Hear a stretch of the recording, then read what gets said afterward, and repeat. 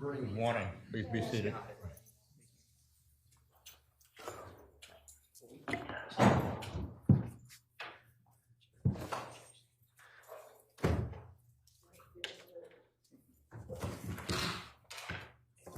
As I indicated to counsel prior to the session, what the court intends to do is, while there is video evidence, allow the jury to take a break every 60 minutes.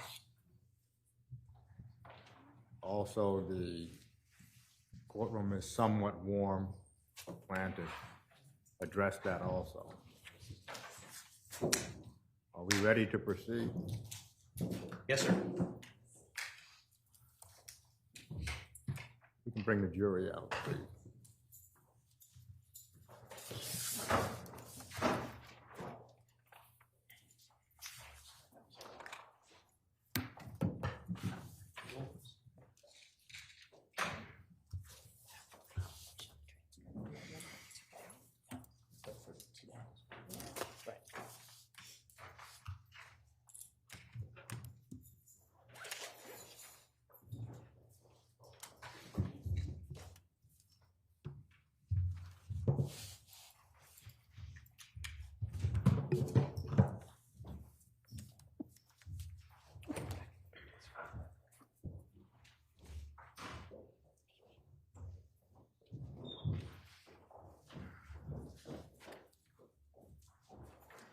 Counsel stipulate, please.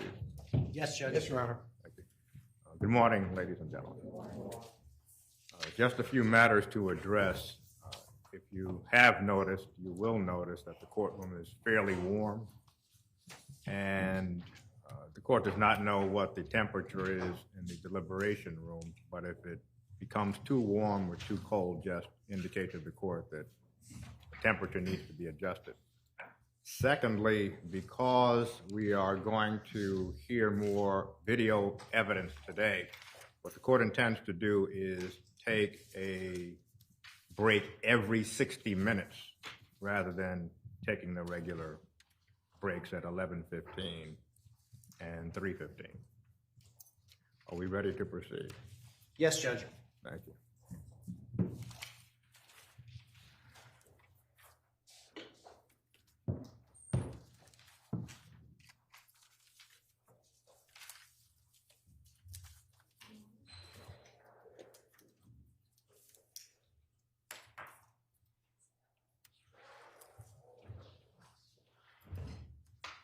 May I have 1 moment, please, Your Honor?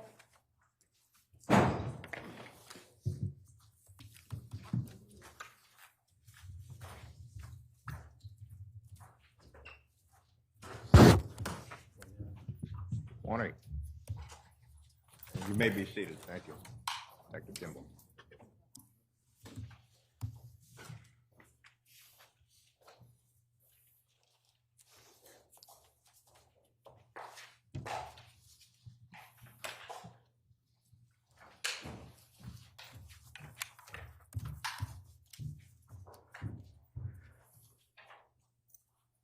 Are we ready, Attorney Felsen? Thank you, Your Honor. Thank you. 1 moment, please. I'm sorry. Thank you, Your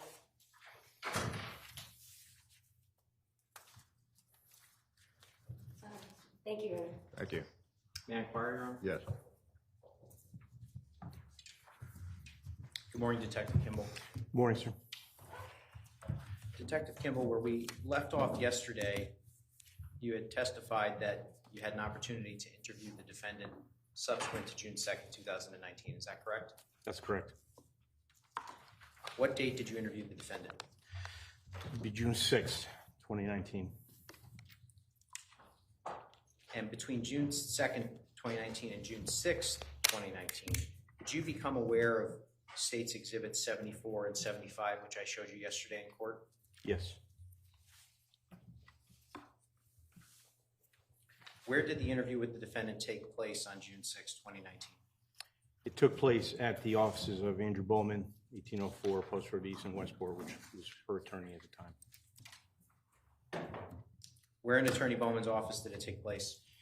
There was a conference room in the on the first floor where we all met. Describe the conference room for the jury. It was a relatively large room, large table, multiple chairs. Dimension was probably 20 feet deep by 15 feet wide, approximately. It was a relatively large conference room. How were the arrangements made for this next interview to take place? My sergeant, Ken Ventresca, received a phone call from State's Attorney Richard Colangelo to contact Andrew Bowman that Michelle Troconis wanted to talk. Approximately what time on June 6, 2019 did this interview take place? Approximately between 1 and 2 p.m. Who was present from the state police at the outset of the interview? The outset was myself, Detective Corey Clabby, my Sergeant Ken Ventresca, and Detective Allison Peters, who was the administrative trooper at Troop G at the time. And then, of course, Michelle Troconis and Andrew Bowman. Did anyone else join the interview as it progressed? Yes. Who was that? State's Attorney Richard Colangelo. And Mr. Colangelo, in 2019, was the state's attorney of the Stanford-Norwalk Judicial District. Is that correct? That's correct. He has since retired, is that right? Correct. Was this interview also recorded? It was, yes. How was this interview recorded? There were 2 cameras set up, brought in by us, and set up essentially opposite corners of the room to document the interview. During the interview, did the defendant appear to be under the influence of any alcohol, drugs, or medication? No. What language did you communicate with the defendant in during this interview? In English. Did the defendant ever request the assistance of an interpreter for this interview? No. Did her attorney ever request the assistance of an interpreter for this interview? No. Where was the defendant positioned during the interview? The defendant was positioned right inside the entry door, basically in front of where I was sitting. Everyone else was seated to her right or opposite her. And specifically with respect to you, where were you positioned? I was positioned at the end of the table, adjacent to where she was sitting, on catty corner to her. You testified that Attorney Bowman was present. Where was he positioned? He was positioned directly to Michelle Troconis' right side. And have you watched this recording in preparation for your testimony today? Yes.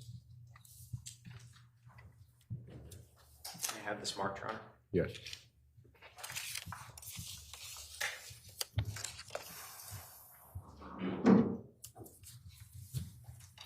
This is 78 for ID.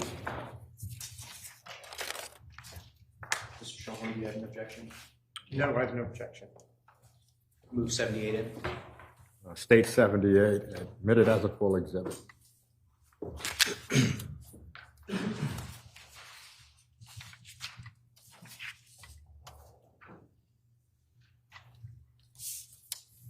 Permission to publish 78? Yes.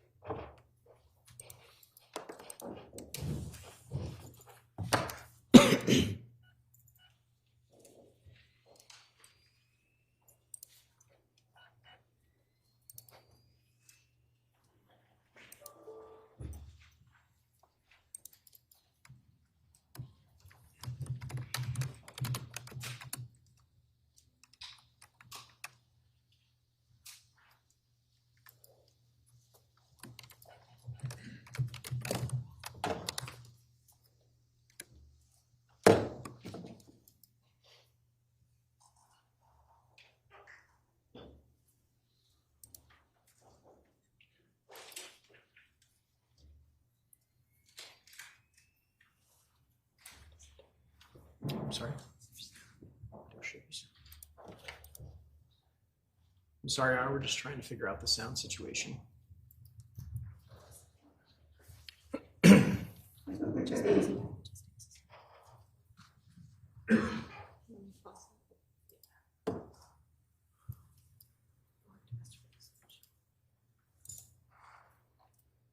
It's shut up at the bottom. Oh, here you go. Right there. Thank you. Here we go. Now it'll be the IT guy. Two, one's just a fail-safe, don't get spooked out. I'm here just for support these guys and the boss, so I'm just gonna be, we're gonna be in the background, so, you know, it's not Is this a television? no, this is for us. Specifically for us. And to protect you as well. So, We don't think this is enough. how are you doing? Better than being where you were, right? You had a chance to talk with your attorney, Mr. Bowman, right? He's here with you. I just want you to know that I just came from the state's attorney for financial claim in this case. And I had over an hour time to talk to him about this case. So this is coming from him, okay? This is your chance. Right now, you're charged with entering prosecution and tampering with evidence, okay? This is your chance, if you want to see your family and your daughter and your mother and not get charged with murder. This is your chance, and it's your one and only chance. You have to tell us. We know you weren't there. We know you were lying to us last time. We want to know who was involved and where Jennifer is. Who was involved in the disappearance of Jennifer Dulos, and who and where Jennifer Dulos is right now. We know you know. And we just want you to come clean and tell us everything that you know. That's coming straight from the state's attorney. We want me to convey that. Okay. She understands that she waived her right to us every day. It's still in effect. It's still in effect. You're talking to us voluntarily. You don't have to talk to us. You're here. You're not in custody. We're here at your attorney's office in Westport. These are other ways to She understands that she's going to answer your questions truthfully. Okay. We may all have differing views of what she knows, but she's going to answer your questions truthfully. Okay. So you wanted to talk to us today, right? Well, you guys wanted to All talk right. to us. Okay. Yes. So tell us everything you know about the night of May 23rd, going into the morning of May 24th, and the disappearance of Jennifer Dulos from her home in New Canaan. Just tell them from Thursday night they're asking you through Friday. I might not be accurate with the time. As best you can. Yeah. Best you can. When my daughter called me, the room of my daughter is, you guys been in the house or not? We personally have not, but we understand. The room, it's once you get up the stairs, and then you walk 3 meters, and All it's, right. Jennifer, I'm just going to stop you just for a second. Heart beat machine. Push up. I mean, it's okay, I can go faster. No. You know that we've done search warrants, executed search warrants at Fort Jefferson in Farmington, right? And then you are inside the house looking for things, yes. And that's where you live? Yes. Fort Jefferson Crossing? Yes. And you live there with Fotis Dulos And my daughter Nicole. and your daughter Nicole. Yes, How old is Nicole? 12. Okay. You have to understand that we have more information than we had last time we spoke. Okay. So do you remember when we talked about how we felt that you were going through a list or a script? Yes. Okay. We found that piece of paper, those papers. Yes. Okay. We don't need to go through those. We need to know, what do you know about what happened to Jennifer Dulos on the 24th of May and where her body is? If you have enough information right now for Fotis for murder. Okay. Right now, you were not arrested for murder. He's not arrested for murder. You both are arrested for tampering with evidence and hindering prosecution. Yes. In all likelihood, he will be arrested for murder. You need to tell us what you know. This is coming from the state's attorney. Just listen. You need to tell us what you know about Jennifer's murder and Fotis Dulos. We know that you weren't there at the murder scene at the time. We know you have information. And we need to know that. We do not want to go through, listen to me, we don't want to go through the script because we found the script. And if we start to review the script, the rehearsed story that we found documentation of, our instructions from the state's attorney are to walk out that door. And when we walk out that door, that will be it. This is coming from the state's attorney. So please tell, I don't want to hear the script. I want to hear what happened to Jennifer, and I want to hear who was involved in her murder. I don't know. You're asking me something that I don't know. But can I say something? Don't get upset to me. I'm not upset. I just want you to understand where we're When from. you say rehearsal, it's not a rehearsal. It's Sunday. Okay, you'll have a chance. You found a piece of paper that mirrors your statement to us. We don't want to talk about that. We want to talk about. What do you want me to tell you? You told me Just, all something. right, let me try to. What he's asking you is to tell them what you did, what you heard, what you saw, what you knew from Thursday night. Thursday night, I went to sleep with my daughter. I woke up at the same time that I usually woke up, besides on Was Thursdays. Fotis there Thursday? Yes. He was there all night. You leave. Well, I left the room at 12:59 because there was thunderstorm. My daughter called me. You guys have my phone, and you can see that I talked to my daughter. Well, we can see that you may have talked to your daughter. We can also see that there were no thunderstorms in Farmington that evening. I don't know if thunderstorm. It was You just said raining. thunderstorms. I know, but There was almost zero precipitation that evening. Okay. I just want you to know. okay. Just going to pause the video at 6 minutes and 49 seconds. Detective Kimball, you indicated to the defendant that there was zero precipitation that evening. Where did you get that information? Got that from two sources. I got that from weatherunderground.com and timeanddate.com, two websites on historical weather. And what area was that historical, well, beginning with Weather Underground, what area of Connecticut were you researching? I was researching Farmington. And what area did it display? It displayed weather from Brainerd Airport in Hartford, which is approximately 24 miles to the northeast. Okay, with respect to time and date? Oh, I'm sorry, 2019, May 24, at approximately between midnight and 1 o'clock in the morning. Okay. And so did you, well, let me ask you this. Were you trying to be deceptive with her, or was this the best information that you had at the time? I was not trying to be deceptive. That was the information I had at the time. Thank you, sir. We're checking out every aspect that we can of your story, and your story has some significant problems. Okay. Okay, so you were with your My daughter. daughter called me at 12:59, I believe. I don't need, okay, so you slept And I with slept Nicole with that her night? until 6:40. Yes, at alarm. When you left the bed with Fotis, was he there in the bed? Yes.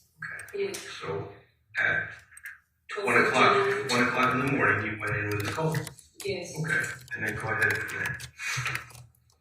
I slept with her. Her alarm and mine are set up at, I think hers is at 6:35. Mine for sure 6:40. We woke up. She takes showers. I go to my room. I also do the same thing. Is Fotis there? He was there when we woke up. He was there at the house. He was in the house. Okay. So what if I were to tell you that I have evidence that he was not in the house at that time? Morning. Do you see what I'm saying? Do you understand what I'm saying? I don't want to be over dramatic. I don't want to. Okay. This is not any kind of threat. I just want you to understand. You have a daughter who's 12 years old. You have a mother. How old is your mom? 60. Okay. All right. You want to see that, right? You don't want to go to prison. You don't want to get arrested for it. Okay. I was trying to I'm sure you got released from the court, right? Lying around. Have you looked at the news at all?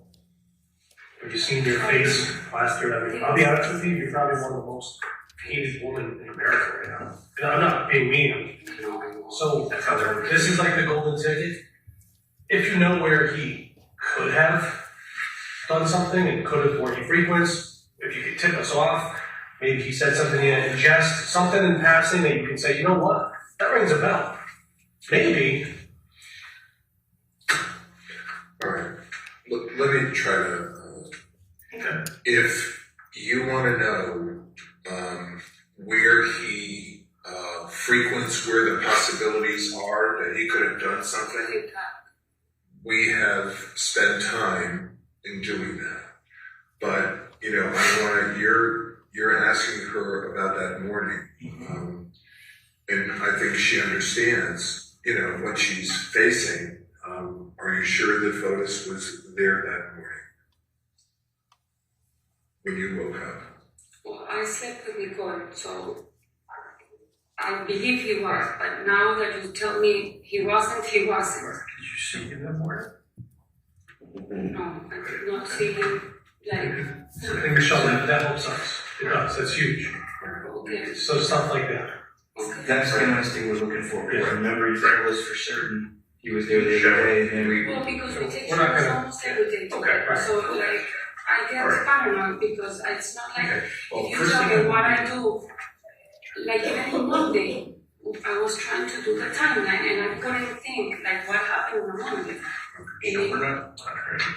Let's take a breath here, Yes. okay? You're in my office, all right? I want you to just tell the truth and relax, all right? Can I just cut to the chase here? Do you know where she is, and can you please tell us, or at least lead us in the right direction? I don't know, but And then we can worry about the other stuff later, because right now we need to find Jennifer. I don't know, but Can we see what you have? yes. Yeah, perfect. Just get away from all that. Okay. All right. This is she's done 2 drawings here. Okay, and the first, the one on the left side, is a drawing of where they used to go motorcycling. In the back of In the back of the Water house. property. for Jefferson Crossing. Okay. Okay. So Can I explain? absolutely. We discovered this road last year. These are like the tower electricity, and this is the, you told me that the what? Environmental protection. Can that be? Go ahead. Just tell them what you know. So we go with the motos, we go into this route. Where's Fort Jefferson? This house. Okay, so this is Jefferson Crossing. Yes, well, I'm missing one now. That's This is the trampoline, the playground. okay, so you ride out of Fort Jefferson. In the back, we go Jefferson through the Crossing. back of these 2 houses. This guy's upset because we're not supposed to ride We there. know that. Huh? We know which one. Okay. Gerard. No? So we get to the gravel, we go. At some point, we get out because there's like another road for vehicles that are supposed to be around this. And then we go there's like a trail that's made by people doing mountain bike, walking, the dogs or whatever. Motos are not allowed here. And we go, and this is like more trees and more off-road. Then we go. There's a little stream, we pass that, then this becomes like an open field. Then here there's a reservoir because one time we kept going and we saw it and we turned back because the police saw us, no? And then we go back and we go here and we go back to the gravel and into the house. Okay. That we started doing last year. Around September we discovered, I'm not 100%, but more or less. And the last time we went, for 2 times, we've done a different road. Once we get here, this is an open field. Again, this becomes trees. There's a row of houses here. we do moto, and then this is 44, and then we go back on 44 Deer Cliff to Jefferson, because if we come this way, he gets upset. So this is an area that you're familiar with, that Fotis is familiar with, you're telling me? Yes, but familiar at the most 15 times. Right, because I see it says 15 times. Yes. This is two times. The one that is longest. And in these 2 times, there's one that was another big. Because you cross 44, there's like a plant. These are 2 different things, right? Yes. Just ask you, as far as this piece of paper goes, why are you showing us this? When we're asking you about Jennifer Dulos, why are you showing us this? Because Auntie said, is there anything else where you usually go with Fotis or you do things? And I said, well, we go moto. I mean, the pond is like the place where we go the most. Yes, that's where we go from here to the end of when the competition, the King of the Pond, which is at the end of September. We pretty much, if the days are pretty, we go almost every day. Do you know if you or Fotis went to this area around the 24th of May? No. Me, no. You didn't. Do you know if Fotis did? I don't know. You don't know? Okay. The last time I went with Fotis, it was like about 3 weeks ago in Babel. Like 3 weeks ago. And you all went riding your motorcycles? Each, yes. Carry through that property? Yes. Okay. Just out of curiosity, do you guys normally have your cell phones with you? I do because of Nicole. No, I think he lives there. Does he normally, I mean, he has that business right before. That's his business. He owns it. Is he like the owner or the operator? But I mean, that's his business phone, the 8625 number. Does he usually carry that phone? If that's his cell phone, which is the same one from the company. Does he usually have the phone with him? Yes, but I don't know riding because I'm the one who takes a back. How about water skiing? Does he usually carry it? Is it on the boat? We're told it's on the boat when he water skis. Okay. Who's in the boat? Fotis, yes. The phone is with the boat. Yes, yes. He keeps it with him a lot, right? Yes. Because that's his business phone, the 8625. I don't remember. 8647. Okay. All right, so you're showing us just because this is an area that you and Fotis are familiar with, where the Fotis is familiar. Andy's asked me, tell me please, where do you usually frequently go or spend time? So I told him, the pond, one, this we've done, and then the lots. What's this? So this is how I was explaining. These are the lots that she has previously talked to you about. Why don't you explain what this is, okay? So at the upper left. Well, for group or Fotis, he owns 585 Deer Cliff, which is like 100 meters from Jefferson Crossing. This is a tear down. This is a lot that is for sale. Then Deer Cliff, I was explaining earlier, it becomes like Eli Road. He with Stefan, that is from Coldwell Bank, is a realtor and a friend. Stefan is a realtor? Stefan Rage. Okay. Fotis that I think yesterday, the day before, I passed by and I didn't see the signs anymore. But there were signs of for group because the way Fotis arranged with some people that has lots is that, well, let's make a package for the MLS and the package with the house, and if they buy the package, we're doing a project of building a home. I do the home and the lot is. Is there 4 subdivided lots, you're saying? Well, I don't know if there's more, but for what I remember, it's 4. Okay.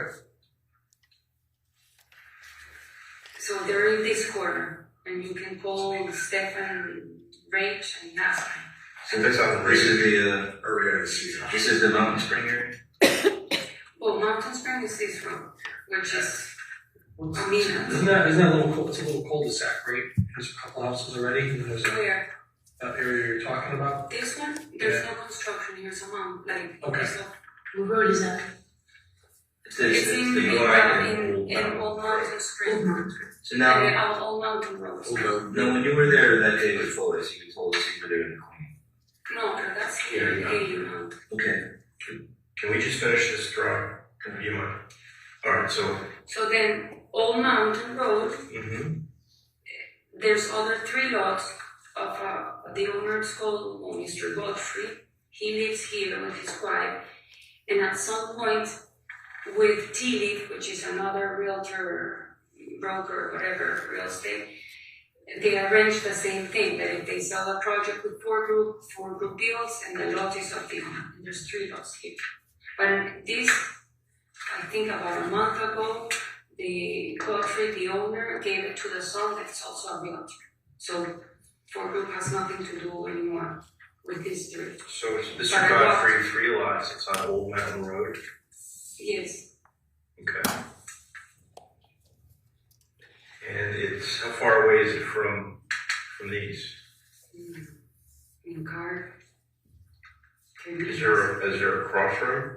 This is near a crossroad. What is this near, do you know, or do you know the address, Mr. Godfrey?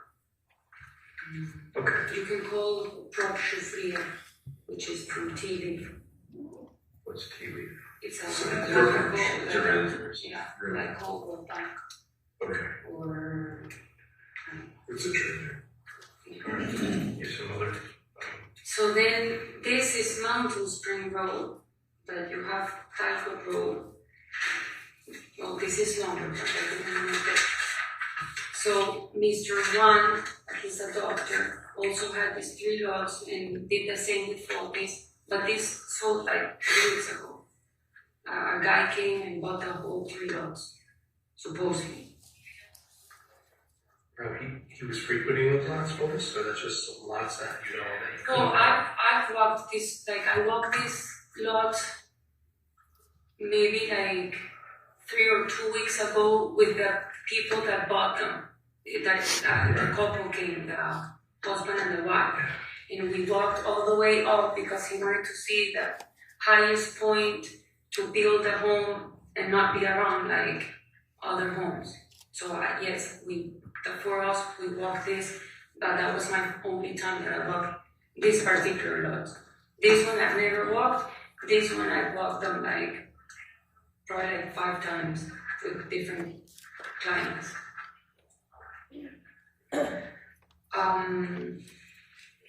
Then there's like a lot in between, or I don't know what, and then these 3 lots belongs to Fotis, but in 80 it's the house. That's 80, 84, 88. Yes. This one he just sold it to the Pavlonis. Which one? The 88.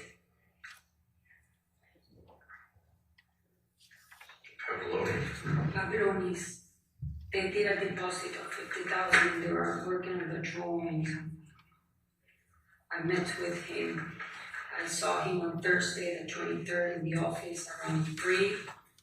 And I left because I had to pick up Nicole, but they were talking about the budget with Fotis and Big.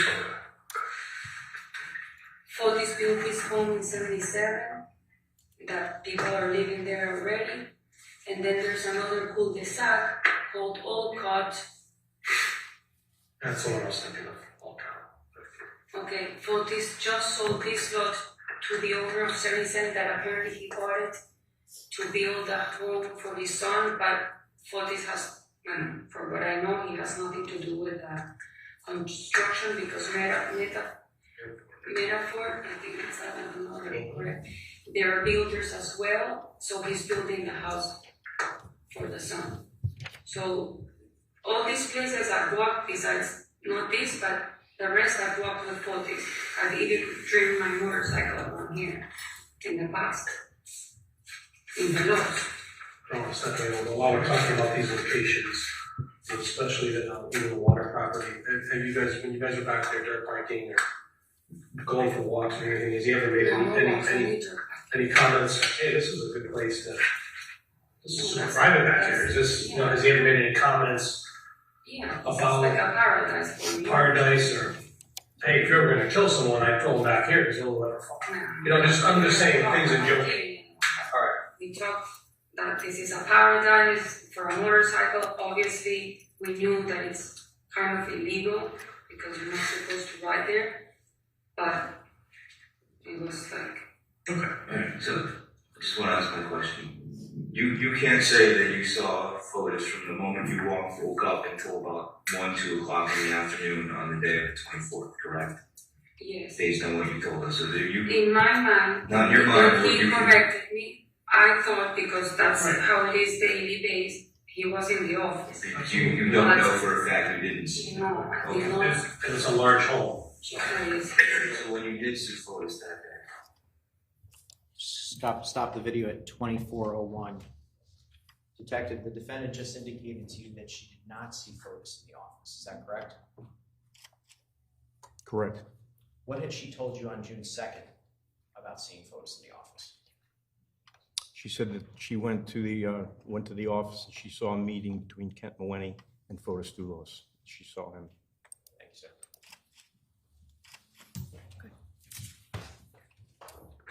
Warren,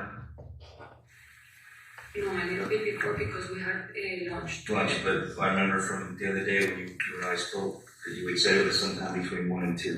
Yes, but then again, I don't have my phone, so I did receive a call from him at 1:50. What was it? It's somewhere in the paper, 53 or 57. So obviously we didn't But when report you gave because this I'm not time to talking your to attorney, him. you didn't have your phone. No, the Okay. phone was taken away So- from. I We're got not- AT&T. I got into AT&T. We're asking kind of like general questions, like, is he there or not? But you really shouldn't need your phone to remember after. Like, was Fotis at the house? Was he in the shower with you or not? On the morning, that's what you're saying. We're not looking to pin you down on time. I know. Well, maybe he wasn't, but he wasn't, right? No, he wasn't. I tell you, because I'm so used to taking showers All right, with him. for sure. In my mind, when I'm nervous. Okay, well, I'm trying to get to a point. Okay. And my point is that when you're eventually at the other properties with Fotis, he's out doing something. Just explain to us honestly how much you really did or didn't see, what he was doing or where he was. Because we've already determined that initially, whether you meant to be or not, you were untruthful with us about where Fotis was and what you knew. Okay? I'm not saying you were lying, I'm just saying that the information you've now come forward that you didn't really know what you were saying you didn't know. So when he was walking around the property where you guys were, which was what? Mountain Spring? 80 Mountain Spring? You mean here? Yes. Yes. Did you really see what he was doing I or no? not. I saw him fixing the ribbons. They were like pink ribbons that he covers so people don't step. Because when they do the open houses, people park in the grass and he gets upset. Did you see him for a handful of hours or No, just a few because minutes? I wasn't there 3 hours. I was just there for a period of time. I went inside to clean, and I actually was upset because I'm like, I don't want to clean this house, but I always get upset. I get grumpy of doing something that I don't want to do. Okay. And I went up. I saw the counter, and I even told Andy. They were like not poop, but something of an animal, like in front of the fireplace. And I went and I cleaned it. So I was inside the house. And then I would go out to talk because the receptions in all this area, you have to look, even in the house for Jefferson to talk, the best is what's up. Or in the end of Fotis' office, or in the kitchen, or outside in the garage. So I'm usually walking around places to find. So was Fotis often in the wood line or in the, the backwoods of these areas doing stuff other than motorcycling or? No, but we were motorcycling that day. I'm just saying other than like you suggested. Does he often go for walks or? He likes gardening, like in Jefferson, he's all the time doing gardening. Okay. Picking up, like even, I think it was Monday that I told you. But what the That what the day, detective is asking, that day, what the detective is asking you is, are there areas around Mountain Spring or anywhere that he likes to go, in addition to the motorbiking? Moto is here. Me, myself, I've done it a couple of times in these 2 lots, but no, I mean, I don't know if he has another place that I don't know, but with me, no. Going back to the morning of May 25th. It's a Friday, 4th, Yes, 24th. Was Kent at the house that morning? Yes. Kent I did see. And what was he doing at the house? He had a meeting with Fotis. Okay, so you just told us that you didn't know if Fotis was at the house the morning of May 24th. But now you're telling us that Kent was at the house having a meeting with Fotis the morning of May 24th. Yes. So you need to decide which it is. Bueno, he said he was in a meeting, You. Kent, that he was having a meeting, no, sorry. Fotis told me that he has a meeting with Kent. I saw Kent because I went up to pick up my computer. So Kent was at the end of the office where there's a glass table, and I saw Kent. I'm not crazy. When did Fotis tell you that he was having a meeting with Kent? As if you didn't see him that morning? I think he told me the day before. Okay. That he had a meeting scheduled with Kent the next day. Yes. Even as when he called me in the afternoon, in one of the calls, and I wrote it. Yeah, Go ahead, go ahead. He said, remember that Rania is bringing some clients on Saturday at 9 in the morning. We have to clean the house. That's why we had to kind So of. the morning of May 24th, Friday, Yes. you saw Kent at the Fort Jefferson Yes. crossing. Yes. At about what time?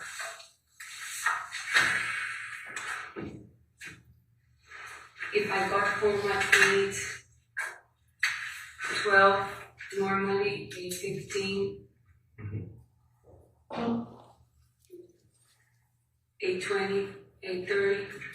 What, did you say anything to him? Did he respond? I guess he said hi. I didn't really pay attention. Okay. And what was he doing? He was in the hallway? Near the office? In the far end of the office. So he was in Fotis' office? Yes. Was Fotis also in the office? In my head I thought, but like Andy said, did you see him? I said, no, I did not see Fotis. And I don't want you to, I mean, your attorney can't help you as far as I know. Remember what you saw. He may even be able to help you express what you remember. I'm not trying to trick you. I'm just trying to ask. I'm telling you, Did you, the morning when you saw Kent in Fotis' office, Friday morning, yes. you remember seeing Fotis in the office with him? No, Okay. I did see him. He was wearing a light jacket, I don't know, blue. Mm-hmm. I remember it was light, but I cannot tell you exactly. Then I went down and I opened my computer like I do. I made an omelette. I think I sent an email to the school, to Leanne, because I have the record in my computer, in my emails. Okay. Do you know any, do you have a question? I got some stuff in my head that I want to explain, but Go ahead. stuff or anything. So Kent property. I'm just thinking about your property. Where is your Ring doorbell system now? Where's the The one? Ring doorbell that's on the front of your house. Fotis removed that Ring doorbell? Do you guys ever have a video surveillance system in front of the house that folks have? Like a Ring doorbell, you know, the ones that all the neighbors have that do video? Security. It has a camera in the doorbell. I don't know, yeah. For what I know, we never had cameras in the house. Not in the house, outside. No, the one that has cameras and you can knock, it's the neighbor. Right. And you can ask them and then you can see me going in and out all the time. We already, yeah, that was like. Secondly, the other thing I was just saying before it slips my mind is, Powell's red Tacoma. That's common for that to be left at their cliff because we know Powell had the wrap. Yeah, because the way it works is that Pavel, because they don't, Fotis doesn't want to put too many mileage in the cars. Like, I mean, he wants to keep it. So Fotis drives the Tacoma. We'll drive the red Tacoma. So you have access to it? Fotis has 3 cars, the Cherokee, the Suburban, and the Raptor. Right. And Pavel has the Toyota, pickup Toyota. Okay. So usually Pavel doesn't drive the Toyota to New Canaan because it's his car, and he takes cars from the company. Correct. The only two cars that he usually takes, because the Suburban is kept more for Fotis to, if he needs it, like Wednesdays or Saturdays or Sundays with the kids, he takes the Suburban. And Pavel uses either the pickup truck or the Cherokee. And me, I use whatever of those three cars are left in the house. Because I use a lot the Raptor, I use a lot the Cherokee, and I use a lot the Suburban. Those are the only three cars. And Pavel always leaves his car in. So what did you drive that day, the Friday the 24th, when you went to Stop and Shop at 10 a.m.? You drove the white Jeep, right? Yes. So we can rule that one, right? You what? The white Jeep you drove on Friday morning, or something. Yes. So the Stop and Shop at 10 o'clock, well, I think that cheese and a couple of things. Yes, I can prosciutto, for sure, monster cheese. It's very good. The what? Prosciutto is good. And you can look, I mean, the date of the prosciutto must be in the package inside the refrigerator. Yeah. So you have white Jeep that day, right? It's not my car, it's. But you're driving. Yes, Okay. yes. Pavel has the black Raptor. In my head, yes, I didn't see Pavel, I didn't see the Raptor. But usually, if the white car is there, it's because Pavel took the. So you took the white Cherokee that day to Stop and Shop because that was the only car left. Right? Folks was not home. No, but I don't know why I think the Suburban was there. The black car, the black Suburban, Was there? I think it was. Okay. That's good. I'm doubting, but Okay. because you guys No, obviously. just anything you can. I just think think of in your in my mind. head it was, but maybe I'm wrong. I don't know. I don't want to say something, No, but then you told me this. Oh, you know you had the white. You know you had your white Jeep Grand Cherokee that morning. We know you went shopping. We know you weren't down Yes, I there. even took a We picture know of that. the stupid. Yeah. So all that little nitty gritty stuff. But I just want to let you know we know where you were. Not what. Went to school. You went to Stop and Shop. Safe to say. No, I went to school. I came back to the house. Well, I'm just saying, you know you're up in the area running errands and doing your motherly things and stuff. I left up the purse. Right. I also saw Hodge and the secretary Yes. at the warehouse Yeah. at like around, I don't know, 9:10, 9:15. I mean, you can call him. I saw him with my eyes. So just to be clear, I know we're all on the same page, but we know you didn't come down to the can. We know you didn't go in that garage, kill Jennifer. I This didn't isn't. know if she so we're not- was to start with. Right, Like, so- I've never been down there. I understand. We understand that. So we're just trying to account for some vehicles and possibly you obviously know where all is the best. I mean, you guys are a couple, right? You live together. So we were just hoping you could help lead investigators to Jennifer. Okay. And maybe that would be. I was telling Andy, in my head, a lot of times he's in the office, in my head. Now, Right. I mean, I always, and even my mom will call me, what are you doing? No, I'm here in the kitchen, sending whatever.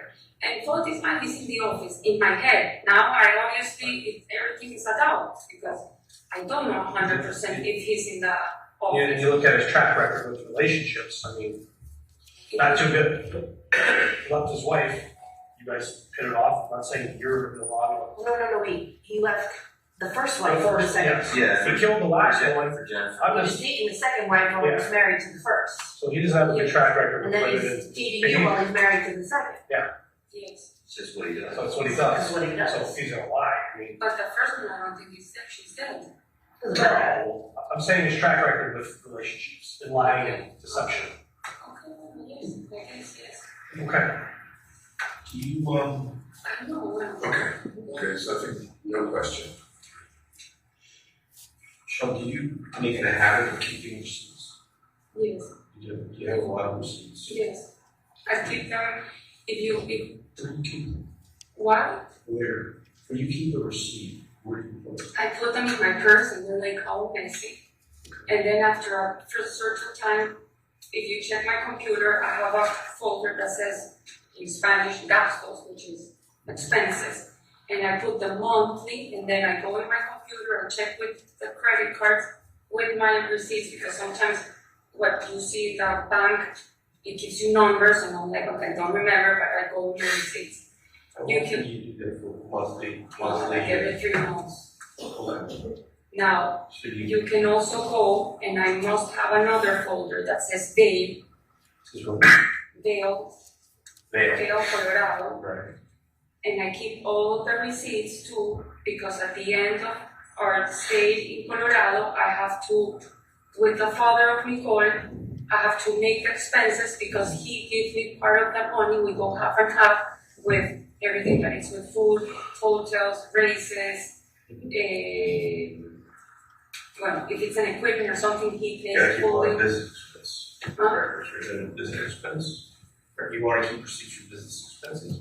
Or you just wanna keep No, for receipts? me, because he's never asked me, let me see the receipts to see if it's true that we're spending, but I keep them, and it's all in my computer. If you go and it says gastos, and it says 2018, 2017, 2019, you would find, So if today you went to Starbucks and you got a receipt from Starbucks, what would you do with that receipt? I put it in, I throw it in my purse, And then what? and it stays there for probably 2 months. Okay. So are there, do you know? And I keep mostly, the ones that I carry is the ones from my credit card, but I also use Fotis credit card for, mostly for supermarket, for gas, because he puts the gas for the company. Supermarket he used, but I think it changed the law or something, and he said, I don't need any more of the receipts, but I leave them there on the kitchen. How long have your purse with you? Sorry? You keep your purse with you, generally? Usually I keep 2 purses, and actually one stays in the kitchen, the brown one, and this one. But then I have all. If you have a receipt today, you put it in that purse. If this is the one I'm using, yes. If it's the other one, it goes. Do you leave it in the purse that you put it in, or you transfer No. the purse? Okay. Okay, so would you say that there should be a lot of receipts at your house, in your purse? 2 months worth of receipts? Yes and no, because I'm being bad with it in terms of like when it's with Fotis credit card, I try not When to. did you last look at your credit card bill? Yesterday. Okay, so, yeah, but around the 24th. Like, when did you last go through your credit card bill? Early in May? Or I earlier? think on the 20th, when Fotis said that his lawyer said that we have to do a timeline to remember where we were or whatever, I think that day I went through my purse. Jacob. Jacob. Yes, I think it was Jacob or Raymond. Okay. Now, and I went, and I want to keep track, so I like verify that I Alright, so was. you want to tell me what your lawyer told you to do, but. So I have the receipts, and they stayed, I think, in the other purse, in the brown one. And the ones lately I gave you yesterday. The ones. So there should be a lot of receipts that you're trying to find out in the brown purse that was actual Jefferson Cross. Yes, and probably ones from months ago. What if there, why would it be that there aren't a lot of receipts in that purse? Is there a reason why? Why there is a lot? Well, why there are a few? In other words, why perhaps in the purse are the receipts that you were referring to on the 24th, and not other receipts prior to that? Because I think some, when I had to do the timeline, I think this was Sunday that we did, like to write down in a paper, that that's probably the Sunday the 26th, right? Sorry? That would be 2 days after the 24th. Yes. Okay. I separated and I said it was a way to prove it myself that I Okay, was if you want to go informed. back over your timeline, you want to establish your whereabouts certain times. I want to prove if the police come like this, and I went to the supermarket, I went to, I didn't buy that, So you took the receipts, you gathered all the receipts at that time in order to construct the timeline for your whereabouts? Is that what you're saying? No. To have it as a proof in case you guys ask me, what were you? And I can go and say, listen, yes, it's true. I was in Stop and Shop at 9. Sean, I have a question. So all those receipts that you discarded I them? don't discard it. I keep them they're in my purses. All of them, for the last 2 months. Yes, they are accumulated. I mean, well, I just gave them yesterday. Yeah. But can I open my purse? Yeah, absolutely. Yeah, you do whatever you And want. I have. You can leave the room if you want. This is. Tell us the way. I know, but I tell you, like, this is a. Well, I took. This is another receipt. Like, I put them in. This is the thing to charge my food. Like, I keep my receipts. They're basically I throw them and keep. Do you mind if I look at the receipts?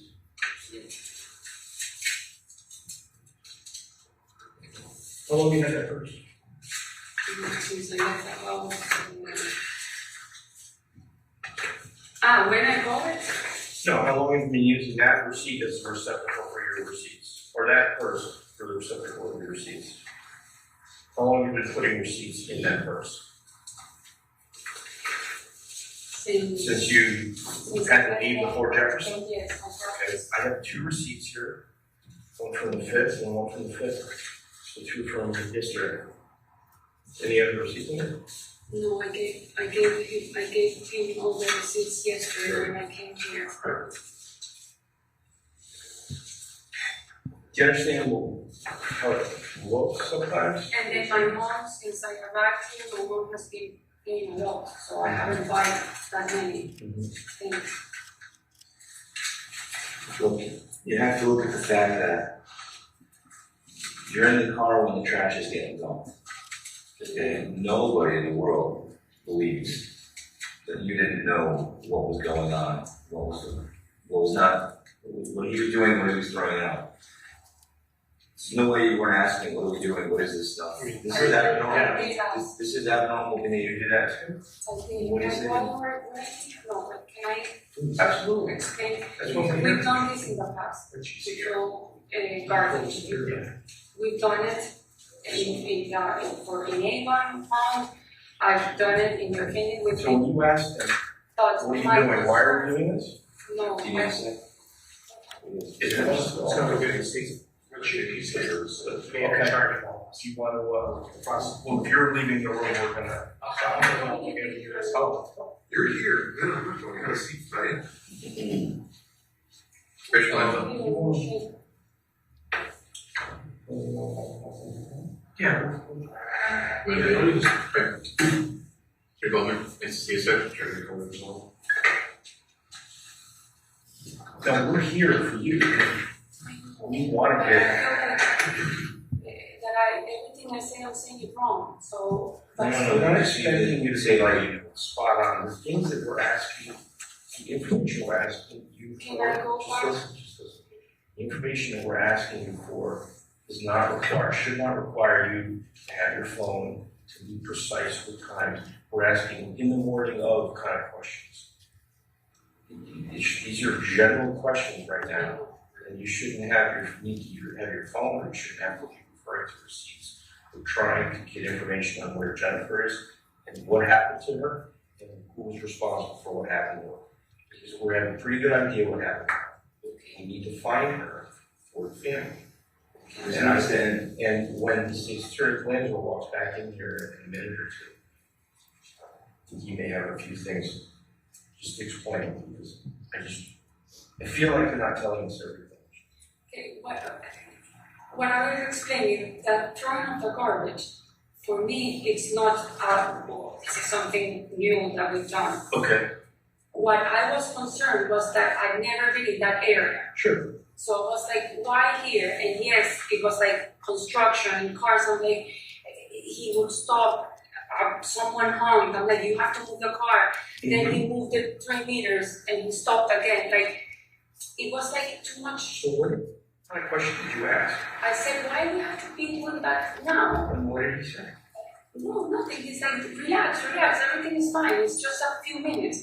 I was on the phone too. I was texting, talking, so it's not like I was like, let me see, like, and you have my phone, you can see that. Right, we're not worried about showing that you're there. You placed yourself there. We understand. I know, but it's not like, We're he just said, going you by. wanna go to Starbucks? I said, yes. If I would have had my daughter, which I usually have her after 3:30, when she doesn't have activities of Right. school because But of she had to school. play that night, right? She had a play. I would have stayed at home. I would have not gone to Starbucks. That wasn't a plan that I went at. Yeah, I went to Starbucks. I was alone in the house. I had to wait to pick up Nicole at 9 at night because her play was from 7 to 9. I went as a companion, but if I knew he was doing something wrong, I would not even walked into that car. That's the part that I'm like, wow. I mean, if he really did this and he's putting myself. You have to see from our side, when we first spoke to you, I asked you specifically about something you dropped in the sewer, and you pretended like you didn't know. 20 minutes later, now all of a sudden you know. The first time we talked, your Fotis was in the house. The first time you told us that you were in the house and woke up, you took a shower with Fotis.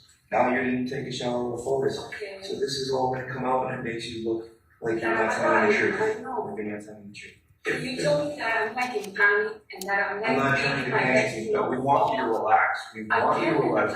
How can you relax if I'm like, you know, like a murderer? I'm not trying to upset you. Stop talking and take some deep breaths. I understand you're nervous. Just tell us, okay? We're not here to make you nervous. We want you to, because, I'm trying to tell you how you can be less nervous. Breathe and just listen to what I'm saying. We want you to take your time and give us as accurate information as you possibly can, but give us all the information. Okay. Because if this comes down to a trial, you would have a jury of 12 people, and they would be told the story, and then they would have to say, is that a believable story? And I'm not sure they would believe the story.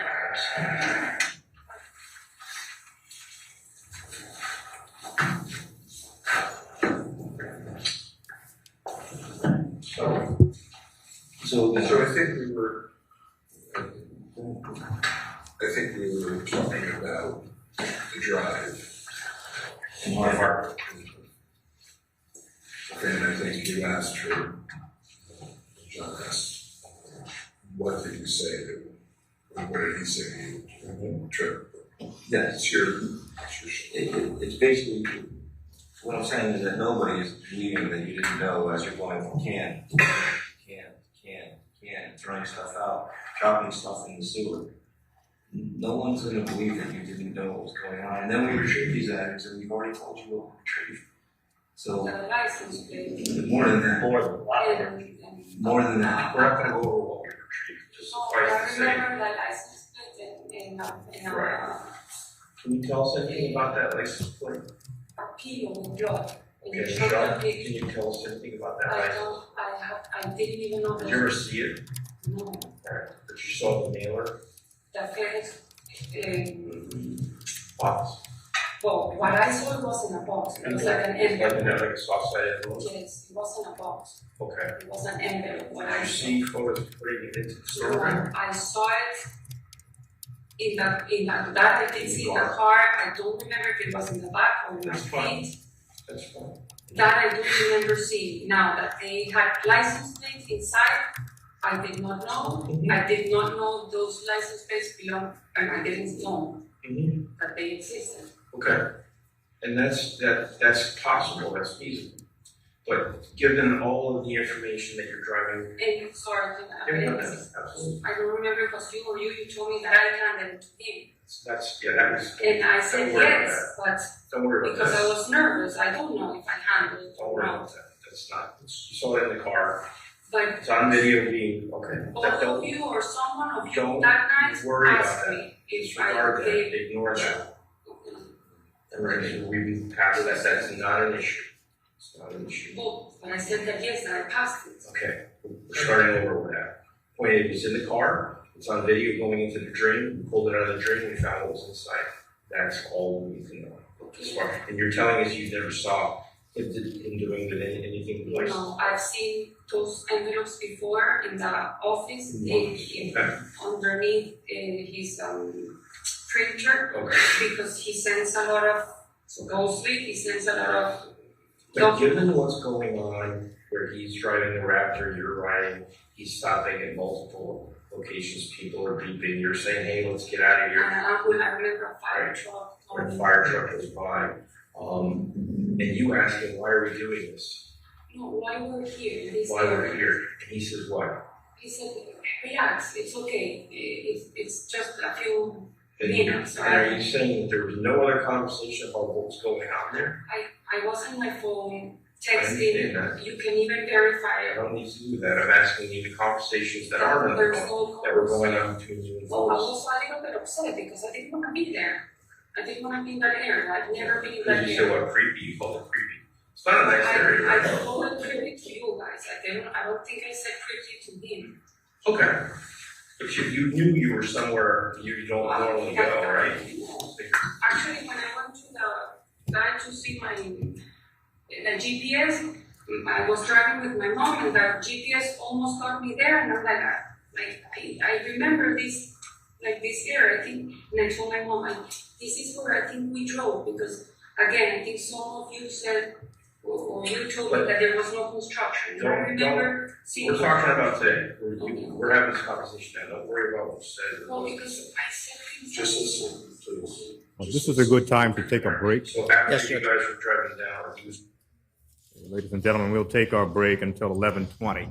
Please do not discuss the case.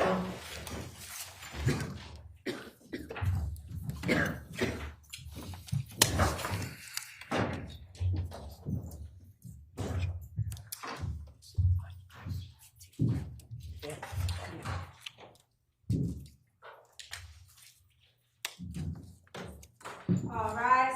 This honorable Superior Court now stands in recess. You can exit.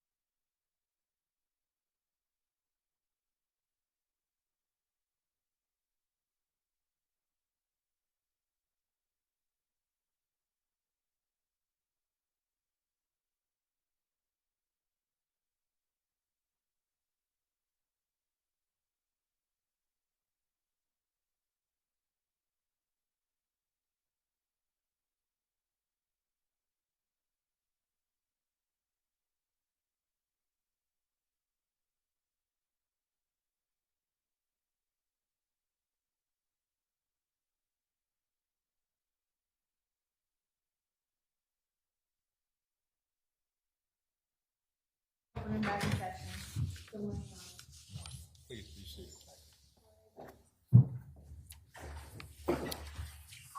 Oh, we're missing the statement. All right.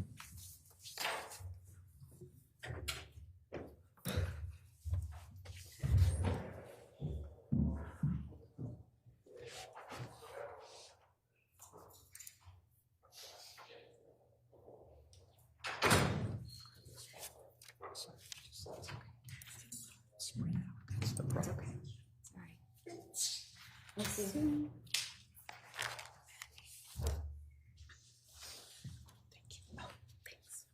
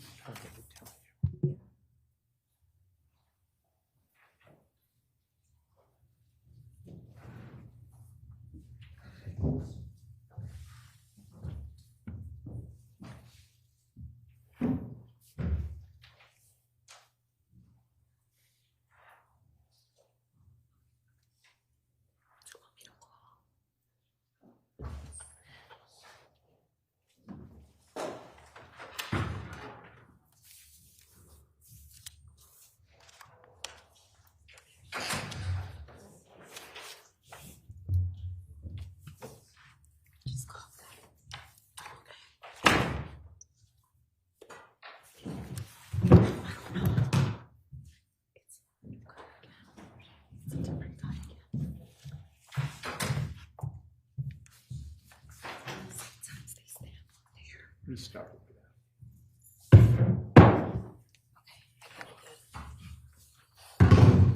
This is gonna be good. We can bring Detective Kimball back in. I don't think Mr. McGinnis is back yet, Your Honor. He's, Your Honor, there's a jury coming for the other trial going on, so the elevators are a little.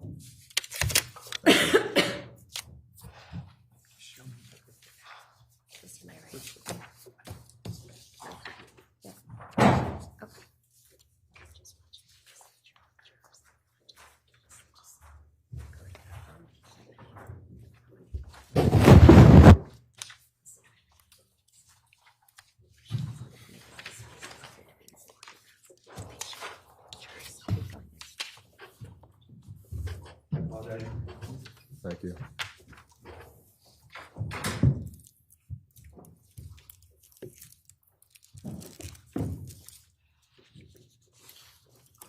We can bring the jury back in.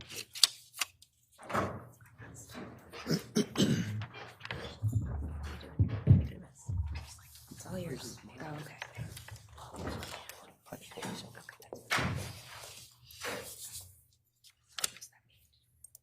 This page.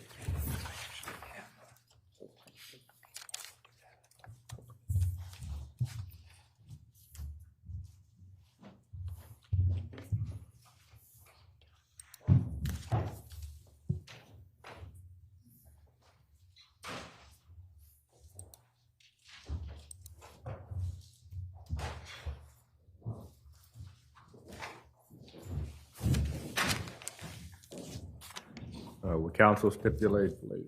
Yes, Judge. Thank you. Your Honor, we're going to resume playing the video at 53:49. Thank you.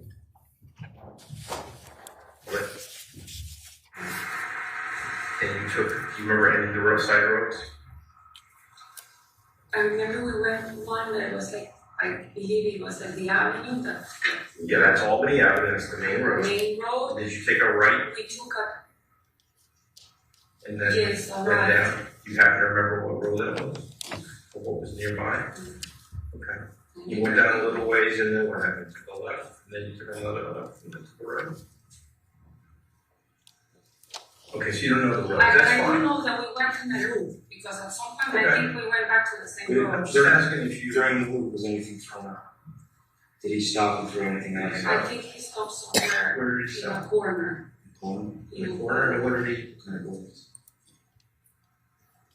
Was it houses, No, stores? no, I think there was like a green area open in one of the corners. So there was an open area on the corner, and what did you put another bag in something? Was it a dumpster? Was it a green garbage can? I was looking, I don't know. I do remember that I think I saw something open. I don't know if it was gray now, but like no construction. Mm-hmm. How many times did you stop when before you got back to that? 30 times? I don't remember. If I stopped 30 times, I wasn't drunk. Again, I don't remember. 30 stops. Listen, we're starting over. From the time, the main road, when you got off the main road until you got back onto the main road, you stopped how many times do you think? Once? Twice? More than that? Can you remember?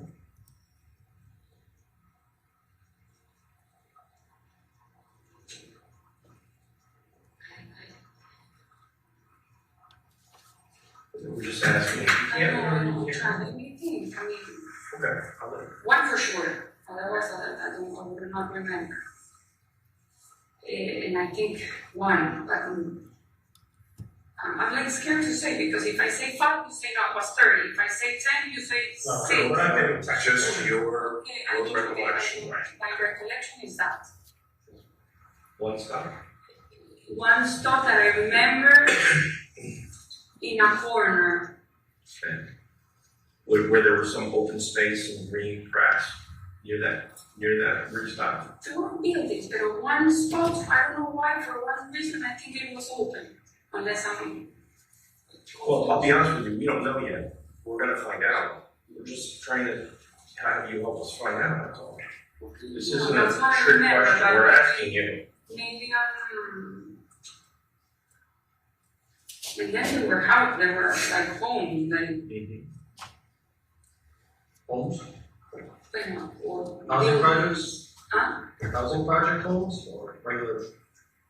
What is house projects? Like apartments. Apartments, like rows of apartment buildings. Be like a brick thing. Did you only see bags being thrown out? Did you notice anything like a road or anything? The rug that was placed up alongside of the building, large rug that was rolled up. Okay. That's one item. So I don't give you where that rug may have come from. Because he does have dumpsters on his properties, right? Otis? He's got. You mean the home that like Otis has regular access to dumpsters on his properties, but on his the big construction. ones? Yeah. Yes, but when the big construction is done, Well, it's this, you guys put your trash out on Fridays, right? Fridays is trash day for your neighborhood? well, he puts them out on Thursday night. Thursday night, and I right, put so them trash on is Friday morning. So why go to the city of Hartford dump the trash all over the city? That's We've done it before. Why? why. I don't have like a. You're a very swell woman, Michelle. You know I that. know, And you're not- But because I don't know, he does it because he doesn't want to keep the bags in his house and go in the construction area. But I don't know, like, The secure clip was right up the road. So if we've we, done it in the club. so we look at historical phone records, we're gonna put you guys in Hartford together in the past dumping trash all over the city. No, I said I've never been in that area. So we're gonna put him in that area dumping trash in Hartford. I don't know if he went before. You said he went to Hartford before, doesn't he? He doesn't. No, I said that we've done it in the past, not me, not in that area. I've done, well, not me, don't, but he's done with me in Avon, in the club, in the pond. We've done it. Would you remember of? You remember? Yes. Okay. Yes. That's fine, you have a dumpster, you wanna throw something, I get that. Yes. Okay. And we did it once when there was a home parade of something I think it was last year in New Canaan. I helped him in New In Canaan. New Canaan? Yes. Okay. Have you ever been in New Canaan before? Yes. How many times have you been in New Canaan? In my whole life. So before you said you've never come down this way. So I Well, was I trying to never make do. sure. I mean, like her house, I've never. Okay. But to 183 Hemlock, that it's a house that he constructed. Probably I've been there with the whole parade. I think it was like 4 days in a row. I went every day. When was that? Recently? No, that was I think last year. It's like a tour that they do of homes, and one of his homes was in that tour. I went once again to take pictures. of that house with the photographer, or we met there with the photographer, so that can be 5. I've been once that I went to interview last year. I kind of want to stop you for a second, because especially now that it's Maybe all right. 12 times I've been in All right, yeah. Now, the state's attorney brings here, I want to distribute. This is not a meeting where we want to expand. We don't want to expand things. We don't want to name a whole bunch of things. We want to focus on what we believe you know. Right now, like I told you before, you're under arrest for certain things, not for murder. access warrant. What? Access warrant? No, you're not. No. We're not. No, listen to me. Try to listen. I need to know who went down, communicated with Fotis on Friday the 24th and murdered Jennifer and where her body is. That's why we are here. We are not here to go back several times during this. I've heard you going back to the script. I don't want to go back to the script. I want to go forward. Okay?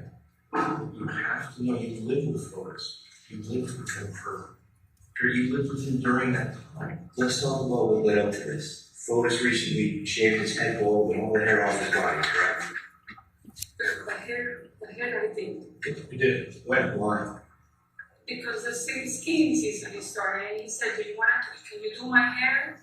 And he got out of the shower and I said, yeah. And the machine wasn't. We have pictures of him water skiing with full head of hair. They've done it in the past. So quite honestly, that's a bunch of it's a crop. Listen to me. Listen to me. When did you shave his head? 2 weeks ago. Did you shave it any more than one time? No. Okay, I went to the State Police Academy. Monday morning, we had shaved heads. Friday morning, I was standing in the back at attention, and I would look out over a sea of stubble. If you shaved his head 2 weeks ago, he would not have had the appearance that he had the day that we spoke to him. It was shaved more, listen to me, it was shaved more recently than 2 weeks prior. So you need to tell us the truth. The way I can prove it, if you go in his Instagram. I don't want. I shared it that day, or in my phone. What's that day? On his Instagram? It's in the Instagram. Did you shave it after Jennifer went missing? No. Prior? Oh, yes. You met him on Saturday morning, so just trying to. No, he shaved his head before. And all the hair on his body as well? No, that I didn't. But he did do that, right? I don't know. Is he routinely a groomer? No, he does. Yes. He does. The back he walks in the same place where I walked. I got him the gift card for waxing his back. And he goes there or to a Chinese where I do my fancy, that's called fancy nails.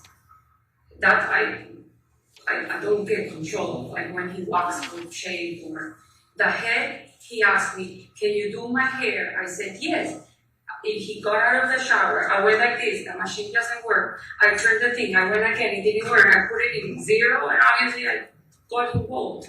But in the picture is in Instagram, and we made even a joke that. Listen to me. We feel confident. Listen to me. We feel confident in a few things. First of all, I'm going to say you planned this. There was a lot of pre-planning that went into this. Listen to me. There's a lot of pre-planning. Michelle, I don't tell me you did.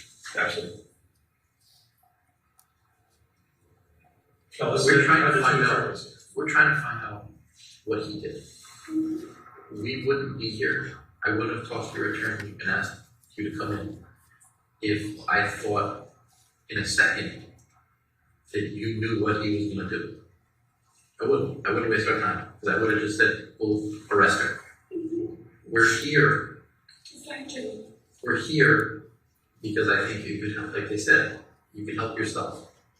Because there's information, whether you think about it, it might be something simple like, hey, you know what?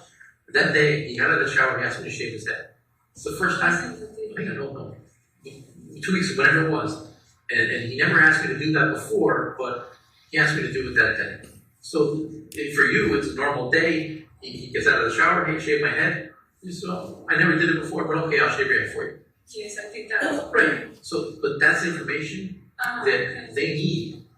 We're not saying that you do what he's gonna do, but that's the stuff that they wanna talk to you about. Okay. That's what we're trying to, you know, when they went to your house, No, it's not in my house. when they went to his house, there was things that they found that weren't there. They look in the closet, there's a section of stuff missing out of the closet. Of which closet? I don't have that until knowledge from the van people. I'll find out. In the shoes, your shoes in the closet, there's a section of them missing. My shoes missing? Shoes, yeah. I only took this and one. No, that's what I'm saying. So maybe you don't know what he did with them, With my shoes? but maybe you could say, hey, my closet, all the shelves have shoes on them. No. That's something. Like, I don't have that many shoes. Okay. So But this is what they're the asking two you. shoes I took is this and a New Balance Okay. from my shoes, and I think a lot stayed like in the floor. Do you have any flats that you wear? Yes, I just bought 2 pairs on Saturday. A red one. That's, we're talking about before Friday. Friday. If I had flats, my flats, I do have flats. I You have- have a red. Would they be in the closet if you had them? They can be Should usually. they be in the house somewhere? Yes, they can be in the mudroom, in the TV room, in the family room, in Nicole's room. So would it be weird to you if the police went in there and searched the house and they didn't find any of your flats? They weren't? I'm asking, would that be I know, yes, of course, pero okay? I didn't know they took my shoes. Well, we don't know. We searched.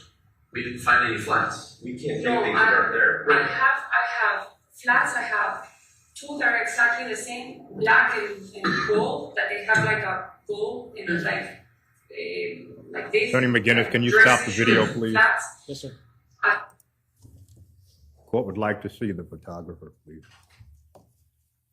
Mr. Photographer, would you approach, please?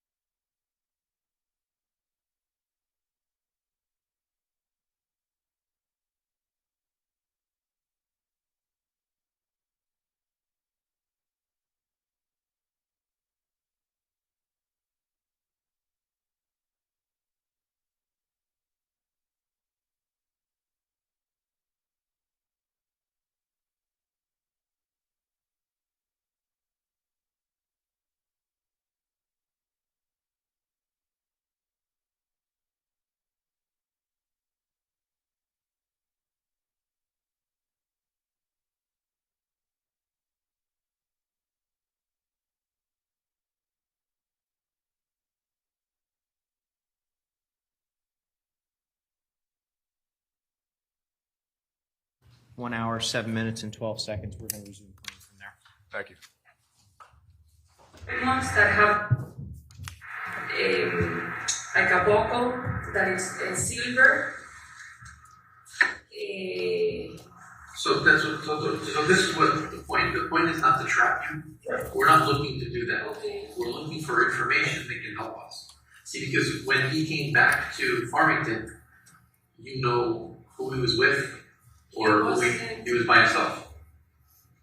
When you first When saw I him. first saw him alone, yes. He went to the house. I mean, he was in the house saying, "Let's go and have lunch."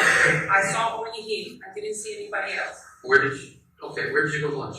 In the kitchen. No. Okay. And then he left the house and went by himself to. Well, that was him coming back after he. What time did you have lunch, I guess?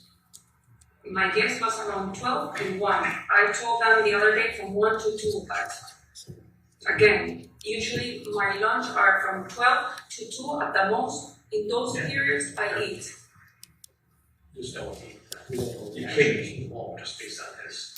Right. But that was at 1 first. Okay. But he first went to that house, not 80. The house. Okay. First thing we have up the house is 119. Yeah. Okay. So that makes sense. And when you first saw him, he was by himself. What car was he in? No, I didn't see because I saw him, I was You up saw and him? then he was Okay. down in the stairs, I said, can we go and eat? And I said, yes, I went down, I took the pastel de papa, I here and Sorry, how was he dressed? jeans, and he doesn't, from my knowledge, he only has, for what I remember, two blue jeans and one I don't black. wanna know what, how And he a was light dressed. shirt, a light shirt. Like a t-shirt? Or Yes. like sleeves or no sleeves? Short sleeve? Sleeves. Short sleeve, not long sleeve? No, Like this, or- like what I'm wearing. Hold on, a collar? Did he have a collar? Like it's like what I'm wearing. Like a polo shorts? That's what I remember. How did you know he was back in the house? What that afternoon? Because he said, he calls me Oni. He says Oni, and I wasn't in close friends. I'm like, yes. Do we go and have lunch? And I went down, and he was looking up, and I was looking down. I said, yes. We went and I went down the stairs. Noon or 1 to 2, you're not sure. It's around that. No, I said Right. 12 to 1. It's around that. Did he appear normal to you? He was his normal self? Was there anything wrong with his hands, his arms, his body, anything? No? Not that I Nothing that you noticed? zero. No? But just for history, Windows effect, that, you're not sure how long, when he left in the morning, right? You didn't see him. Once Nicole called you at 12:59 in the morning, I went to you went to her, and he may not have been there in the morning when you woke up. Is that what you're saying? yes. Do you know if Fotis had a rash on his body in the days prior to this? Do you have anything wrong with his skin? He said that he was getting poisonati, When did you say but I don't know if it was like, not that day, but I don't know if it was Saturday or Sunday. It was after the 24th that he said that. About the poison I ivy. believe so. And all this was going on for you guys. He said he was starting to get poison ivy. I believe so, but Okay. again, So- I don't, That's fine. Don't worry about me trying to lock them now. Is there any place on these properties where you've gotten poison ivy before? yes. Where? In the north, we've got So in the trails where you go motorcycle, in this part in this part of the trail, that I fell with the and water, this is by the power homes. yes, but before, this is like, I think it's called Woodland. Yeah. It might not go well. Huh? Good. We're gonna try to get you a better picture. I've fallen there before, and when I don't have the jacket and all the motor equipment, I've gotten poison ivy there. Okay. It's very simple that you got it. It was very easy that you got it, right? You just, Yeah. because you weren't covered. Yeah. Okay. Did he tell you where he was getting the poison ivy on his body?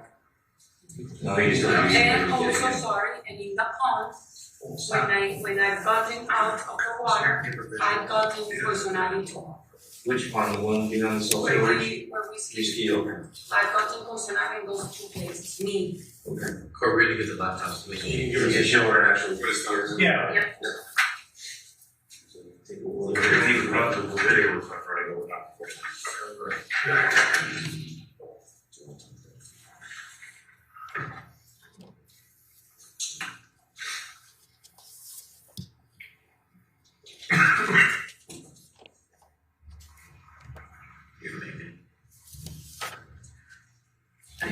The way he usually dressed. We show, yeah. We, It's sorry. He gets all the way to the church.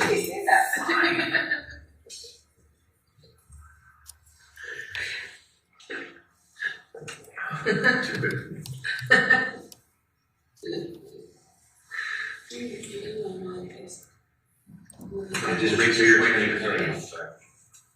We'll move on.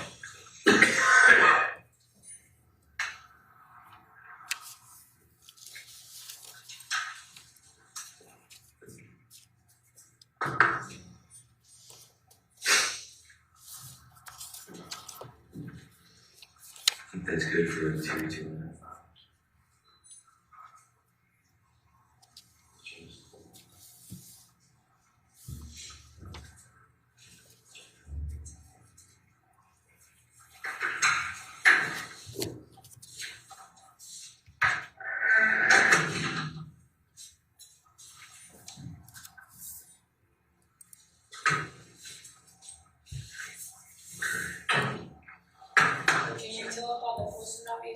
Yes, please. Well, did we ask you any questions while your attorney was out? Sorry? Did we ask you any questions while your attorney was out of the room? No, you said not to talk until he. Perfect, thank you, go ahead. About like 3 weeks ago, we went to visit this, there was this guy that he called Fotis, his name Nick. And he called. Is Nick somebody new to you that you know? Oh yes, I saw him once a day and I said that guy's creepy to Fotis. And he has, I don't know how many acres, like 20, 30 acres, close to the ski resort in Sundown. And so that area is called New Hartford. Hartford. And we went with the pickup truck to look at that land around 5 o'clock in the afternoon. And the place is like very scary. And the guy was American, small, with mustache. He had like what you use to carry your pants. Suspenders. He had an old pickup and he showed us that piece of land for Fotis to see if he knew someone to sell it, but he was always talking, I have a helicopter and this is to sell it for celebrities. And Giselle Bundchen has a helicopter and he was talking about giving Gates, and I mean, I'm like, okay. We got, Fotis got there, I got ticks, Fotis got ticks, and he got Bolsonaro there too. And this guy started calling Fotis like at 4:30 in the morning, like for 4 days in a row. I said, please block this guy, because this guy is like a... Do you know what he was calling Fotis about? Because he wanted Fotis to sell, to help him sell his property. Yeah. If you go to that place, like he's in construction, he has machines very old, and they were like all parked around the place.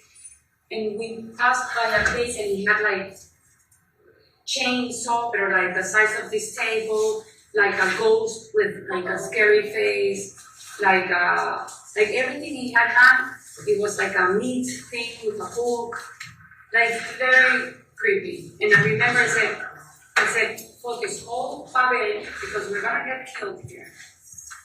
And he called Pavel and Pavel was checking on us all the time, like calling us. And then I don't know what happened to this guy. I never heard of him again. Alright, so we have a laptop here. It's a satellite view from Google. So here's Jefferson Crossing, here's 4 Jefferson Crossing, and here's Eli and Deerfield. So you guys would ride out. So wait, this is Fotis' house. Okay, alright, so that's fine. Yeah, we So- go up here, all this is the line. Alright, so Okay. you're traveling east through the woods, to behind the We property. go behind here, that this guy gets upset. We go up here, because this looks like a power. Can you open it more? I'm doing it. Alright, so you're traveling along the southbound side of Jefferson. Yep, We and, go up here, yep, go ahead. how do I go? You gotta push down and then drag it. We'll zoom Yes. out there. So, see, we go this, It's a trail, this is where the power lines are. all this is power. Yeah, because they gotta cut them. Okay. And is this the restaurant? or That there's looks like, more? I don't know if that's all of it. There's a body of water here. There's a body of water here. I'm not familiar with it. Bueno, okay, I don't know. I just know that we go out here, we do this, and then at some point we go in between here. Yeah. Here we turn around and then we go back. So all this is like trails. Let me zoom in. Are you guys motorwaying on the cleared portion or in the woods? In both. All right, In the so let clear me- and then it becomes like wood. I mean, I can take you right there. Just need. Well, we'll see what you know. I'm getting popped up. So you can call us that way.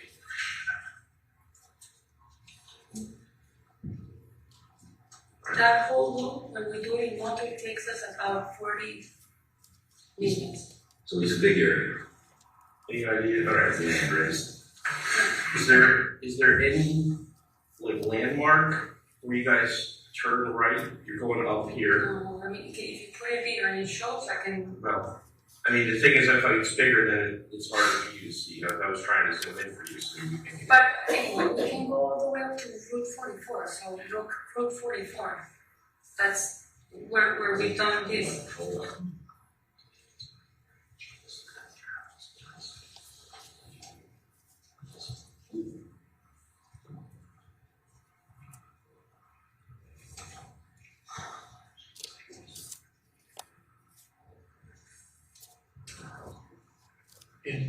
Would you want to take a ride with them? 44. Yeah, you need the life. 44 is here. So all this we do that. She's already doing that. We do that all in all. Okay. And 2 times we crossed even 44 and we kept going to the power line. Well, this is all power. Yeah, that's where we were. But this was only for me, I only did it this once. One time with Pavel and one time for you. So this is property that you closed a bid on. But are you saying that you have no specific knowledge that Jennifer Dulos' body is in here? You don't know? I mean, I can tell you where we drive motor, but I mean, I never yeah. saw 40. Is there anything else about this area that you can tell us? Because this is quite an expansive tract. It takes us 40 minutes. So 40 minutes round trip. Yes, and we're back in the house cleaning the motor. Okay, and how, I mean, I confess you guys going on a motorcycle, you go on like, you go through the woods, I don't know what else, 30, 40? No, yeah, 30, 35. Okay, so 20 minutes out, it's approximately 30 miles an hour is basically. In the gravel, when we go into the woods, a little bit less because I Right, fall, yeah, it falls, there's rocks, we sometimes stop, move a log. Is there anywhere if you were to hide something, like a body, That's like a paradise. is there, it's like, how, what do you say a paradise? So it's big, anywhere you can put someone. Mm-hmm. Like, In what, like a cave and a hole in the water? Any idea? Let me ask you a very simple question. What do you think happened to Jennifer Dulos? where you said, you guys, okay, what I don't know, and I've seen in the newspaper that she got No, in the garage. no. They're asking you for only your knowledge.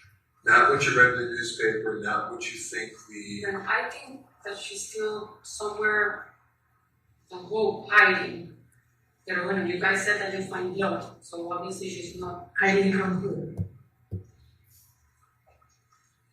What Fotis have told me that in the past, before they were married, I don't know when, how many years, she fought with her parents and she disappeared and she moved to Aspen.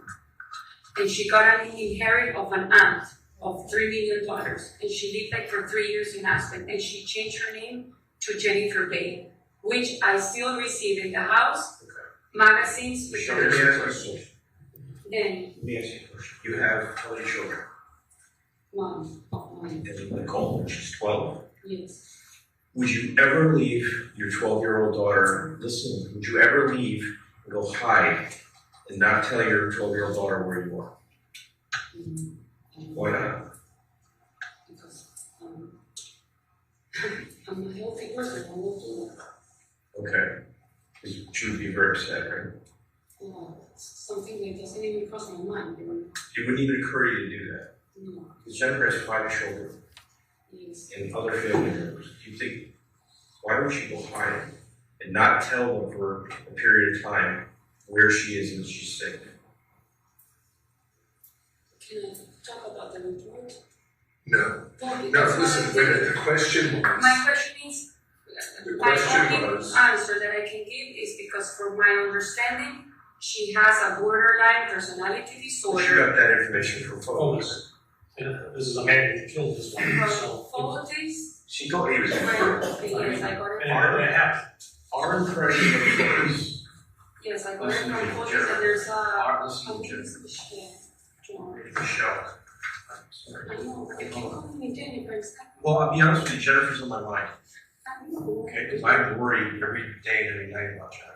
So I apologize for calling you the name of the person missing now. For that's please. So Michelle, here's the thing. We're here to find out where she is. Okay, we don't think that you're not the one who orchestrated this. Our impression of Fotis is that he is a manipulative, controlling person. That's We wanted to take care of it, right? Based on the information. So, Everybody's in. everybody is. He wanted to get rid of his wife. And he did that. And we're looking to find her for her family's sake. Kill the mother of his 5 children. And we want help from you. I mean, if, Who's to say he should have done to you? yeah, if he can kill the mother of his 5 children, somebody who appears to have been wanting to get back with that mom, according to his phone. Yeah. Sorry, I didn't get it. I said, here he kills the mother of his 5 children. And according to his, from what we hear from other people and his phone, he appeared to have been wanting to get back with Sure. that woman. Who wanted to get back to her? The Fotis went Otis, back the to one of Jennifer. your life. The man, yeah, the man you sleep with every night. Text message to her. Yeah. So you think, for 1 second, So imagine what he would do to you. so he was trying to set you up. His first wife, was married to her for a long time, had 5 children. 2 sets of twins. We don't I think, know, and I know they're married. Yeah. I know you do.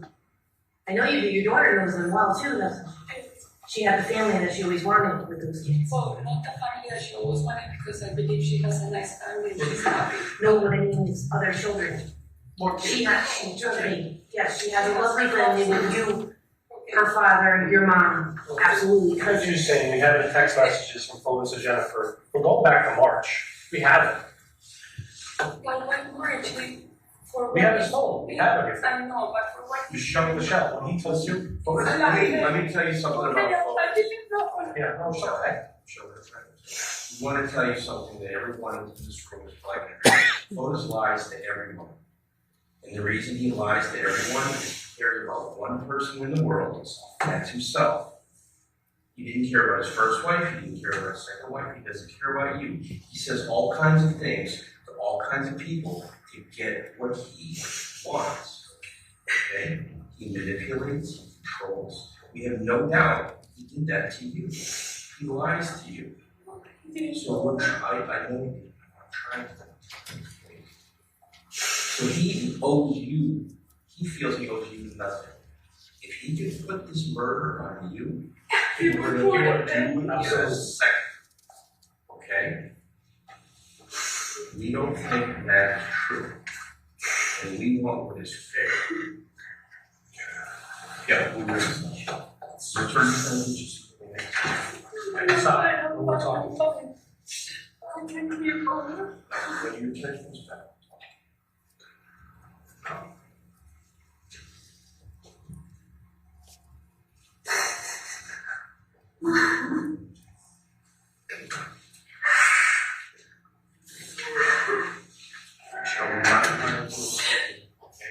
We want you to understand what's going on here. You love a person. You love a person, and have a relationship with a person who loves only one person, and that's himself. He will do anything he can to get out of what he has done. We have no doubt that he has killed his daughter, his wife, Jennifer. We think you have information. I don't know, John, but I can walk the whole world with you. I can take you like a motor, please. I can walk, I can spend a month with you guys. I can do whatever you want, but I didn't do it. You know what I want you to do right now? I want you to stop talking to me and take some breaths. Just take some deep breaths. Okay.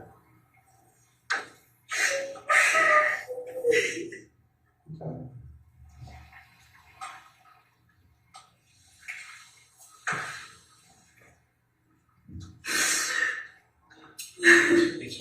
come to the realization of somebody that you care about, what they're really all about. That's what he's about. And he's always been that way. And he will never change. Michelle, was the shaving his head, was that his idea? He asked you to do it? You never did that before? To him, Yeah. I took it to another boyfriend. Yeah, but from him to him, that was the first time since you've been with him that he ever did that. No, he's done it before. There's some Father's Day picture. He's in the car with his kids. I think it was in 2017. He also had his head completely shaved. And I think there's a picture. For you, shaving his head. For you. I know that person. I did it Okay. to him. He's asking you. Yes, he asked me that. You know, We made fun of it. It was something. You didn't know what it was. Right. But that's the first time he asked you to do it. Other times he did it to himself. He done it in a barber shop. Right. He comes, but it wasn't that short, that's true. Not that short, but that short was my fault, that I put that thing. He was bald. Yes, less than you. He was bald like who? Like Pavel? No, red I was like him, without him. Fotis was very similar bald Like to the way Pavel was, right? When you shaved his head, or was it more like me? Or more like Ken. Sorry. No, like when I shaved it, it was like him, but he has gray hair. So it doesn't, you look like you have more hair than him. Yeah, well, I had a lot when you first met me. I shaved it up. We don't think you. No, I think I made you like that. It was like this. I don't know. Don't worry about it. We're not saying you knew why he was asking you to shave his head, but it's important for us to know that was the first time he asked Yes, you. Okay? it was. Okay. So these are the kinds of things that can help us. Can I ask you something else, Michelle? I know I got all the first, but that Friday, when Jennifer was reporting this thing, when you were at church, you saw Fotis in the early morning hours. That whole day, you find this kind of odd that he called you at all? Did you talk to him all day? Is that odd too? Because let me tell you, we have 20 times, and there are days that we talk zero. Did you try calling him that day and ask him where he was? No, I can't do that. I mean, in my head, he's in the office, but again, it wasn't for what you say. And what did you do the next day? Me, You and Fotis? at night, we had a meeting with Rani and the couple. Like for an hour, he explained all the process of work, blah, blah, blah. I showed the maps, I brought my computer because his computer wasn't supposed to be working for the server. I got into the server with my computer. We showed them the map of the whole of another project in that for this budget for this lot here. And they were from the home residence. And then he said I have to go because he was supposed to leave his kids at 11. And Rania took them to the lot and 80 mountain. And this is Saturday, 25th? Yes. Yes, okay. And 40 step, and I stopped in CVS to buy a gift card for Nicole's birthday girl, a $25 credit card. Then I drove to Edna Walker. At 11:30, we were there, and Nicole, with all her friends, they got into a bus. So let's stop there. What did Fotis do for the rest of the day on Saturday? Well, he supposedly was with the police, with his lawyer. You figured if your mother and your 5 kids were listening, you would want to help your children out and give them everything, anything. Maybe you can help out where she is. Fotis does not do that. Fotis actually was extremely uncooperative with this whole thing. So He's done nothing. He hasn't talked. He's said a word. He won't say a word. So he told you he was going to talk to the police? No. No, okay. He just might get a lawyer. He told me, no. He told me, because the night before he talked to Lauren, and he said, we have to meet at 11. I don't know where, they were meeting with the kids and Waived, which is the supervisor. So because we drove, at some point he called me. I don't know if he was already with Jacob. And Who's Jacob? Jacob lawyer. It was his lawyer, and he said we're going to the police because the police called me to testify, to help, or to I don't know what. It's normal for a missing mom when you go to find out. Yes, and supposedly he went, I don't know, I wasn't there, and he went with Jacob. But you would think that he would drop whatever he was doing the minute he heard that the mother of his 5 kids was missing. He'd get his ass where He he wanted should be to out go in to New York, but I don't know who told him, you cannot come here, better stay. I don't know if it was Jacob or Mike Rose. Yeah, that's over about that. That's Well, that this conversation I did listen because we were in the office at the end of the office talking. He was. Now, Then the police called me 2 times and Jacob you said. dumped in trash in Harvard the day before was extremely bizarre, right? And then the next day, Jennifer's missing and it's all No, news. that day we found out at Okay. 8:20 that the police came to the house. Okay, did you look back for yesterday and say, you know what? We're dumping trash all over the city of Hartford. No. Well, I didn't see Fotis yesterday. Why are, you know, it's not piecing in your mind? this morning. Just make the connection. Okay. Oh, it's not I just. No, I don't think like that. I might be being stupid. I may No, you're trusting, and that's understandable. You're loyal to it doesn't cross in my mind that I'm sleeping with someone that is thinking of killing someone. Like, if I would have, I would have not been there, like with my daughter. Well, not only did you think about it while you were sleeping with him, he involved you in the cleanup. Yeah. Like, that's like even worse. Like, I hate him because of that. Got you in trouble, according to what you're telling us, and what could be the case. But I was cleaning the house. I wasn't Listen, cleaning the only the reason you even got arrested, according to your story, was because of Fotis. Yes, of Right. course. What else? Going back to that Friday, to that 24th. Do you know where Fotis' phone was in the morning? It was picked up. Would you pick it up? He fought it, I guess. Would he normally have his phone with him? Doesn't he? Yes and no. We kind of talked But about this. a lot, yes. Sometimes he leaves them. He's very. Well, listen, he has a business. It's a big money business. He has a phone, business phone, and the business phone is his cell phone. Doesn't he normally carry that cell phone with him to accept business calls? Because his wife is missing doesn't mean his business is out. It's ended, right? Right? Yes. All right. So Saturday, wouldn't he have his phone with him? He didn't have it. I'm asking on you. Saturday. On Friday, right. On Friday, wouldn't you expect him to have his phone with him? But he didn't have it.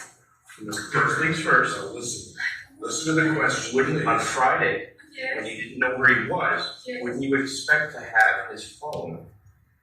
He had his phone be with him. Yes. Okay. What if we said it wasn't with him? What if we said it was at the house?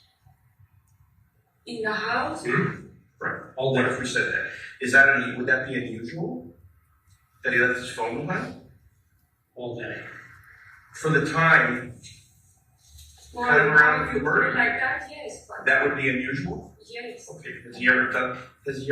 When you call him, does he normally pick up? Unless he's busy. Or he left the phone Okay. in the pond, and he comes back and then he said, "Oh, come with me and let's pick up the phone because I left." So the pattern for Fotis is to generally have the 8625 cell phone with him. Is that what you're saying? Yeah, I don't know his number by memory. Okay, it's the business phone. That's the only one It's that I the know. AT&T phone. It's at Okay. So 860. 478-8625. It's the one on the Ford Group business Yes, site, yes, right? yes. The one on the Ford Group Yes. business site. So if he doesn't have that phone with him, that is unusual. Probably I would say yes, Okay. but he has left it in the past. He leaves. So when he leaves it in the past, he leaves it and says, "Oh, Michelle, you know, I left my phone. We have to go back and get it." And he realizes it within half hour or an hour, not 6 hours, right? No, it's Or in this case, Does he get a lot 14 of- hours. Does he get a lot of phone calls throughout the day? How often does his phone ring? Like right now, Once it's an hour? so, Like once an hour? I don't know, by hours, I This don't is know, but a quiz, this is a approximation, like how many phone calls? like right now, I know that the business is going slow, so he doesn't get as much as So how many Like, calls do he you think talks- he would get? during the day. During the morning, would he get at least one? Yes, at least one, I guess. But I you're- believe, yes. Yours significant other, he's got guys on job sites down in King, these guys aren't calling him saying, they go But out. I'm not in the, I'm No, I not know, on the but- phone with Well, him. for example, this case alone, I work in this case, I'm on my phone all the time, my significant other's phone. Jesus, you're on the phone a lot, because I'm working. That's what this is. When are you talking, please, I don't understand. On Friday? Yes, right. No, these patterns of behavior, No, this stuff no, is. anything. So Yes. you're gonna spend Tuesday with Fotis, you're gonna go to breakfast, you're gonna hang out, he's not gonna work, he's gonna spend the day with you. No. He doesn't do that? Okay. On Tuesday to hang out and have breakfast? No. On a Doesn't- Saturday or Saturday? Sunday? Probably, yes. Is his phone ringing Saturday or Sunday? Yes. This is his regular patterns of behavior, right? We're just looking for He talks behaviors. over the phone, yes. Like how often? I cannot tell you. He received 100. He's not No. like in a stock market. Because of the times when you're out to dinner with them or you're having breakfast and I hang out, the guys are calling me on the job site. They want to know if. Each time he talks, he Right, walks. He right. walks all over the house, Okay. and not over all the house. This is Because good. the house has bad reception, so he either goes to his office, One spot. Right. the kitchen, or outside the house. Those are like the three best spots to talk in for Jefferson. When he arrived home that morning or that afternoon, Friday 24th, did he mention his phone at all? No. Did he ask you where it was? Did he mention you that he had left it at home? Did he ask you if you got any phone And calls? he actually called me like at I have it down, like at 1:30 something, he called me. He called you to say what? Like, he called But me if for you walked in and you wanted to go. But you remember the time that he called you, but you don't remember Okay, how much- after. And even me and my daughter, and even him, where are you? I'm in the office, I'm in the house, like, even inside the house, we call each It's a other. big because house. It's a big house. So Absolutely. for me, that's normal to say, even with my So you didn't daughter. get any calls to him that morning? No, I didn't. No.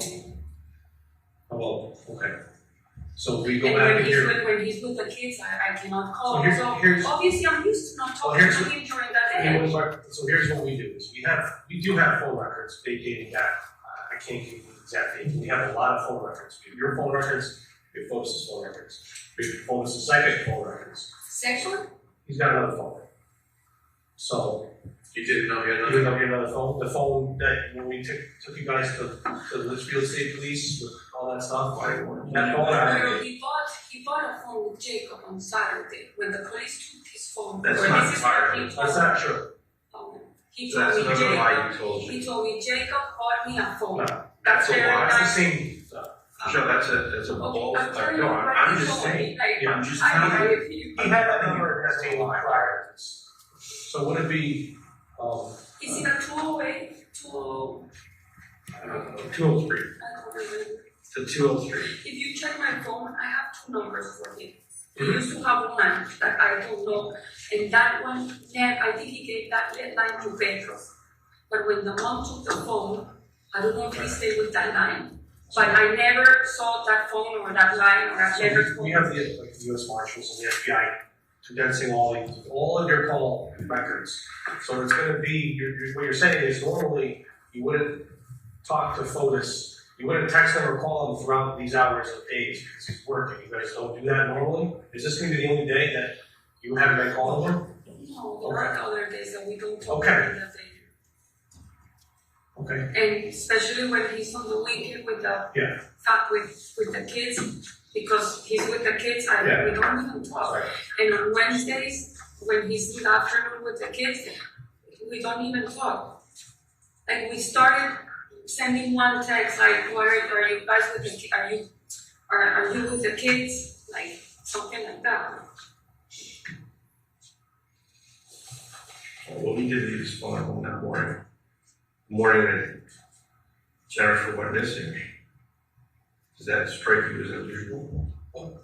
I didn't see the phone, but yes, probably it's weird. What time is school usually put this on the record about? Is he a late guy? Is he honest? Very late. Okay, what does he do at night?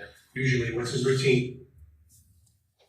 Just gonna pause it at 1:43:44.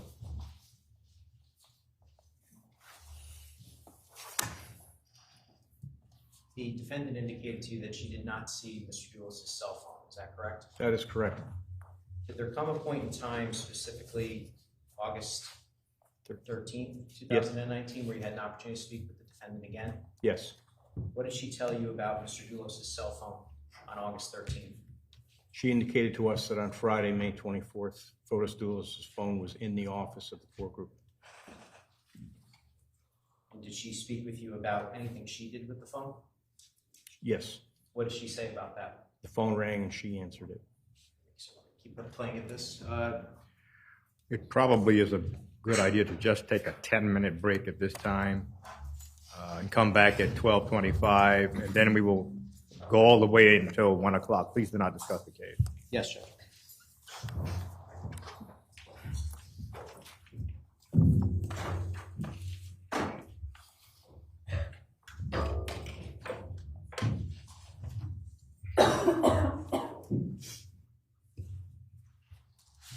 All right.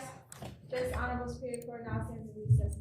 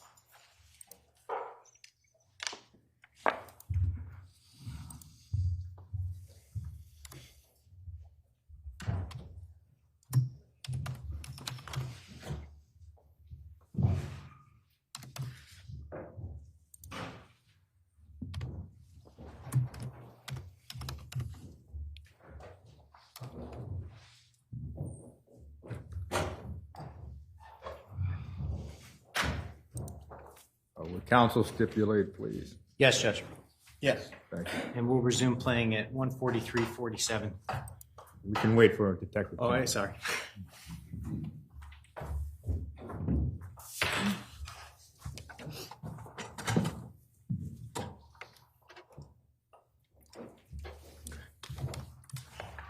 I'll watch you something. What time usually would you guys fall asleep? Like for me, I go to bed at 2. 11, I don't know, like 11:30. Sometimes I go up because I'm uncomfortable. Sometimes he stays. Lately, mostly because of the divorce and the thing, he hasn't been sleeping at all. So that Thursday night. I went to sleep with my daughter. Right, you said that was at 12:30 a.m., right? 12:30? 12:59. 12:59 a.m. Yes, So and he was sleeping with me. he was sleeping next to you in bed. What time did you guys go to bed that night? Approximately. You don't have to give us exact time. 11:30 to 12, let's And say. he's in bed and you're in bed. You guys have your nightstands, I'm assuming. Tablets, whatever people lay in bed, are you guys phone scrollers at night? You know, like Facebook or reading the news? Does he do that at night? He's a lot in his Facebook and Instagram. On his phone or on his tablet? So you guys are laying in bed, right? In your next phone. He uses, lately, he's been bringing his computer, watching us movies. Okay. Because. You know what he did that Thursday night? Was he on his phone in the bedroom? Was he Usually hanging out? he puts it in the window that is next. In the bed, I sleep in the side coming in, and he sleeps in the one close to the bathroom. Yeah. And he puts his phone on that window that is going towards the back. That's where he charges his phone. Me, I charge it next to that. Do you remember what he did that Thursday night? Was he laying in bed on his phone next to you? Or was he? I mean, if you can remember. I think I was in him. I don't remember him. What time does he usually wake up in the morning? He a lot at 6:40, but he wakes up and a lot lately. He's been waking up around 4:35 In the morning. in the morning, and I don't know. What are you doing while he's up? You stay in bed? I get upset and I Is say, he getting loud, changing? He's very loud. The couples thing, you know, someone's loud in the morning. Yes, and when I cannot stand it, I go to the bathroom. That morning? Did that happen? No, because I was in the corner. I mean, I don't know what happened in that room. Then, second, does he own a pair of Converse, like the sneakers like you have on? Does he own the guy's version of those? He has Converse, I don't know, but it's another brand, black. Like similar to those? Yes. A different brand, but black? I think there are golden rules ones. Yes. And he was wearing what when you saw him downstairs on that Friday morning calling A pair out? of jeans and a light shirt. He has a lot of like similar to the one that you're wearing. So it could be that one, it could be one like this, or like with it was light. As far as you can remember, Michelle, that was the first time you saw him, so you don't know if he was wearing something different. When you were during that morning, that Friday morning, do you know what car? Was there a car missing?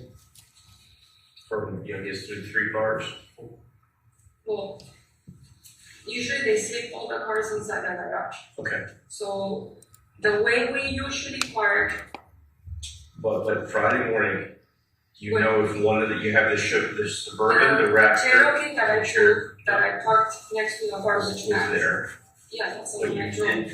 When you took the call to the school. Yes, and I don't know why I think in my head that the Suburban was there, but maybe I'm making it up. Okay, so you're not sure if the Suburban was there when you were taking the call to school, right? No, I thought in my head, and I think I told them yes that I saw a car, but now I'm doubting. Right. Okay. Was the Raptor there? Well, the Raptor sleeps on the other. There's another 2 other garage, and I don't go there if I don't have to. Okay. Where the motos are. But you said before that you'll take whatever vehicles are left over, right? Yeah, but in this case, I took the Cherokee. Yeah, and the Suburban could have been there. It could have. I mean, obviously, for me, the best car to use is the Cherokee. because it's a more like little. The Raptor I hate, but I have to use it a lot. And the Suburban, I don't like it, but man, if there's When nothing. did the damage happen on the Suburban? That was me. I crashed it. Would you remember when? Yes, Friday before the 24th, I went with Petu. We went down to Massachusetts for a flea market. There was a big flea market. It was raining and in Brimfield? In Brimfield, Mass? It was like an hour away from Farmington. Yes, it's a big one. It's A couple miles long? sorry? A couple miles long? Yes, you just walk like a road and there were like tents. It was raining, disgusting. But my friend, she has a store, so she buys things and they do restorations of furniture. She and her partner, they do.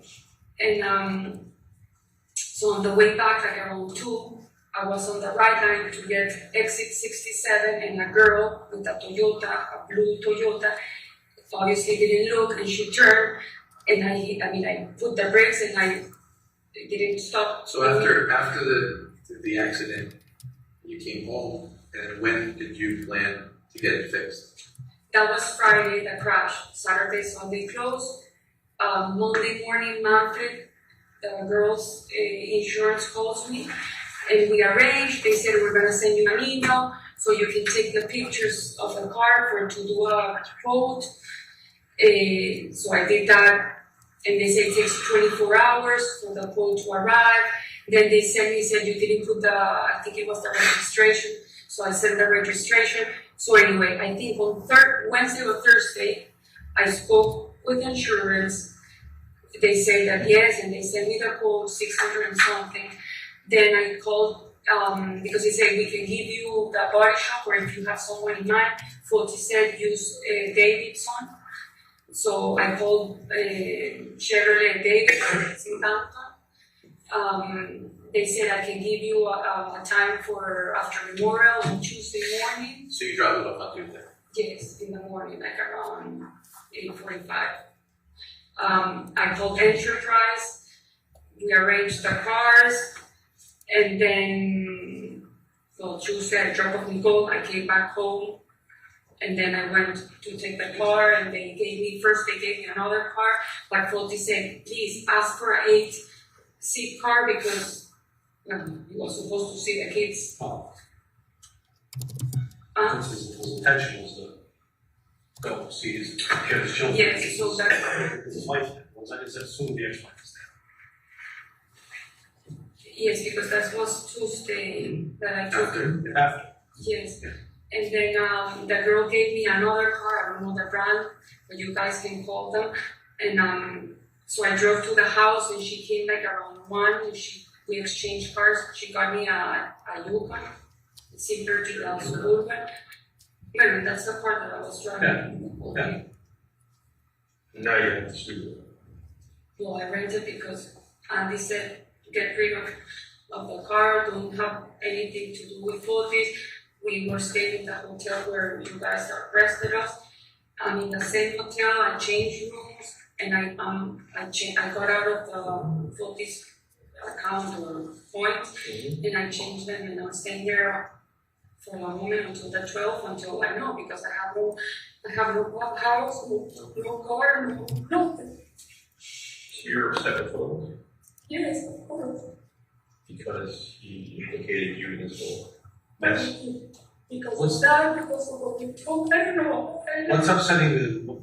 What's the biggest thing that's upsetting you? No problem, no. Is it your house? That's upsetting you? Not house. Okay.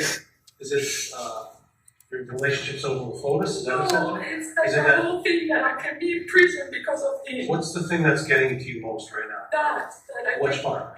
that I can be like access or I don't remember what's the title because of him. So you could be in jail because of that? Yes. Does it upset you that Pero of Jennifer? course him. Does Pero and he is everything, but it's like obviously I have to see myself right now, and I'm Absolutely. worried that I have a daughter and I'm gonna be in a jail for I don't know. We don't want that to happen. No. Either. We're actually trying to keep that. Right. To minimize whatever kind of jail time you're facing. You have to break away fully though from the idea that you and Fotis are together. Yeah, that's rack your brain. That's what you have to understand. Like, it's hard for me to see this person that supposedly was because with me, well, at least I never felt that he did. He never hit me. He never like talked aggressively to me. Yes, we have fights as couples, but I'm also very dominant when it comes to a fight. I don't let myself down because I don't want that. I don't know. I was in Colorado, and one night I didn't call him because Nicole's dad and I were having a conversation. The next day, the text is like, "You're a liar. Tell me where to take your things, or where to send your things," and send me my 2 pairs of skis. And I said, "What are you talking about?" Like, and I got so upset. I said, "Yes, put them in a container and send them here to Colorado." And then, like 3 hours after, he was calling, "Oh, I'm sorry. I know I was upset." And that's all in the Texas. Like, if you can see them in my WhatsApp. We have no doubt. That's who he is. That's what he's about. Okay, but I didn't know that at basics. How about the conversations after Friday, after Jennifer's disappearance? How was his demeanor towards you? Was there any headbutting going on? This stuff is starting to break the news. Like you said in your last meeting, there's cops on your road. So what is your conversations with him? During this, I mean, honestly, excuse my husband. Yes, I said, this is enough, this is too much, this thing has really gone completely out of control. I'm fed up. After this is finished and she appears, I'm leaving. I'm going to Colorado. I really don't want to be involved anymore. It's been 2 years of torture, of courts, and upset, and I'm not used to this. And my life has never been in conflict. And since I met you and I moved to Colorado, to Connecticut, it's been like a nightmare. And how do you respond to that? And he's like, everything's gonna be okay, don't worry, I'm sorry, please don't leave me, this is gonna get better, don't worry, we're gonna go through this, like. So he keeps talking about me, and he keeps asking you not to leave him, right? Yes. Why do you think he's doing that? I'll tell you why I think he's doing that. Because he knows that you have information that if you're away from him, separated from him, that's gonna get him in. That's what we're here to find out. He is keeping you with him to control you and to make sure that you don't give up some information accidentally. He said that shows you. It could be information that you don't even know. Yeah, you don't know about, so we're trying to extract it out of you. So in his mind, he said what? In his mind, when I heard that, I thought he loved me and that he wanted to be with me, Nicole and his 5 kids, and be all together and supposedly, I don't know. Like, the thing I don't understand, there's a report that supposedly was favorable for him, and he was happy about that, for what I understand. That's when you have a lot of money, you can hire a lot of attorneys to report the divorce stuff. I mean, that's just. Was that the latest report? With her psych stuff. I mean. There was a psychology and evaluation test done through Dr. Herman, which he interviewed me when I was in Colorado through Skype. Yeah. And apparently that report that they sealed it, and I spoke with Mike Rose, they were driving, saying that this report came very favorable. And he was happy about the report. So that's why it doesn't, and he was like, we're gonna get the kids, I'm gonna have the kids, legal custody. So he He's painting a really nice picture for you guys. Yes. And he said, don't, like, I don't remember the words, they're like, don't be surprised that soon you're gonna be like mother of 6. Well, how do you feel about that? I'm like, oh, I know the kids. They're super nice kids. They're super. I mean, of course I'm gonna love. I love them because. When was that? When did he say that to you? Don't be surprised that you're gonna be the mother of 6. When he got the report, I'm talking about like when the report came out. How long ago was that? Was it 2 weeks, 3 weeks before? You guys can have. Do you have the report? Yeah, no, just. When did that report came out? It was like before. Greek Easter, so it was before the 28th of April. April 28th? No, 24th. Before, because the 28th of April was Easter. My family came all the way from Miami and Cincinnati to spend Easter. And And the report was within that week because he told everybody he was super happy. We even did the Greek dance. And he was happy about the report. And my girls came to the East, Greek Easter, and he said everything's gonna be okay. The report came good. Fotis told me that she has like a borderline. We even went to talk to Humphrey, to his. He's very good at what he does. You have to realize when it comes to what he told you, it's probably self-serving for him. All right. Have you ever noticed Jennifer to be unfit with the children? I never met her. You've never met her at all? The only time I saw her, 2 seconds, was in summer of 2017, at some point in August. He had to have the kids with supervised, and the judge gave him permission to have the kids in the pond and with a supervised. And they were supposed, let's say, they had to leave at 12. I don't remember what time. It was from 9 to 12, the activity. And I called him because I was driving, and it was already 12. And I called to say, did they leave? And he said, no, wait, don't come in yet, they haven't left. So I parked outside the pond in the road, under a tree. And all of a sudden, a minute later, a Suburban comes. It was dark, I didn't see. And all of a sudden it gets really close, and I'm like, oh, it's gonna hit my mirror. And when I looked, Jennifer was with the phone like this, trying to take a picture of me. So I saw that, and then I realized that it was her. So I went like this, like around her, and I went inside the pond. And I think there was a motion that I was supposed that I was in the pond there, which is not true. I was never in the pond. I was outside in public road. But she, for what Fotis told me, she made a motion that Mrs. Troconis was in the pond, and I saw the kids. Anyway, that's what Fotis told me. Michelle, I want to. You have to have a shift in your thinking, okay? Who's the judge that's right here? Okay. Why is he here? He's here. Whose interest is he serving? Mine. Right. We actually are trying to kind of serve yours as well. But Jennifer. And Jennifer. Okay. Whose interest does Fotis serve? What? Who is Fotis interested in? In himself. In himself. So everything that Fotis has told you is suspicious. I'm not saying everything's a lie, but everything is suspect. And probably a lot of it is false, and it's to serve himself. So you have to listen first to your attorney, and then you have to listen to us through your attorney.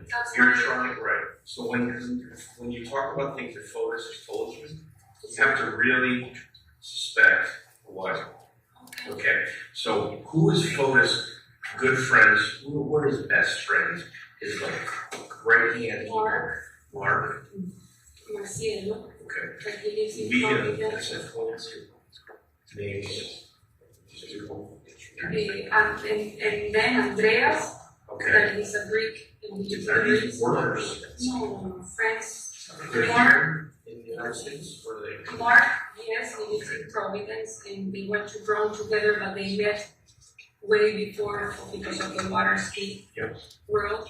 And they, I think, Fotis said, they're friends from like 18 years old. Andreas, the last name, it's Greek, it's Is he here? Is Andreas? No, he lives in Greece. Andreas was here, in December. Here's what I'm trying to get at. And I'm not saying you have any information about specifics of Jennifer's disappearance, but if Fotis wanted to first and he wanted help, or he needed help, who might he use to help him? Well, his best friend is Mark and Andreas. Andreas lives in Greece. Okay. I guess he's Mark here. lives in Providence? And Mark lives in Providence. Okay. And he's also going through a divorce, and they laugh about it because they say that they're going through the same. And he actually, his trial ended over what they did. I don't know what they went to mediate. I don't know about the court things, but he said that he was over with his case, with his divorce. And What about Kent? Kent is the lawyer of Farber. Okay. So Kent and Fotis are kind of business partners. He's a lawyer, it's his business. Well, Fotis always said Kent is a nice guy. I worked with him all my life, and he's Did you ever meet Kent's wife? No. Do you know if Fotis ever communicated with Kent's wife? Yes, they were communicating because supposedly, which I think it's weird, the wife apparently put like a rape case against Kent. Yes. And then Fotis, like a week, or 3 weeks ago, told me that Kent and the wife want to go back. I'm like, well, how did they want to go back? Has Fotis ever talked to Kent's wife? That's what we're asking. That you would know. Is there a reason why you would do that? Why Fotis would talk to Kent's wife? I don't know if they know each other. Well, they met. Oh, they did? Oh, in public. In public? Yeah, he was even inviting her to your house. When? In the last couple months leading up to when, just before Jennifer went missing. To come over and be intimate. In your house. He even been out with her at a bar. Trying to work back, to get Kent back with his wife. No, that, I remember he saying, Kent wants me to talk to the wife, so for them to get, but they can't because he has a restraining, whatever. You can't and they have cannot, So exactly. you're aware No, yes, but I didn't know that he The wanted to internet have. part, right? You didn't know about of that. He was asking her to come to your home, where you live with Fotis, to be intimate with her husband, To be intimate with Kent? yes, correct, with Kent, to be intimate with Kent. So, No. Kent and his wife, no, not with us. Kent and Kent's wife would be intimate in your home.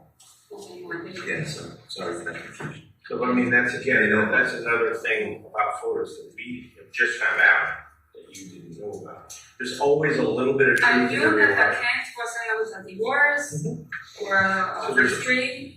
So there's always a little bit of truth with a lie. So he told you the little bit of the truth was that he has to call her. But the full truth is that he was a little bit different motivation. We're just trying to show you that he's not the person that you thought.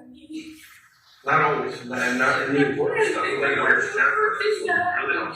Actually, it should be the opposite. I should be interviewing you. The dumpster on 80 Mountain Spring. There was a dumpster on 80 Mountain Spring, in that property. That was for sale, there was a dumpster there? Now, no. Not now, but there was. Yeah, a long time A ago. long time ago, Like when they any finished- dumpsters recently on that property? You know, for clean up and last minute stuff? No, the way we've been always cleaning it for the last years, being between the cleaning ladies and us and me. But there's no dumpster on site for debris? There's no, like the big Yeah, dumpster. like a regular, just, little No, there, 5-yard dumpster. no. They, after because they After cost, the construction, they houses cost built. like, I don't know, I think by budget is like $5,000 and they, That's too much for Fotis?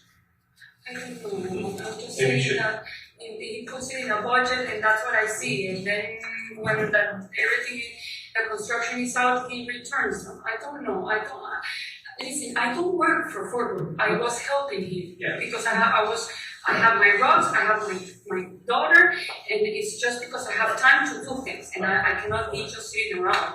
But he doesn't pay me, I wasn't an employee, I did help him with photos, with all that, because I like that. So you guys live in arrangements, right? He's got his bank accounts, you guys, No, I don't it's all have. separate? Separate. Give you money regularly? The only thing I have is a credit card that I use for supermarket and gas. Then, if I have to buy something for Nicole, for myself, my insurance, my cell phone, my expenses of my home in Colorado, my Nicole's school, if I do my hair, That's all. that's all my money. What is, okay. Fotis doesn't get, when we travel, yes, he pays It for the takes care travel, of it, yeah. for the tickets. Right. But then the rest, like when I'm in Colorado, I pay for everything. We don't have bank accounts together. I only have a credit card. I can give it to you. I don't want it anymore. Now, if you don't, I don't want to get too private finances, but on any given week, This is how the much only, do Do you have a savings and a checking, or is it, you would be, yeah. Like, how are you financially? You're on your own. I'm on my own with me. Very, very good? Or you just, No, you know, no, me, I can say there's been times I've lived paycheck to paycheck. This is what it is. No, No, when I'm complicated, I ask my mom. Yeah, absolutely. Yes. I don't want. No, we're just trying to get a handle on the But you relationship, the can dynamics have of your relationship. No, we don't have anything in common, nothing. Okay. So when Fotis goes to visit the children, and he goes for a supervised visit, Jennifer is usually in the area or there. Sorry, again? When Fotis goes to visit In his New children, Canaan. out in New Canaan, and for the supervised visits, and Jennifer's there. How does that make you feel? So, from my understanding, they weren't talking or sending messages or nothing for the past 2 years. It's always been with the supervisor, and from what he tells me, it's like, oh, she didn't give me the kids because instead of one, it was two, and apparently it's always chaotic. That's what he always told me. And that they only communicate with a family wizard plan, that because it seems like everybody, and if it's through mail, they CC their lawyers, and I think me. That was the communication that he always said that he had. Now, after that report, for what he told me, they started having communications by phone. That she called him and she was like, well, I want to fix this. This is not working out. This has taken too long. This is what he told me. Then he said that apparently in one of the conversations, he said, do you know that your lawyer is milking you? Because, I mean, this report was to be favored to you, and he was the one who wanted her to be in the case. And he was the one pushing for me to go to New York and talk. And I was the one, I think for what he told me, he put a motion to not have her. So apparently she said, like, yeah, I get it. I think I'm bringing a friend of mine that is a lawyer. And that apparently, saying what he said, that Jennifer was getting it, that was the name of Ruben, I think it's the name of her lawyer, was kind of like, you know, taking advantage of the money and making this case long. This is what Fotis told me. That was like a 1 day of conversation. Then apparently they went to Fotis had the kids on a Saturday, and they went to a fair in New Canaan, where they have rides and all that, with the supervisor. And apparently Jennifer went with them. So I don't know, that's what he told me.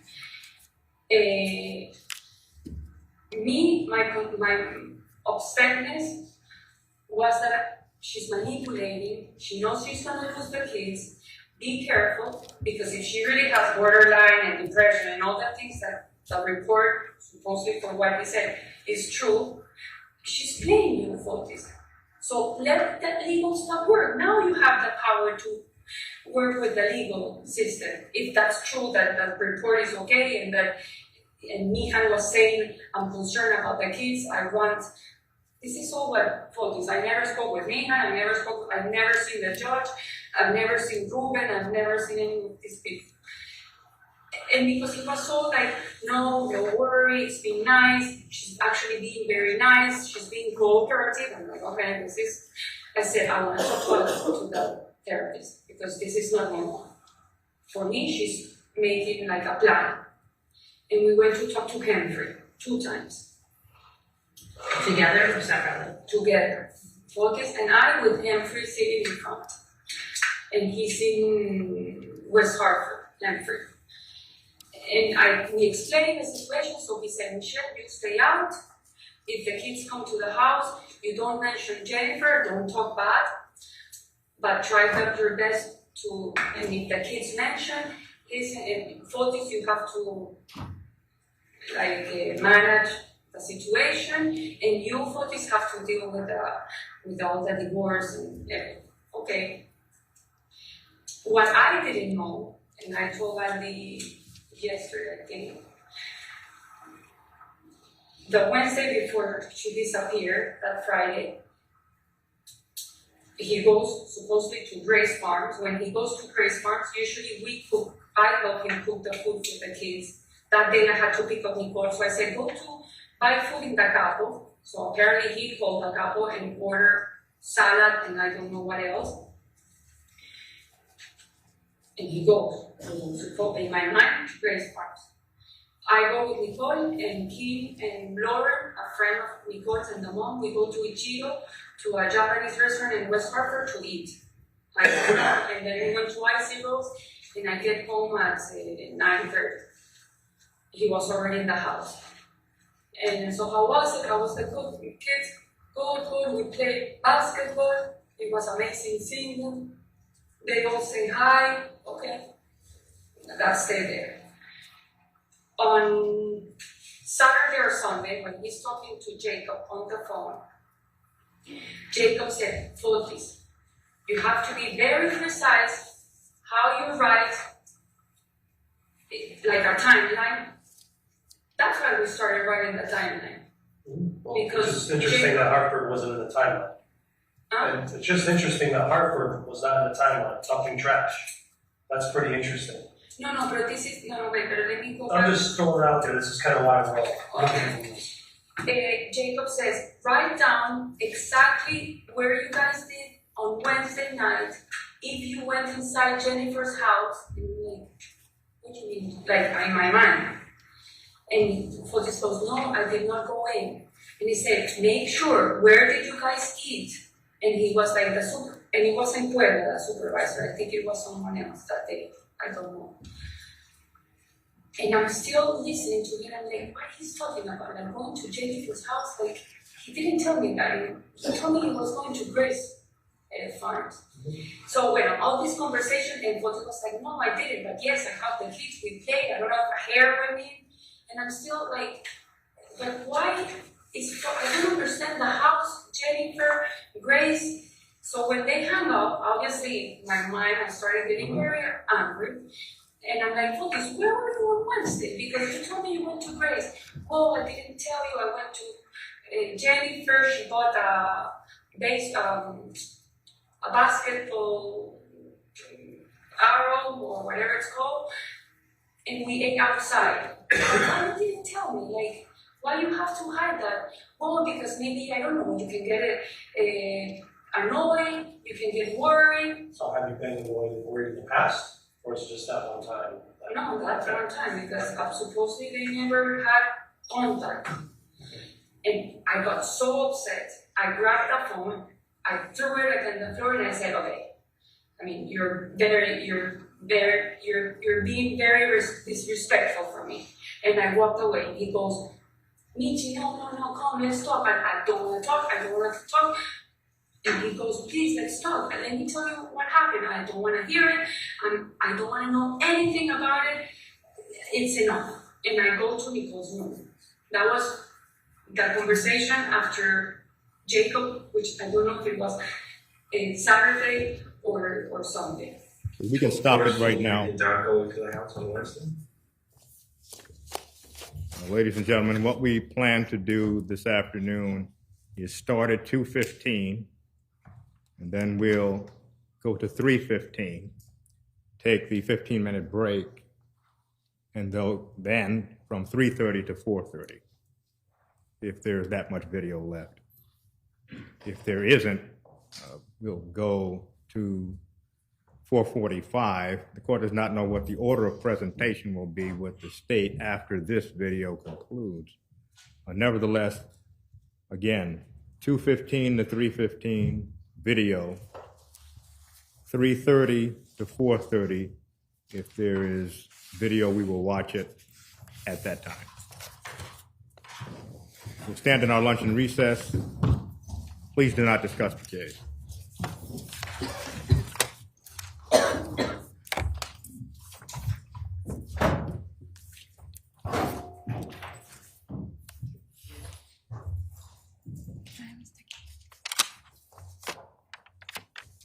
All rise. This honorable Superior Court now stands in recess until 2:15.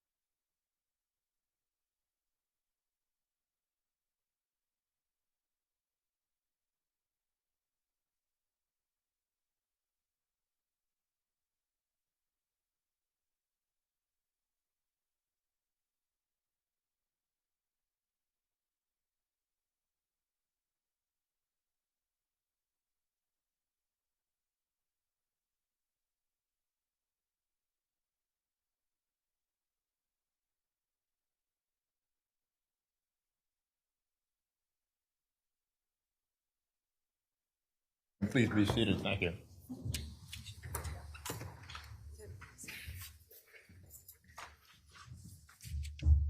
We can bring Detective Kimball back in.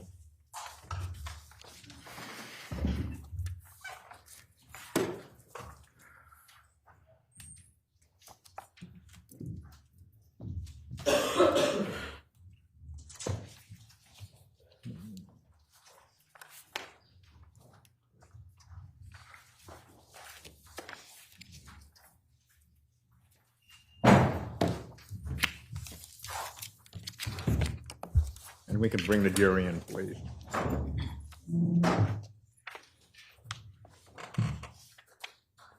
You may be seated, Detective.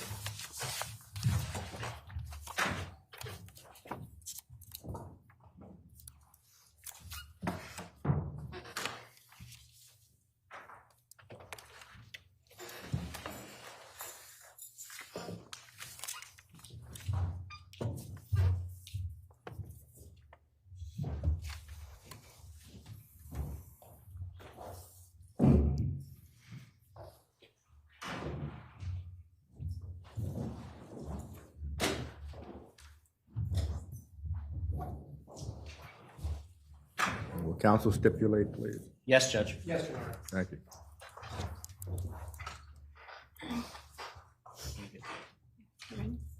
We're going to continue playing it. Which I think is weird. The wife apparently put like a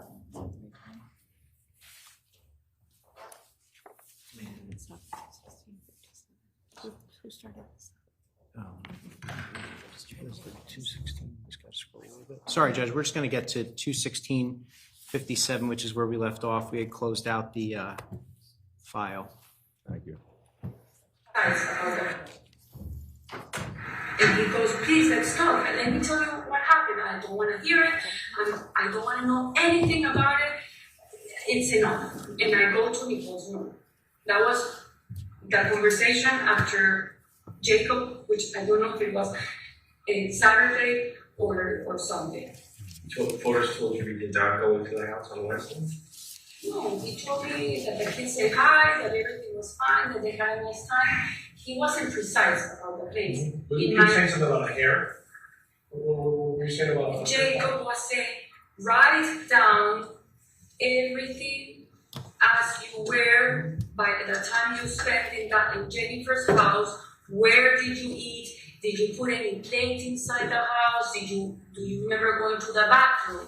And Fotis said, no, I did not. My father said that to Jacob. To Jacob. To Jacob, that he had never been in the house. Yes. Okay. And Maybe then a heroin? You said maybe a heroin. because he said, whoa, Jacob, I don't know if maybe a hair went in because we were playing, we were hugging, and maybe in the kids' clothes. Was he bald at that point? Yes. She had his whole body, so how did hair? Yes. That's Or what he Jacob said. told him to write down everything that happened on Wednesday. And yes, Do you know if he did write it down? the one we wrote like rapidly was the one on Friday. Rapidly? Well, rapidly was. Huh? Why was Hartford missing from that on Friday? That Friday date. Both of you seem to miss Hartford. Both of you. When And we that's didn't. pretty clear that you're dumping trash all over the city and not have it in your mind to say, no, we weren't Hartford dumping trash. That is not there. And that's one thing we pressed you on after your arrest. You actually finally gave it to us. Can I show you Yeah. the complete one? Yeah. Can you show the one I did, or is that not supposed to show? Yeah, I mean, the idea that they're saying. Or even put in Fotis' writings, like Hartford. Okay, I don't That's know. a pretty I didn't- important, that's where we found everything. Okay, That's I know, but I didn't. That's what led this to you now. I know, that's why And I'm that's- true. It looks bad. It looks bad. She did one for you after Eddie, or we had one for you. You do? Okay. Well, because what I did, I went through my AT&T account to my daughter's, No, sorry.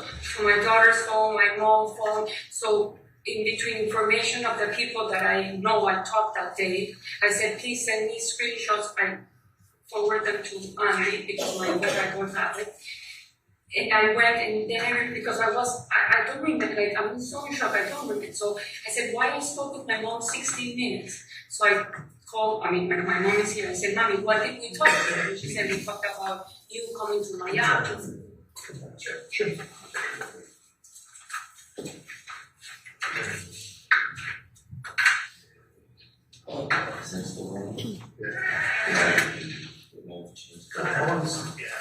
This was 3 hours. Yeah. So red. Still going? Yeah. So red. Red beans. Yeah, we're still Red dot. So we are, looks like we're at 2:20. I mean, I don't know what you're gonna call this, but I just don't think I don't think she's holding back. I don't think she knows. I just, I don't think she knows. No. She's very adamant about Starbucks in West Hartford. Why, if I was gonna go around the city with Richie Colangelo was running on a mission to dump all of our trash overseas, I remember that from this time. It wouldn't just slip my mind. We're gonna do one thing too. We are. Unless she's legitimately on the phone, talking and texting, and she's not paying attention. Yeah. I mean, And then She's when outside the car, she's come with me. She was? She's, yeah. She was outside the She house? was open, her door was open, she's outside, and she's on the ground.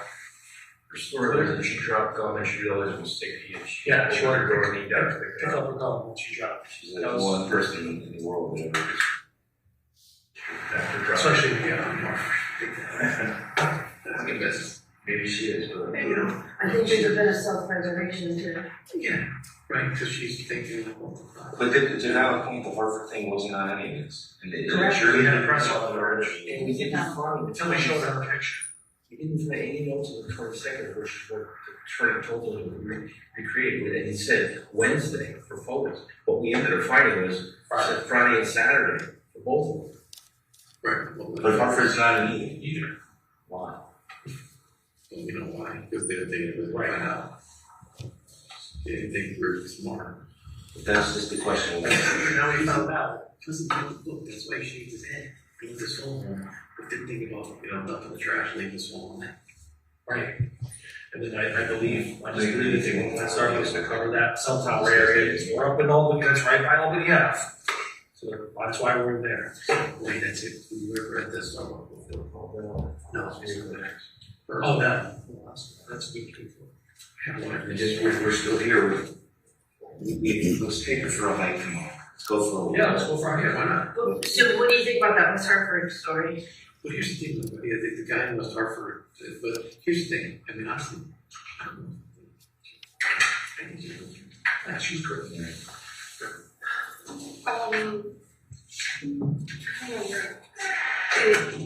Also, I think.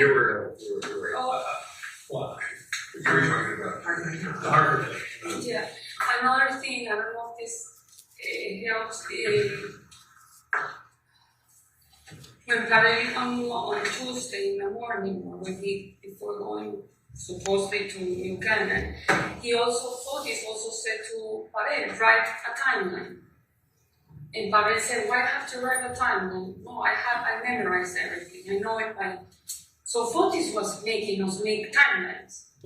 What? Of that day, I don't know. Of which day? Friday. Because. But Pavel questioned, like, why do I have to do this? Yes. He was confused. Oh, and this was in the kitchen. Pavel was there. There was the three of you having a conversation. This one picture. Yes. And which day was this? Do you recall? Monday was Memorial Day, no? So this was Tuesday. Tuesday? Following Tuesday. Yes. When Javier, I guess, came to the office, or at some point during the morning. That's normal for the office, Yes. like routinely, he shows up, goes to the office, that's normal. No, this wasn't in the office, this was in the kitchen. Is it normal for Pavel to be in the house like that? Yes, Normal? because he takes the keys that it's in the drawer to pick up the car that he's taking, and usually we're sleeping, he comes in. Where does he leave his keys? Does he ever leave his keys with the house? With you In guys? his car, or inside his bedroom. I'm just trying to figure out patterns of behavior, that's all. Yeah, and Fotis did say Right, and he said, got it here, and I said, no, I have it in my mind, I don't need to write anything. That I remember happening. So yes, Fotis wanted us to do a timeline because supposedly Jacob told him. Did Fotis tell you what, hey, you know what, do the timeline, but don't say anything about Hartford, about throwing in the trash? Mm-hmm. Well, that's what you asked me. No, he said, let's do a highlight. You know, smart like Andy? Wow. Oh. I came up with the same question Andy did, so I feel smart.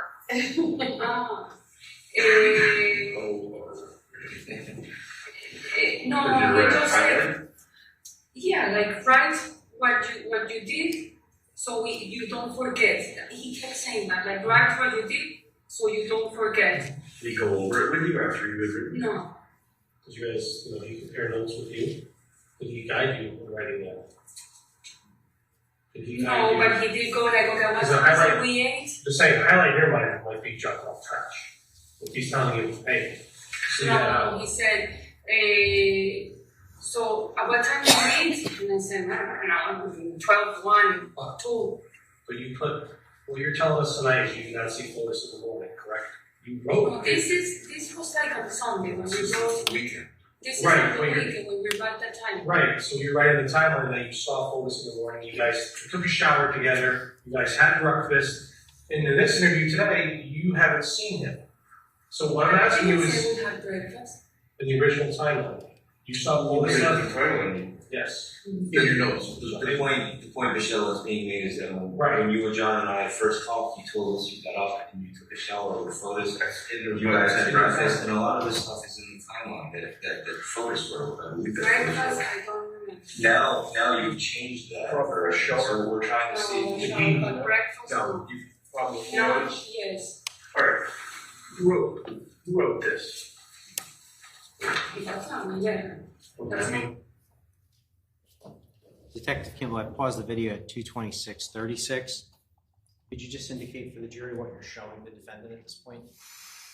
I am showing her a photograph on my phone of a timeline that we believe was written by Farber Dulos. Okay, and I can just have states 74 and 75.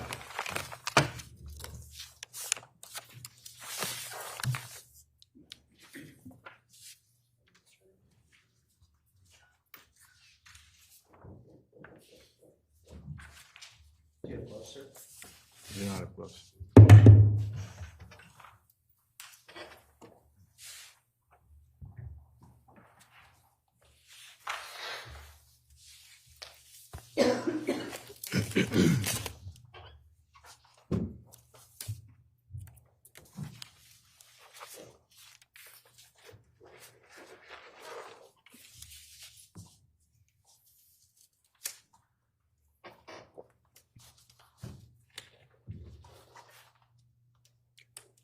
I'm handing you state 75.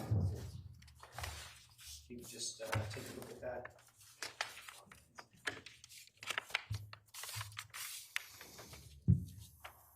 What is state 75?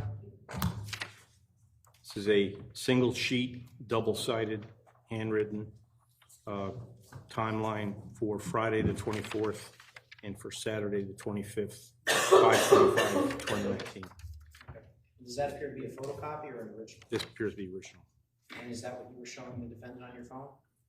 A photograph of this, yes. I'm sorry. Yes. A photograph of this exhibit, is that right? That is correct. Could I just ask the witness to just hold that document up so I don't have to come up there, just split up me so I can see which one it is? Thank you. And actually, I'll ask you to show it to the jury as well.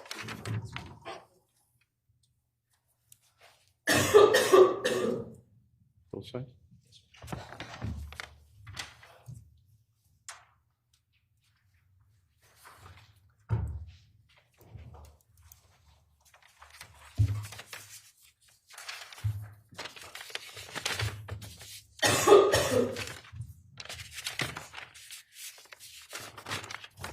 Now, did the defendant, you've indicated that you interviewed the defendant also in August, is that correct? Correct. And did you show the defendant a handwritten or a photocopy of a handwritten timeline in August? Yes. Okay. And hand you state 74. So, and before you open it, did the defendant identify which timeline she had written to you? Yes.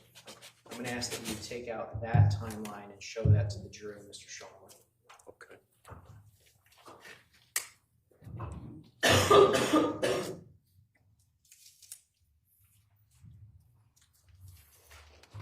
This is number 74.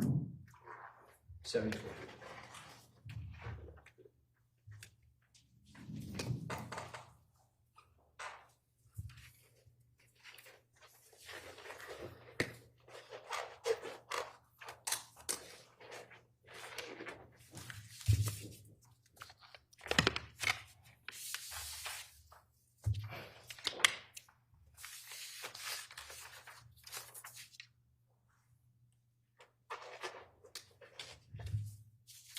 And which of these three documents did the defendant identify as having been written by her? These two. Okay. Directing your attention to the document that's in your right hand, could you just hold that up for the jury?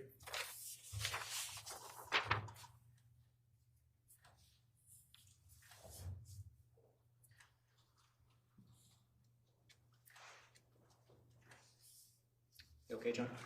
Yes. Yes, could you just somehow identify that, since there's 3 separate sheets in that same envelope, which one, please, for the record, please? This is a photocopy of a handwritten timeline beginning at 6:40 a.m. That's enough, I think. And I'm actually going to ask you if you could just indicate to the jury the last time entry on that timeline which the defendant entered. Last time entry is 5:10. And is there any mention of dumping trash in that timeline? There is not.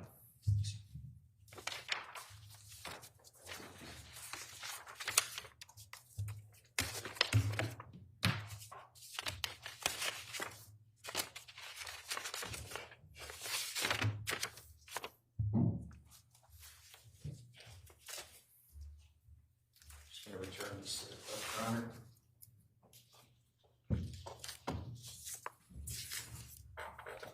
And we're going to pick the video back up at 2:26:36. I'm just curious. Did you write this? No, that's not right. Okay, well, that's why I'm asking you. How about this? Did you write that? That's not right. Do you recognize that handwriting? Okay, so Saturday looks like Fotis wrote the Saturday document? What's Saturday? Okay, I'm just labeling it for the video. So Saturday, 5:25, that looks like Fotis' handwriting to you? Is that okay? And I'm only showing parts. This also, that's not your writing? No. My writing, that's Fotis. Okay, so Fotis wrote Friday and Saturday.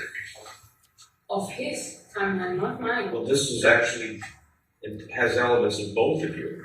Right. Pero he wrote it, not me. That's not my Well, that's why I'm Right, we were asking because Fotis is where it sounds like he's writing it, because it's writing it, because it doesn't say I, it says, right. it says Michelle. That's him. Like, Michelle, where would your letter be? Yeah.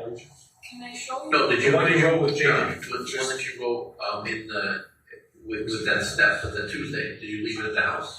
He photocopied and he put it in a bag, in In a Ricky? suitcase, yes. In a bag, in a black suitcase, Okay. with a computer of Guillaume. How many computers are only in that suitcase? What was that? That Guillaume was a guy that worked for Fotis, but he's stopped working for Fotis. So it's a Guillaume last computer, year. it's just a computer. Bueno, it's a computer of Forgo, but we call it Guillaume's computer because Okay, it's because a it was computer. just, gotcha. How many computers are normally in that suitcase? That suitcase is Fotis and I've never opened it. That And always that has was in the room for office. 3 suitcases, 3 laptops. But I have my computer, but you guys have it. Fotis was his computer, then that was Guillaume's.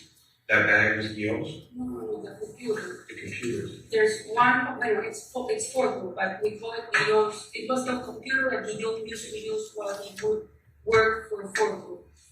So what I'm trying to say is that we found the bag, we found photograph copies of this letter, by the way. And normally, are there 1 or more computers in that bag?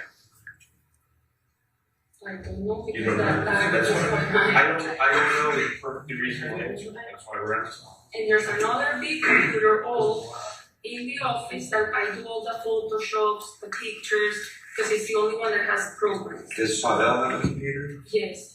Where did you get that computer and when did you get that computer? Pavel works for Fotis before I met him, so I don't know. So you don't know. No. Perfect. So you said he. And Andy, there was another guy working. He's called Andy Lewis, and he was there that week. He went for a day, I think Tuesday or Wednesday, to work on Troconis budget for what Fotis doing. But I did see Andy in the office on Tuesday or Wednesday, I don't remember. So you said you made a photocopy of the letter you wrote.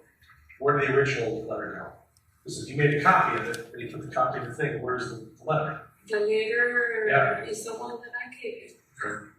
That's the one you wrote with the other attorney the day after. I didn't write anything with you. No, you wrote it at because Fotis told me that Jacob yeah. said right at time. And you have your original, you have it? And I have. She gave it to me. Yeah, okay, that's what I was wondering, if you left your original there or what, that's what I was I asking. put it No, in thank my you, now we purse. got it. And I took it with me, and there was a copy supposedly. Maybe there's not. Did you find my copy in that I bag? don't know, I wasn't there, so can't really answer that. Can you talk about Andy Loomis? You brought his name up. No, because he was there on Tuesday or Wednesday for a After. day. Okay. You had so was last time? After. Before. Before Jennifer was missing, or the Tuesday after Memorial Day?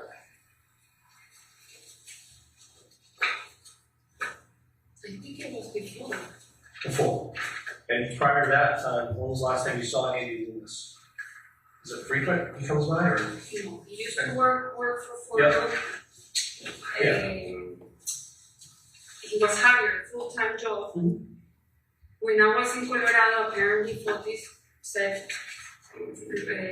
Andy, I cannot pay you more. I didn't know until I arrived because I asked him, where's Andy? How long ago was that?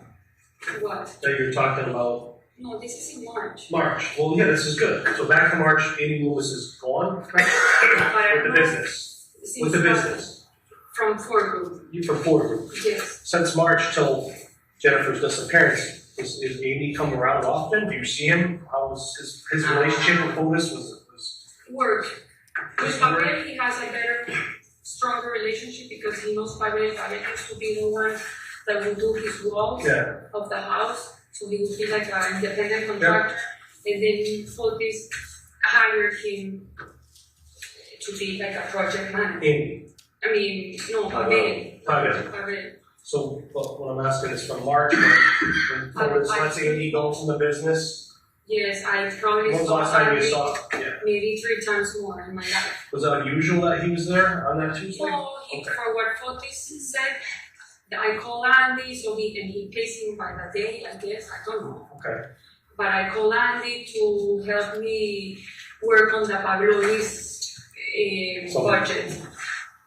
Okay. Does Loomis and Pavel, do they dirt bike together?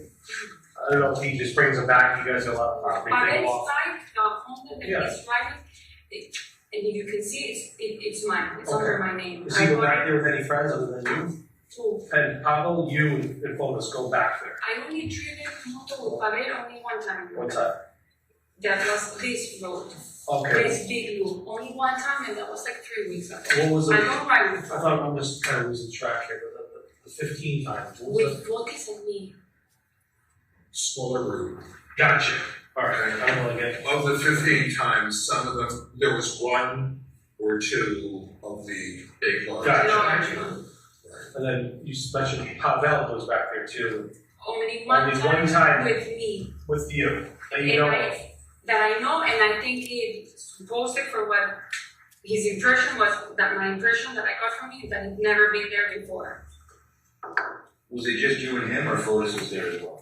When we went in the motor, no, that's him, I'm gonna go with Pavel. Okay, so when you guys did that, did you stop and take in the sights anywhere and walk around, or you just? go. I mean, you yes, just I drive? was talking, like if I fall, if Fotis fall, which with the 3 of us we fell, at some point in one of the. But you didn't stop and spend time in a certain area, you just rode, fell down the road? Yes. So, after Friday, the 24th, has he been on his dirt bike back there? Has he been going back, right, doing this? Not that I know. Okay. Was he came back from the backwoods dirty, you know, sweating?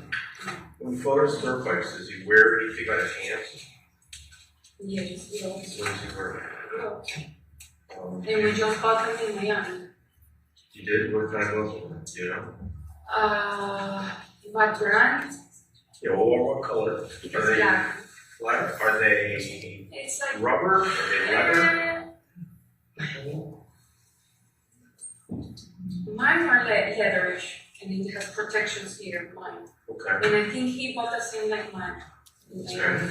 I think. So black leather gloves? Or grayish. Either two. No, because he just bought them. He used to use my bicycle gloves that are gray with black, that are Trek. Do they have any markings or any like? Trek. Trek. The brand Trek, they were my Oh, Trek. Trek. My bicycle gloves, because at some point he lost his gloves and I gave him my bicycle gloves. But those are not moto gloves, they're bicycle. Right, so they don't have fingers. They don't have, no, they do have the fingers, they don't have the protections for moto. Okay, when did you use those gloves? No, a year ago. What brand are his knee gloves? She's not sure. I don't know, it can be Fox, it can be KTM. The equipment of KTM, I got it to him when he bought the moto as a gift. The black pants with the stripes and an orange shirt.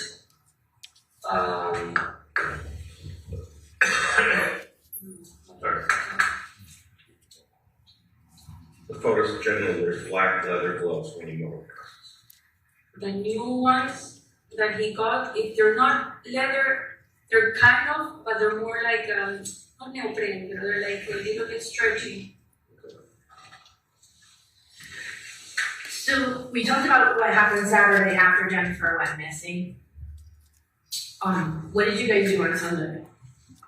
Sunday? Yeah. Sunday, he went to meet Eugene, supposedly. Who's Gene? Eugene, his lawyer. Me, at 11, I was having brunch at La Salle in Collinsville with Nicole, Hatch, Aaron, Quinn, and Jules. Quinn and Jules are their daughter and son. Mm-hmm.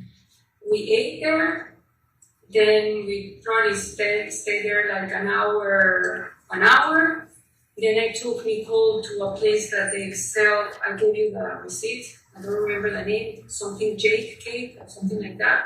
So she got a muffin in like a popsicle, a cake popsicle in Canton.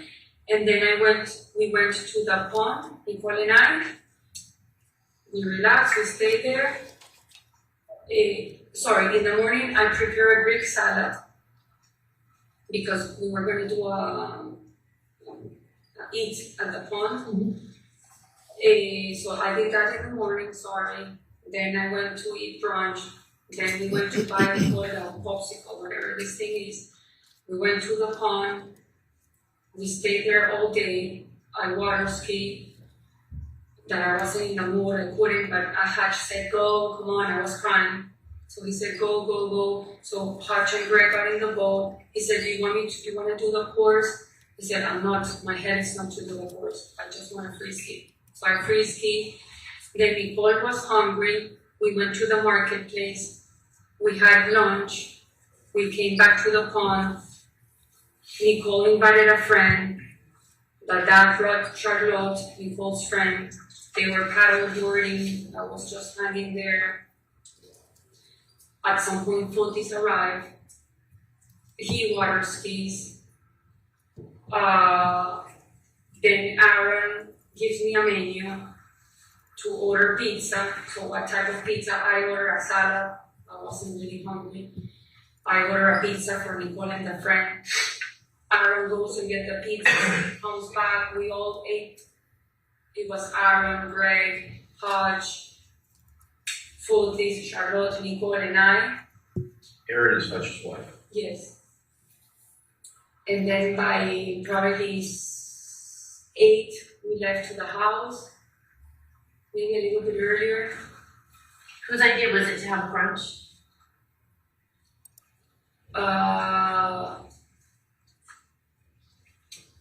Hodge wanted to have brunch. Oh, no, wait. They were going on a bicycle ride, and they said, you wanna go? I said, no, Nicole doesn't do 20 miles of bicycle, so I'll go in the car. I didn't wanna stay in the house, that's the truth. Wow. Oh, I was scared, I was like, Scared. worried. About what? Jennifer disappeared, and like, she's gonna come and she's gonna like kill me and Nicole. That's what was in my head. You thought Jennifer was gonna come and kill you and Nicole? One of the thoughts, yes. That was one of my thoughts. What would make you think that? You've only seen her once and that was car to car. Because apparently she had all this illness, and for what Foti said that she was very angry, she was throwing motions every time. So I always felt, and I actually one time went to a police like a year ago and put I went to the court, but this is like a year ago, and said I'm worried about my safety of me and Nicole. But the police said that, and I have that paper in the house, and you can check it. I don't know if that's in records, but this is like a year ago. Can't help me do it. Because this is because of all the stuff that Fotis told you. Yes. I'm like, okay, this woman is gonna come and kill me because I'm like. Okay, so you're at the lake and so Fotis shows up. Yes, and he said I spent time because he went to New York. Did he get That's what he told me. To see his children? And the police was there. He called the police. It took me an hour. He couldn't see the kids.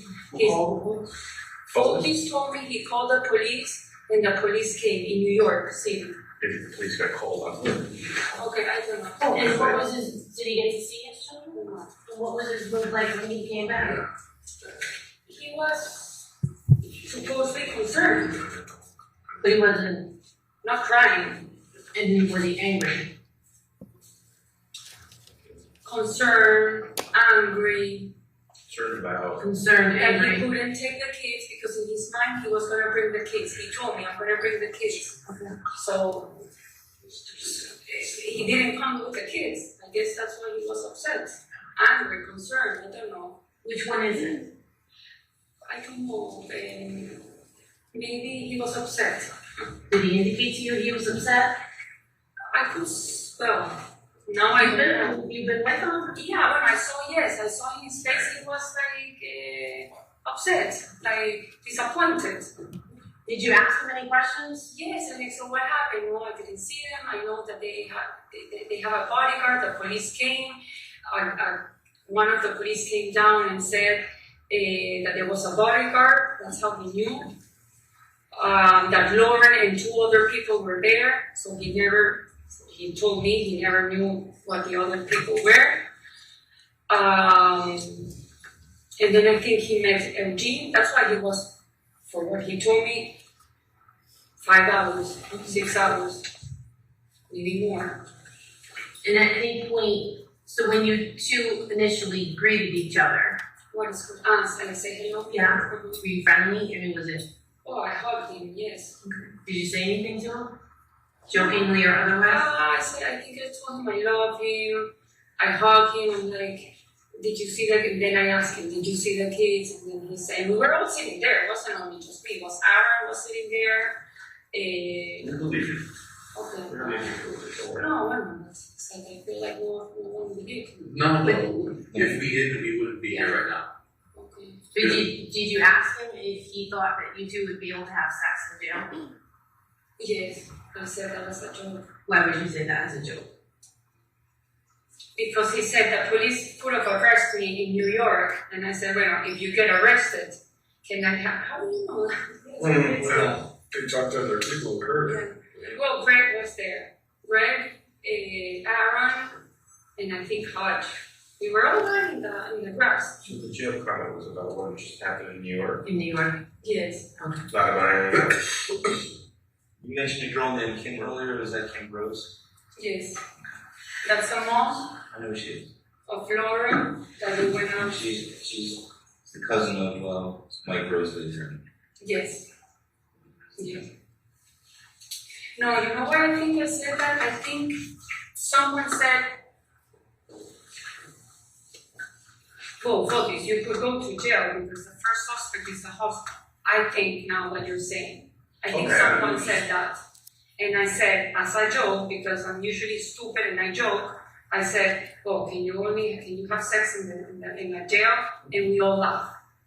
That's how that joke became.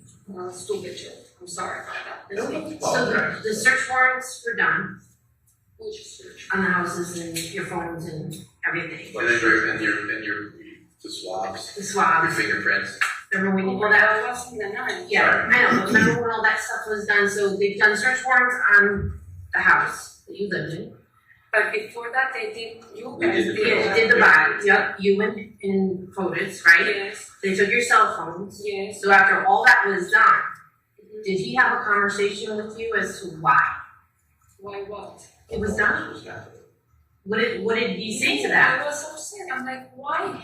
And Did you but talk with him? we were staying, he got a hotel in Naples, and we were actually staying, he got 2 rooms, and I said, no, I'm sleeping with my mom and Nicole, I'm not sleeping with you. So we said, please then sleep with you guys. And I said, yeah, on the sofa. So me, Nicole, and my mom, we've been sleeping in the bed. He slept in the sofa outside, but because he had the lights on, he closed the door. Obviously, I was with Nicole, putting her to sleep, hugging her, whatever you do as a mom. He wanted to go and rent a car because I had to come here and see Andy. I said, and he said, I'll take you. I'm like, no. Andy said, and I called Andy. I said, Andy, is it good that Fotis come to me or with me? That he drives me? He said, I'd rather not. I'd rather have you come alone. And I kept saying, and he said, no, I'll go with you. And did he come with me? Well, I know you came down. At the end, we didn't come. Andy came to the hotel. We went to rent a car in Enterprise because he was pushy. He rented this blue that is still there, the car, in the hotel.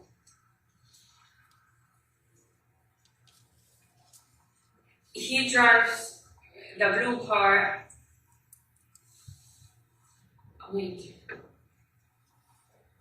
Well, I don't remember if I drove the blue or I don't know. We drove the 2 cars back, the Yukon. Michelle, before you go, what I think Allison asked you is, sorry. did you ask him, hey, why the heck is all this happening? Yes, And what did he all say? the time. What did he say? He's like, I don't know, but everything's gonna be fine. Don't worry. I'm like, what do you mean? There's Jennifer missing. We don't know where she is. We're like sleeping in a hotel. I have to bring my mom. Like travel all the way here. And Nicole is like in the middle of exams, which I was concerned telling Andy. It's like too much. Like and like what's gonna happen? Like my question is always what's gonna happen, because I don't know what's gonna happen. And I still don't know what's gonna happen.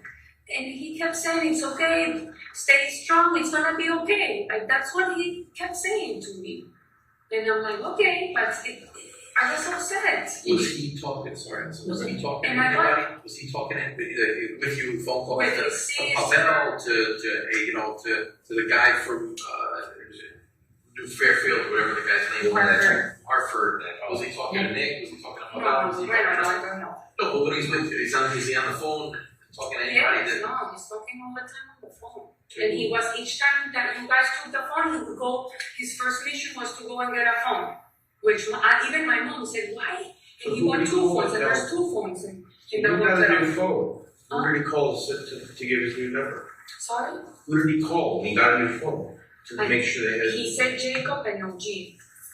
Jacob and Jerry. And like me, I always speak with my mom's phone. I just got a phone like 2 days ago. Like, I didn't even want to talk to anyone. Because Jacob says, if the police calls you, don't answer. They'll leave a message. 2 times the police called me, and they left a message. I did hear them, and you guys have the phone. The voicemails are there. Then the reporter started calling, and I didn't want, and I'm like, I don't want phone. I don't want to talk to anyone. I don't want to be in this mess. I'm sure you don't. You definitely don't. I'm trying to help you guys. At any point, while all this is going on, did you at any point think that he did it? With all this information, yes. No. This, That weekend before. before you got arrested. Oh, before Yes. she disappeared? No. Before. Because put it this way, before Memorial Day, at any point. It was probably after Memorial Day, I mean, you started to see more. I did have the one, like all of those million questions, because I said it can be the mom that wants it, because supposedly the mom also is crazy and was in a psychiatric and tried to kill her. I have so much information that maybe it's a lie. Did you get it from Fotis? Okay. He told me that in the report it says that the mom at second time committed almost suicide, but what she didn't suicide herself. Did you ever actually see that report? No. Physically see it and read it? No, So this because, is just him? Because this report is in Mike Rowe's office, because supposedly it's sealed. But this is all what Fotis told me. I don't know if it's true or not. He told me that a woman at 79 tried to kill herself, she couldn't, and she ended up in a psychiatric for 3 months. That the sister who was bipolar was in 7,000 of treatment of medication. That Jennifer was borderline personality, depression, and a slightly eating disorder. Minimum. I don't know, this is all what he told me. So, Michelle, your gut, Okay, listen so to the going question. back to your question. In your gut, in your mind, in your heart, your stomach, based on what you know, not what we've told you, what do you think has happened to Joe? No, but Fotis killed her. That's what. So now your feeling is that Fotis killed Oh, you're Jennifer? telling me? Okay, No, I know. not what- Now I not feel yes. what- My gut says yes. If you're, were you married before, or just you had a common child? No. So Like the mother of your daughter, the father of your I child. have a very good relationship. He's Go actually ahead. coming. Okay, good relationship or bad relationship? Yes. If he goes missing, how do you react? If hypothetically, if they said, hey, Nicole Dad is I'm missing, in Argentina looking. are you trying to help? You leave the country and fly to Argentina. Of course. If you found out that the Okay. father of your child was missing. Yes. Okay? Of course. And actually, he wants to come. He's been Okay. calling me Okay. every day. Well, Should I go, Michi? Should I Just leave? listen to this story. so, Fotis is, assuming We the are ex-wife the opposite. goes missing, he gets an attorney who doesn't want to help, and then tells everyone not to talk to the police. Would you The do that? attorney said to me not to talk to Okay, the police. is that normal? Would you do that? Would you do that? I thought it was, in my mind, Right. no. I agree with you, yes, of Right, course. if you're in it, you got television, they're all around you, I understand. No, in my mind, if I would have been told this, I would have gotten the Did you say that in search. Fotis? No, I didn't. But because this has been 2 years of torture Well, it was for what Fotis divorce, told me yes, of the divorces are bad, divorce. I understand. Or my parents are divorced and they're together like best friends, and I never went through That's rare. torture like this. That's rare. Oh, It's nice. It's refreshing. we've been sleeping in the same room. I mean, they celebrate still their anniversary. I mean, how has it been hell for you? With their divorce all around? Why has it been hell for you? Because Fotis gets angry each time he comes from court. He's upset because on the weekends that obviously I cannot be with the kids, and because Judge Heller, the last court order was that the kids spend a Saturday or Sunday, I don't remember which days, 6 hours in Farmington, so I have to move out of the house. So you're not allowed to be around. No, I can't. I Does cannot. that be. make you angry? Well, because I have to change. I have to look for plans on the weekend. Absolutely. And it's- So that's it's why a I went big one inconvenience. weekend to New York. I took Nicole to stop. Another weekend I went to Boston, and I took her to the Ballet of Boston. Yeah. Another weekend we went to Rhode Island. So you and Nicole. Yes, and then Fotis appears at night because he spends time with the kids and then he sleeps at It night. seems like your personal life is getting uprooted during these visits, you have to go elsewhere, and that's a huge inconvenience. Of course. And I'm sure it I have causes to check tension. my day-by-day life. And I'm sure it causes tension between Fotis and We visits. fight all the Look, time. I'm divorced, all of it, I'm divorced, I have a common child, and it's a big inconvenience. But I'm just looking for, nothing for you, but maybe that's a motivator for Fotis to get rid of Jennifer, make his life easier, his relationship easier, you get the kids. Well, He can remove that whole side. Yeah, and now then I'm like the I'm not mother. blaming you, I'm just saying, he loves you and it's causing tension. No, but you But said goddamn, he doesn't love me. what does he say about her? He's saying that he wants I mean, obviously, Yeah. he gets angry, right? So what does he say about Jennifer? You know, Yeah. the effing swear words, I never want thought, yes, I never thought she was gonna do this to me. I never saw her this side of her. I sometimes I hope she disappears. And I've said that about my last situation. Yeah, but like that in my head doesn't work because with me and Gaston, we co-side. We travel together, we do vacations together. And that's the way it should be. That's wonderful co-parenting. Right. Amazing. Gaston has even stayed for Jefferson two times with Fotis and us, and we've been in Miami, the four of us together. With Nicole, Gaston, Fotis, and me. That's wonderful co-parenting. Like, in my mind, that's why Fotis That's is how it like, should be. what? For Nicole. Oh, and I really like Gaston. He's a super nice guy. I mean, and if I have to choose another father, I choose him 100 million times. I'm not going to change. And that's the normal thing to say. That's normal. Yeah, I love him. I love him as a person and a father of my daughter. So, But Fotis didn't feel that way about no, she. You said that he said he wanted her to go away? Or disappear? Yeah, but But it's in jest. You say things in jest. No one thinks it's really going to happen. Yeah, like, how many times I say, like, I want to kill myself. I could joke at work and I could say, thank God Johnny's not here, he's gone. Like, I wish, we get mad at each other. In Spanish, there's a saying, and I say it all the time to my daughter, but don't arrest me for this. I say, I'm going to kill you. Yeah, you know what that's what I was saying before. I have 4 kids, I know. Right. And she go, and So she people really say laugh things because they're like, how are you because going you to don't kill have me? I'm that- like, I'm going to kill you with a lot of kisses. Like, let me play, like, I make a joke. But, I mean, yes, sometimes I say it. And yes, and Fotis always. Thinking about something is one thing, it's when you I know, actually. yeah, I'm not going to do it. I'm not going to kill no one. Okay. So, are you, maybe tomorrow you can take these guys and show them with the moto? Just, we'll have to do some coordinating through the water company and all that stuff. Yeah. But there's no water company. Well, it's a reservoir property, so I'm not sure. Technically, you guys own that property? No, so I think there's some type of, regional water figure. So we gotta make sure we're gonna go on there the right way. It's the DMV, something like Yeah, that. She thinks it's the Department of Environment. Yeah, you think it's Yeah. So we'll just set that out on our end. the other one, the what, income. So in the We'll figure that out, but the bottom line is that you'd be willing to go with some people to show us where you're talking about. The only thing that through the woods, we're gonna have to do it walking, it's gonna take us probably like 2 hours. That's fine. Are the paths wide enough for a vehicle? Or for a truck? For the gravel, yes, the gravel is easy. Part of it's gravel, under the power lines.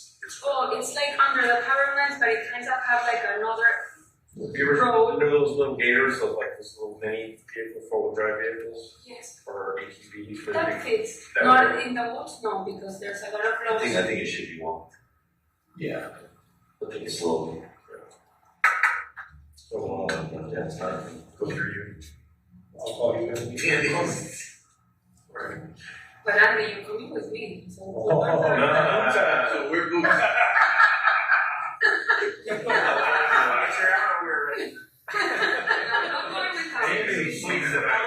I have to be in court first thing tomorrow morning, so this is gonna happen. It probably takes some more time. Yeah, I mean, total resources of the water property. What if we go with 2 guys that knows motor and we go behind? Well, we'll just. in a perfect world, yes, but. We'll figure the logistics out. When do you wanna do this? When? As soon as we can. Tomorrow, Saturday. Tomorrow's Oh, tomorrow's Friday. Right. Yeah, no. Tomorrow, Saturday, Sunday, whatever. Alright. Saturday I can't, tomorrow I'm in court first thing in the morning, which I could try to, get done quickly. Yeah. Which court? No. Oh, God. I'll take care of that. All of that. Well, you want to take care of it? I mean, if you want, go. I can get out of there. Hopefully I'll be able to get out of there quickly. When you get there, just text me and I'll tell them to give you whatever date you want to get you done. It's easy. Well, I don't have that much clothes, guys. I would like to start home without. Yeah, she's homeless. She has no So what do clothes. you want to arrange now? So, and I have this thing in the foot that I cannot put a boot. So, the GPS. You might set something up. Okay. So, but I need another shoes. Otherwise, I don't have clothes. I can make. Look, I have no problem. We can here, bring her in and let her get what she wants for her. So, Okay. great. They're the clothes already come. Okay. I can give you, that's another thing I have to ask. Can I give you like a list because Nicole is living on the. They're gonna let you go in. If you don't care. They're gonna let you go in. Oh, it's fine. Okay. Can I take Nicole or it's like a mess, like everything? Yeah, probably better not to take her out, but in case, talk to her about what she wants and see if look, say, if I can go and get you whatever you want, what would you get? And then No, if and you I get it know all for her, the ski equipment. if you get it for is her, the then you most surprise her, priority. that way we'll try and get it done for you. But I'd rather her not. Because if she goes and there is something, it's not going to be a good sight. Is the house like a mess, like upside down? I don't think so. It's pretty neat. They just don't understand what they're saying. If there's something in there that is a surprise and it's terrible, you don't want Yeah, it. it's- Okay, no, I'll go wherever it takes me. When The most important is take her ski equipment out of there because she's going to Argentina and she's training and competing. Listen, they just told you to go in and get it. Yeah. Okay? So you're. It's so I can plan ahead for those guys out there. I mean, what time frame would you be looking at? I just gotta make some calls. Yeah, but it's something. My only responsibility now is take Nicole to school. But I think you have the schedule. She has school tomorrow. I don't know what to do. Can I ask my mom? Yeah. Or no. Well, if she has school, she starts at 8, so again, same 6:40, blah, blah. I'll have time after we finish the call. Yeah, well, we have guys there, I just want to give that, we'll figure it out, give them the time when you're showing up, get her in, talk to the state's attorney, this is good, just build this escort her through, get whatever she needs to get. And then we'll find a day where we can all go for a little higher. Is it going to be tomorrow? Hopefully. Well, my only thing is if we go on that. If not, It doesn't matter. That's what I mean. I'm just saying if we found something. But some cases. No. But this part we can do in a car, because we're not going to walk all this. This is going to take forever. I gotta lose some weight, so. Yeah. We're going to know, I lost already 3 kilos. This we can do in a car. This is the part that we need a moto or walk. Because this is in between the trees, there's a log. This part we can do perfectly in car, and this takes in car maybe 5 minutes. Well, there's a part that we go, I think, yes, we can. They'll set it up, don't worry. We'll get it figured out. Do you want to see if they want to do that? Yeah, I can call, they're there, so holding the house, so. They just have to be a little swinging by the way home to get the stuff she wants. But I have to pick up Nicole at 5. We better get going. Where is she? It's 5:04. In the school. You gotta go. You gotta go now. Well, I know, but I'm with you. No, what I'm saying, if we're gonna do that, let's do it. Well, I'll call up there. But. We'll do it. We'll coordinate. Yeah, we'll fix that. We won't do it But I today, have we'll do it to- tomorrow. yes, You're gonna pick her up, because you're gonna meet with her, you know don't what, spend her because- time with tonight. Don't do that. Be a mom tonight. Tomorrow you drop her off at school, we'll figure the rest out. Yeah. Right. Because otherwise I go for work to you. Perfect. And I don't wanna, and in the house I'm not gonna go with you. Is it okay? You can go in the house. But you You guys can are go. gonna ask me questions? No. Nobody's gonna ask you anything. No. You're gonna get the stuff You're you gonna want. get your stuff, aren't you? Isn't that what you want? Get Nicole stuff, and I Yeah. mean, if I can And take things yes. from me, yes. Yeah. Okay, thank You won't talk, you won't ask me questions. Okay. We'll figure out what time. But I have to get the suitcase, all her boots, Yeah, so I'm gonna have to walk. Yeah, and just keep in mind, you don't have to answer. Like, we're not gonna be asking questions, we don't ever feel compelled like you have to answer anything. Like, you can stay quiet if you want. Like, it's your right. Tell us to be quiet if you want. Tell us, yeah. Yeah. If you want complete silence, we're not gonna say. No, but These are your rights. if Andy's not there, they're not gonna talk to you tomorrow. Look, we're not trying to do Is it anything gonna be- bad to you, we just wanna find Jennifer, and if you can And help you're us, not that's gonna put like, wonderful. okay, my fingerprints and stuff like that. That's already been done. Yeah. You're done, you're ready to do it, you're helping us. You're helping us, in which. We're walking with you. No, but I see the movies like, these are like the typical setup. No, there's no sense. Have we treated you? Have we in the room here done something different than what we told you ever? Other than when we took photos of the second phone that first day. No, we've treated you well. We're not lying to you, we want to lie here. Thank you. Well, thank you. Thanks, Michelle. Yeah. Go ahead. Take care, son. Yeah, go get her. Go get her. And then Andy will talk to you Right. tomorrow Okay, you can go pick up stuff, okay? okay, thank you. Can I take this as mine? Yeah. 13:59, perfect. This is mine. So you stay with the 15, credit card? yeah. You want 15, yeah.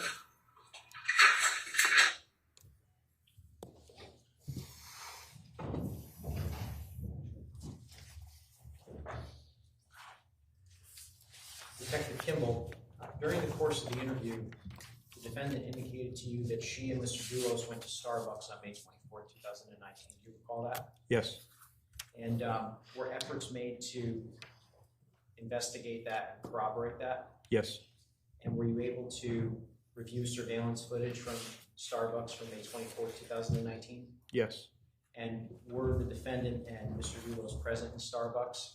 yes, they were. Would that have been before or after the trash was dumped? That would have been after. During the course of this interview, Pavel Gugliani's Toyota Tacoma was discussed. Do you recall that? Yes, Did the defendant ever indicate during this interview, June 6th, that that Toyota Tacoma was at 80 Mountain on May 24, 2019? no, she did not. Did you have occasion to interview the defendant again? Yes, What date? August 13, 2019. And between June 6, 2019 and August 13, 2019, did the investigation into the disappearance of Jennifer Dulos continue? Yes, it did. And did you learn additional information? Yes, we did. Did you have an opportunity to review surveillance footage and Fotis Dulos' phone? Yes, Did you have an opportunity to receive additional DNA information? yes, She was asked to participate in another interview, is that right? yes. I have nothing further at this time, Judge. Thank you. This is a natural break. We will resume at 3:30. Please do not discuss the case.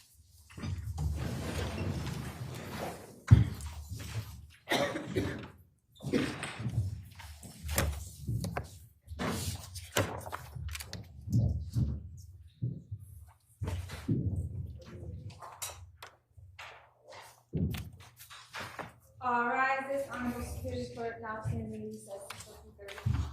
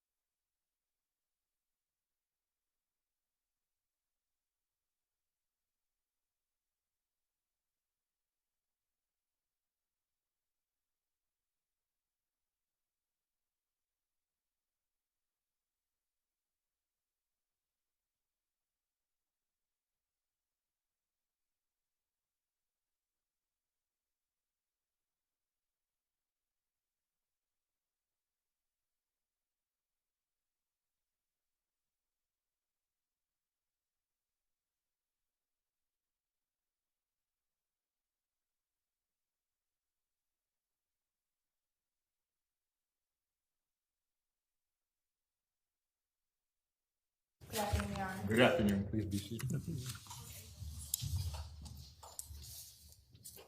We can bring the jury in, please.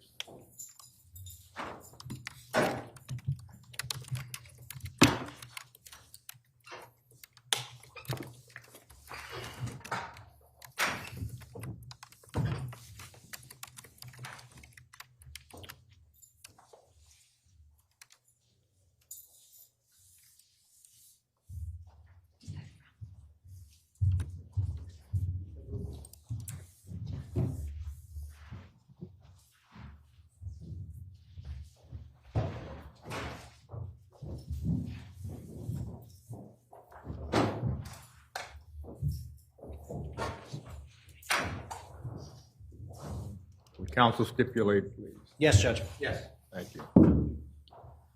And you have concluded your direct examination, Attorney McGinnis. I have, Judge. Attorney Schoen.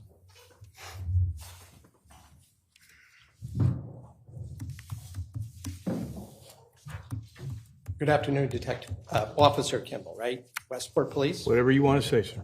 Good afternoon, Attorney Schoen. We've met before. Yes. We've spoken before. Yes. I may, because we've gone through the last couple of days a lot of testimony, I may move around a bit, but I will try to keep in some semblance of order, so that'll be something that's easier to follow. Okay. So, getting back to your testimony, you were involved in interviewing Michelle on 3 separate occasions. Is that correct? Yes. The first was at the New Canaan Police Department on June 2nd, 2019, right? Correct. The second was on June 6th, 2019 at the law office of Attorney Andrew Bowman in Westport, correct? Correct. And the third time was on August 13th, 2019 at State Police Headquarters Troop G, right? In Bridgeport. Correct. The quality of the video at the New Canaan Police Department on June 2nd, 2019 is not quite what it was when you were using your own equipment on June 6th. Is that a fair statement? Yes. And although I'll get to in a minute, there were actually on June 6th 2 separate cameras recording from different angles. Is that right? That is correct. And then when I show you a clip, which we probably won't get to today, you will see a leg of a tripod closer to where you were sitting, and that would have been the so-called second camera. Is that right? That's correct, yes. This first interview took place the night or the day after Michelle was arrested, correct? Correct. And that was an arrest for the charges relating to the what we see Mr. Dulos distributing trash in Albany Avenue in Hartford, correct? Yes. That's what she was under arrest for at that time, right? Correct. And you had prepared that warrant yourself, right? Yes. So you were involved in the investigation from almost from the very beginning, right? Yes. She was arrested at about 11 o'clock at night, right? Yes, 11:15. 11:15 at night Yeah. in Avon at the Residence Inn. Correct. You weren't present for that, right? That is correct, I was not. There were other detectives who went to the Avon, Connecticut Residence Inn, right? Mm-hmm. You got to answer yes or no. Yes. Yes. And there were also uniformed state troopers who were there as well, correct? Correct. You were made aware that at the time that she was arrested, she was already in bed in pajamas, right? I was not aware of that, no. You were not aware of that, all right? But you were aware, you were at the New Canaan Police Department at the time she was actually placed under arrest, correct? I don't know if I was at New Canaan at 11:15 p.m. I was there when she arrived on the 2nd. All right, so that was going to be my next question. You were en route there at some point and got there before she was transported from Avon down to New Canaan, right? Before she arrived in New Canaan, yes. And just so that I'm clear, when you had applied for this warrant, you were at that time only accusing her of assisting Mr. Dulos with what happened in Hartford, right? The charges. The charges were being. Right. And you didn't make the decision to have her brought from Avon down to New Canaan did you? You didn't make that decision, did you? No. And it's many miles from Avon, Connecticut down to New Canaan, isn't it? Yes. It's at least an hour and a half to maybe 2 hours, right? I don't know the approximate travel time, especially at night. And she arrived at the New Canaan police station, however, sometime certainly after midnight, maybe closer to 1 a.m. Is that the best of your recollection? That's my recollection is she arrived at 12:50 a.m. That's when I first saw her. And I think your testimony was she had made arrangements then with her attorney to meet with you later on that day, right? Because it's early in the morning now, maybe 1 or 2 in the morning, and she made arrangements when her lawyer could be there, right? When she first arrived, she hadn't made those arrangements, but they were made subsequent. Yeah. That's what I mean. Okay. I just want to make sure I'm answering your questions correctly. Right. That's all. She called her attorney, right? You have to answer yes or no. Yes. And the time that was set up was the time we see on the screen, about 2 o'clock in the afternoon when it starts, right? Yes.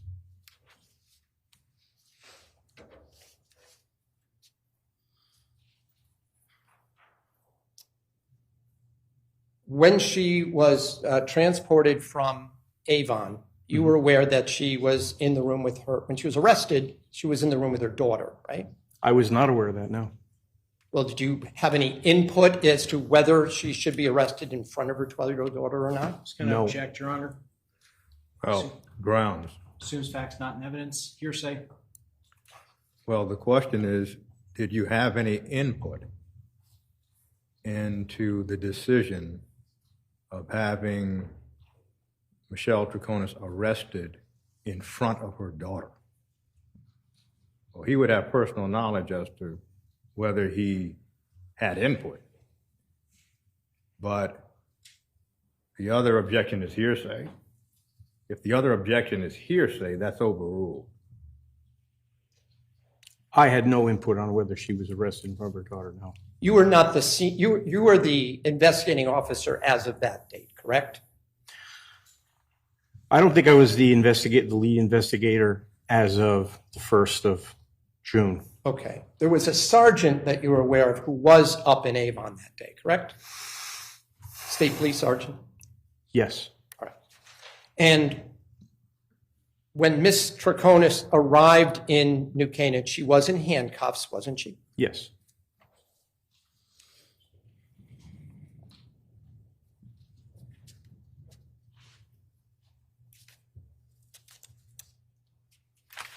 And you were made aware, and you were aware that she was brought to New Canaan because that's where the state's attorney, Colangelo, had said she should be brought, correct? Correct. Now, you've interviewed many people over the years as a police officer, correct? Yes. And you've actually received training in interrogation techniques, haven't you? In an interview and interrogation technique. And you've seen how people react when they're afraid, right? Yes.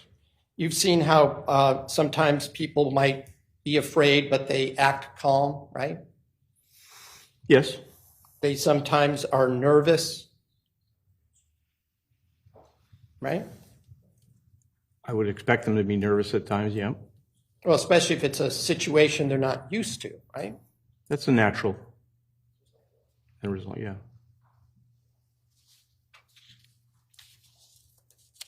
Unknown situations for a lot of people if they suddenly find themselves in police custody? Well, what is the question? All right. People react differently in your experience when they find themselves in police custody. Isn't that a fair statement? Yes. Once the interview started with Mr. Bowman present, right? Did you ever meet Attorney Bowman before? Not before that day, no, sir. Had you had any of the other officers in New Canaan who were there met him before? I don't know. Were you aware that he had been a lawyer for approximately 50 years? No, I was not. You didn't know that? No. Because I was going to ask, did you know that we were probably in high school or younger when he was already practicing law, but you don't know the answer to that, right? That's correct, I do not.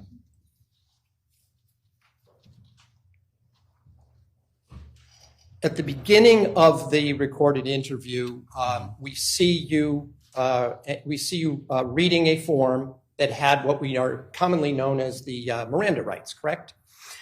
The notice and waiver of rights, correct.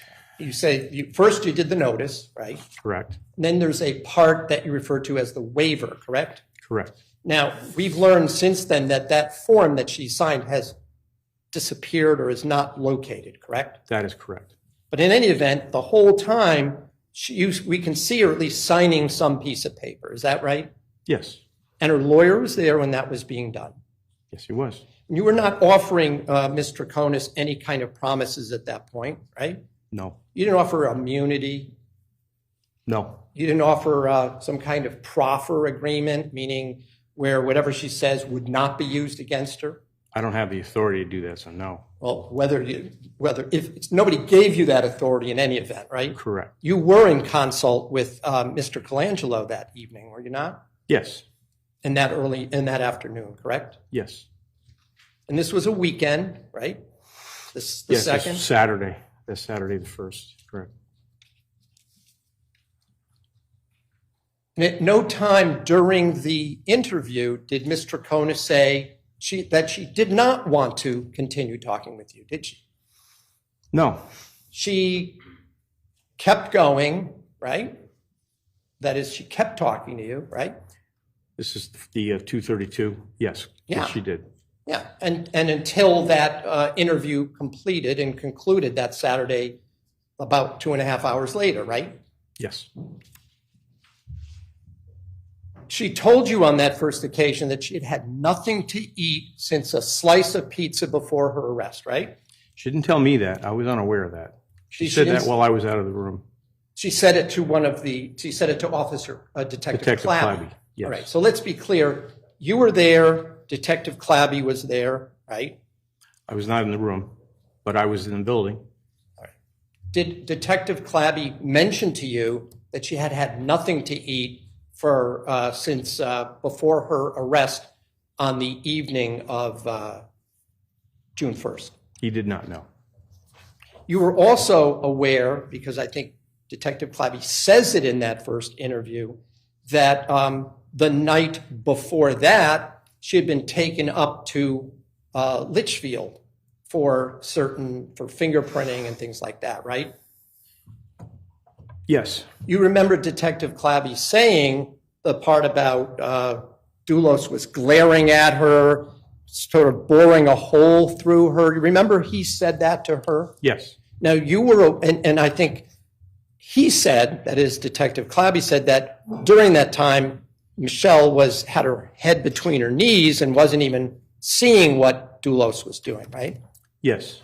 Is that why the two of you at that point expressed concern for her safety? Part of it, yes. As part of your technique in investigation, let me just be clear, in your training, are you allowed to feign concern if you wish? You know what I mean by that? I do. Yes, thank you. Yes. Are you allowed to lie to people who are being interrogated if they're adults? Presented deception, yes. And I think yesterday when you were asked a similar question by Mr. McGinnis, you said I think you used the term ruse. Is that correct? Ruse? A ruse. You can create a ruse, like a fake scenario. I don't remember saying that, but. You don't remember that? I don't remember saying that. Do you remember Mr. McGinnis asked you about, and I'll get to a more specific place, but he asked you about whether you told Michelle something that wasn't true, but the goal would be to use some kind of a false statement to try and elicit a response.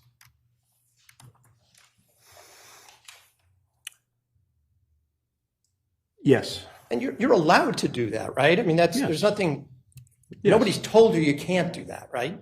No.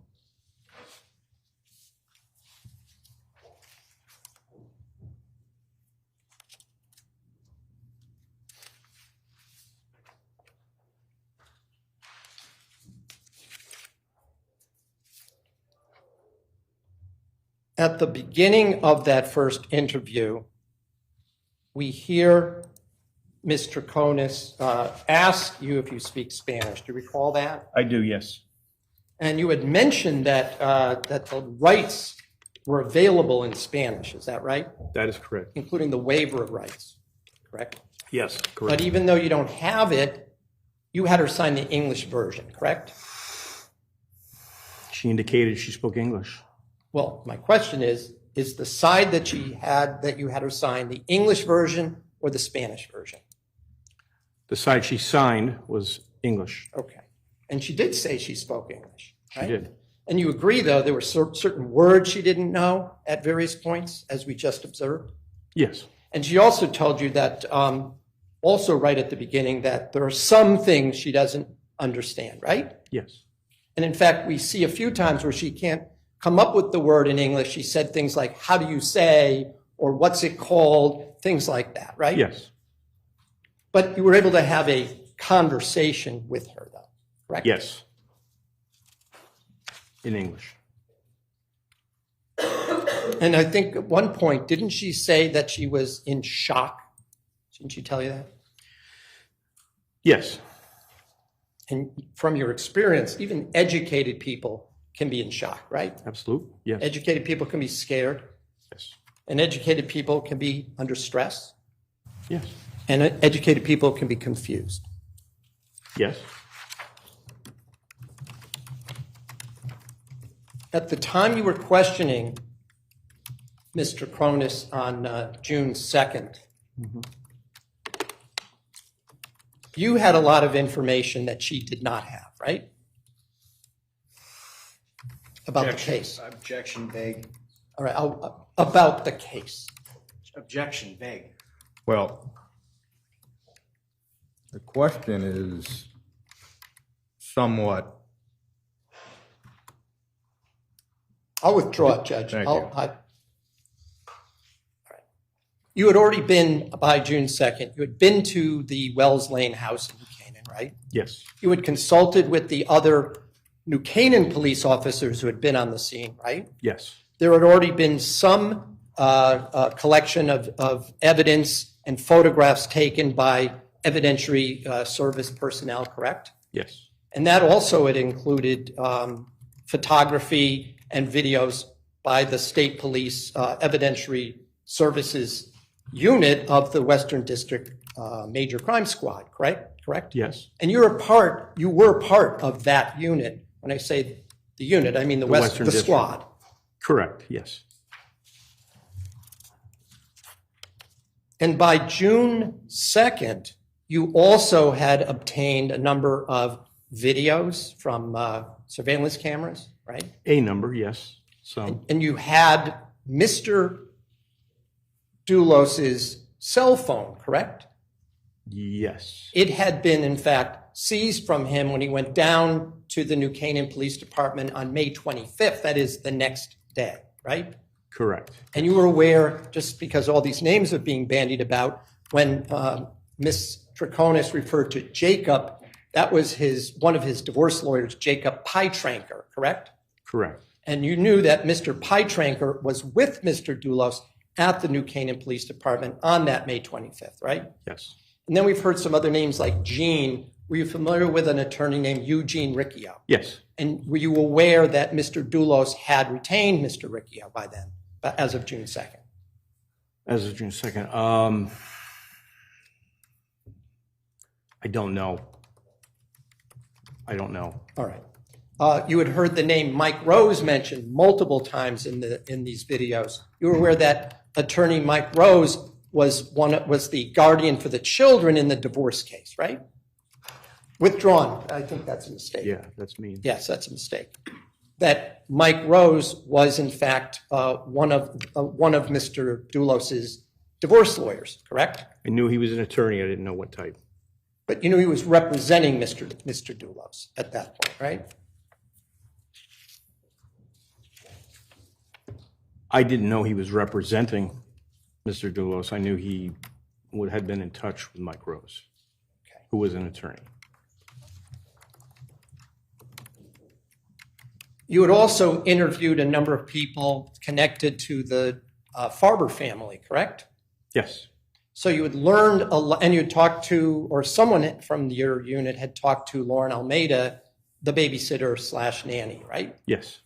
You had garnered a lot of information about what kind of person Mr. Dulos was, at least seemed to be from those interviews, correct? Correct, yes. And you conveyed a lot of that to Mr. Troconis on both the June 2nd and the June 6th interrogation dates, correct? During our interviews, yes. Now, when you said things such as that Dulos was a liar, he was a manipulator, he used people, were those just techniques to ruse, or were those things that those other individuals had actually said to you, and therefore you were sharing information that you had actually garnered? Those were things that we had heard about Mr. Dulos. So that was actual information we were sharing. You had learned that he at least appeared to be successful, right? Yes, yes. Living in a 15,000 square foot home, right? 10,000, yes.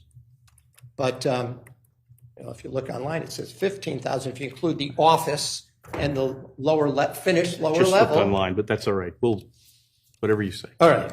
In any event, Large house. At the time, you'd never been to that house, correct? That's correct, yes. At some point, did you go to that house? Yes. So you know it's pretty massive, right? Yes. So I've already asked other people, so I don't need to go through with you, but you agreed it has something like 8 bedrooms? Yeah, yes. 6 or more baths? Sounds right, yes. All tiled, chandeliers, the whole works, right? Yes. You brought up at one point in this, I'm just going to jump quickly to the second interview about the kind of finances, how Michelle's finances sort of interacted, if you will, with Fotis Dulos' finances. Do you remember those questions? Yes. And in fact, Michelle said that except for a household credit card for buying food and stuff, she paid for her daughter in her own way, except maybe for certain plane tickets when they went on vacation. Isn't that what she said? Groceries and gas, I believe, is what she said she paid with that ticket, that credit card. But yes. And you either confirmed that or found nothing to dispute that, right? Correct. Now, I want to ask you about something that was said at one point on June 2nd after the rights were read, and I'm going to ask Bob, if you go to minute 11, I think we have the monitors on, please. This is of the June 2nd interview.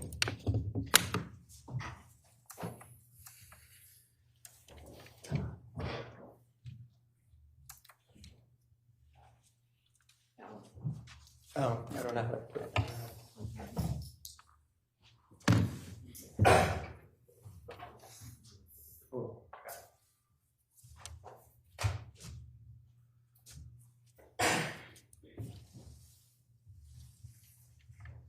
I know it's been a rough week, but they don't really understand or know about what we do. So We've seen you at some of your worst moments. We see the humanity in you, and we want people to know that it's there. There are probably people out there. I saw it the other night when you were having a hard time. Remember when we were doing the prints? I could see it, so you feel. And we understand that you could be. I don't know what happened to you. I don't know how I was treating you. I don't know what promised you. I told you. I know it's been in the last week. There's been a significant change in your lifestyle, and you're making a downward trajectory for you. So you look shell shocked quite frankly from me yesterday because we were saying you're safe. You look like and you're shocked. Right. And that's understandable. We understand that. All right. So she actually, you used the term shell-shocked, and she said she was in shock, right? Yes. And that just goes to, like I said, that was something that you might find a number of people, that's the reaction if they find themselves under arrest, right? Yes. And you'd agree that for many people, being arrested is a shocking experience. Yes.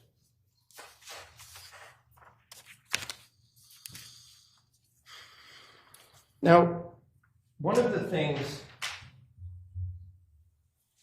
that you had learned, besides the financial situation that Mr. Dulos was in, was that he surrounded himself by well-off and successful people, right? We had heard that, yes. And you talked to some of those people, didn't you? You had interviewed some of them, right?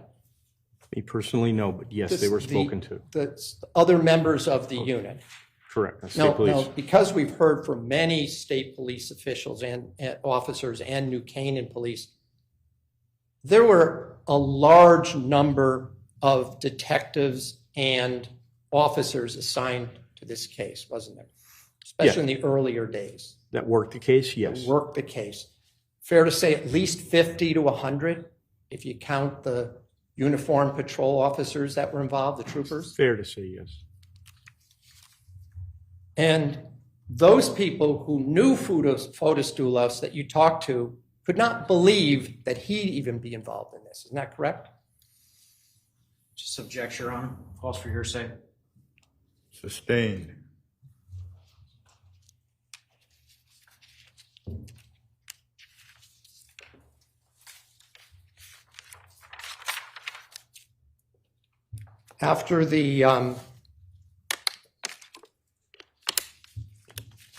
After you first met Michelle Troconis in the middle of the night, you saw her at the station when she went to, and then she was allowed to call the lawyer, right?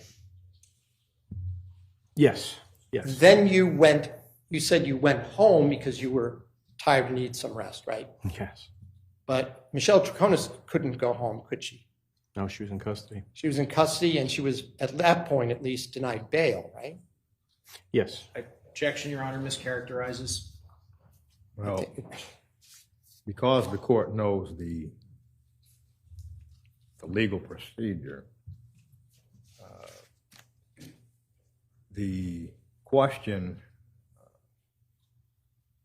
denied bail is a mischaracterization. All right, I'll rephrase. She was not allowed to post bail, was she?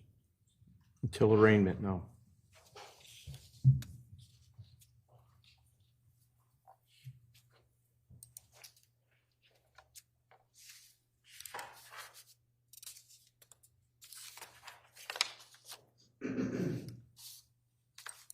I'm going to ask now, do you recall when you asked her to sort of convey what her day was like, to recount her day, that she then responded by using terms like what my normal day was? Remember that? During the first interview?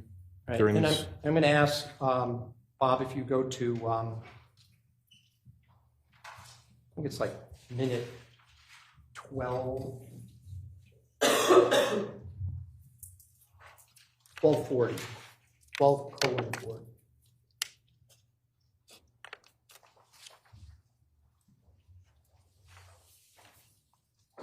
Or make it 12:30, actually.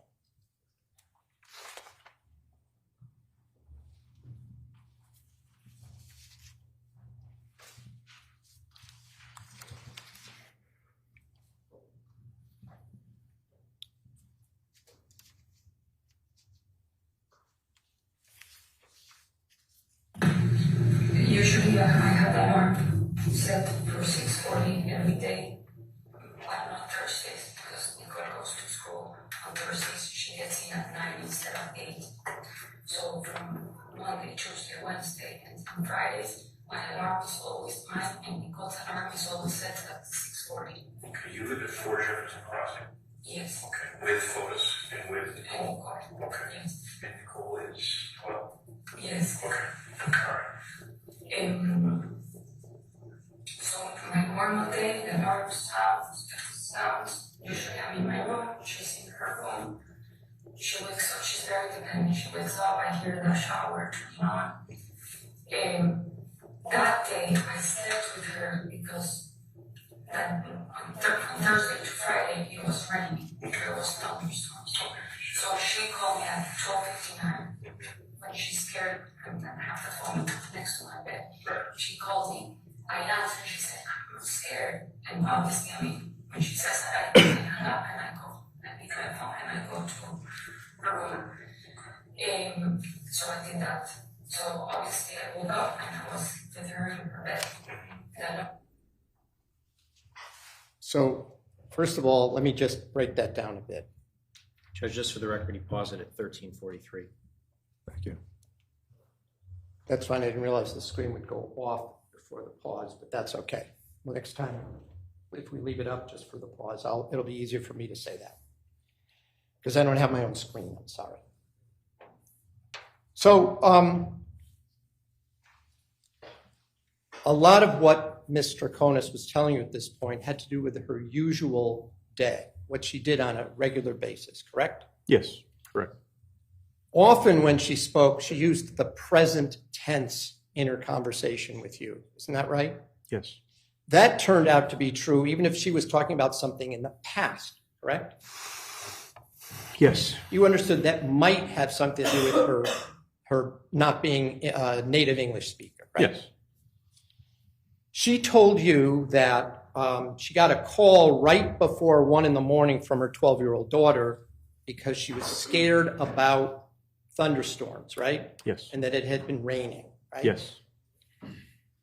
You said in answers to Mr. McGinnis's questions yesterday that you checked on some app like Weather Underground or something, that there were no storms in that area. Isn't that right? I checked on Weather Underground and timeanddate.com, and there was minimal precipitation. Not none, but only less than half an inch. And that was at Brainerd Airport, isn't that right? That was at Brainerd Airport, correct. Right. I'm going to offer Defense Exhibit K. Yeah. I have no objection to K. Defense K admitted as a full exhibit.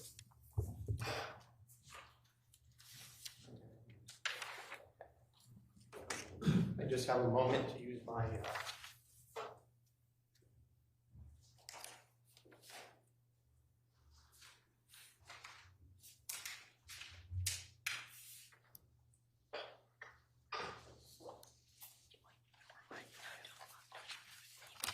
right. Yeah. Would you call up the map, please? That's on there. Now, do you recognize this from the Weather Service being from the early morning hours of May 24th, 2019 at 12:56 a.m.? Could you zoom in a little on the center, please?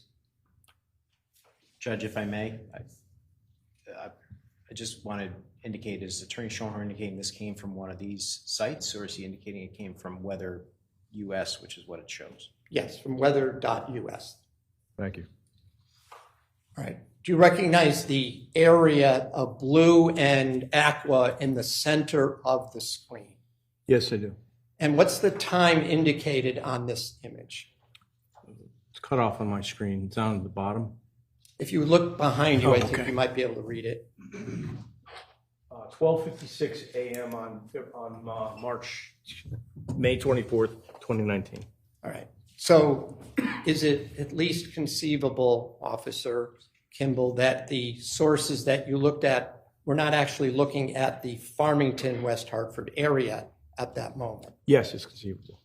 Okay. And I also just want to be clear, do you agree, if you look at this map, that this is the location where Fort Jefferson Crossing is? That blue area in the center there, it would include Fort Jefferson Crossing.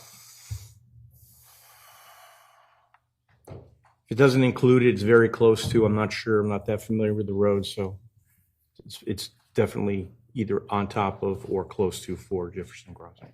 Then I have to ask you a different question. Now, as part of the investigation, and as we listen to the questioning, there's a lot of talk about the pond, the ski pond, right? Yes. And you're aware, so that everybody here is aware, that the ski pond was basically down the mountain. The house was on top of Avon Mountain, correct? Yes. And on both sides of Avon Mountain, there's roads that go up and up, but they're quite steep, correct? Yes. In fact, I don't know if you've ever had to cover that as a trooper, but you know that there have been very serious accidents going down the both sides of that mountain, Yes, right? more than. Including multiple fatalities, trucks running out of control, lots of injuries over the years, correct? Yes. So you were aware that the pond was sort of part of the Farmington River Valley, which was just below Avon Mountain, correct? When you say just below, can you give me a cardinal southwest? Sure.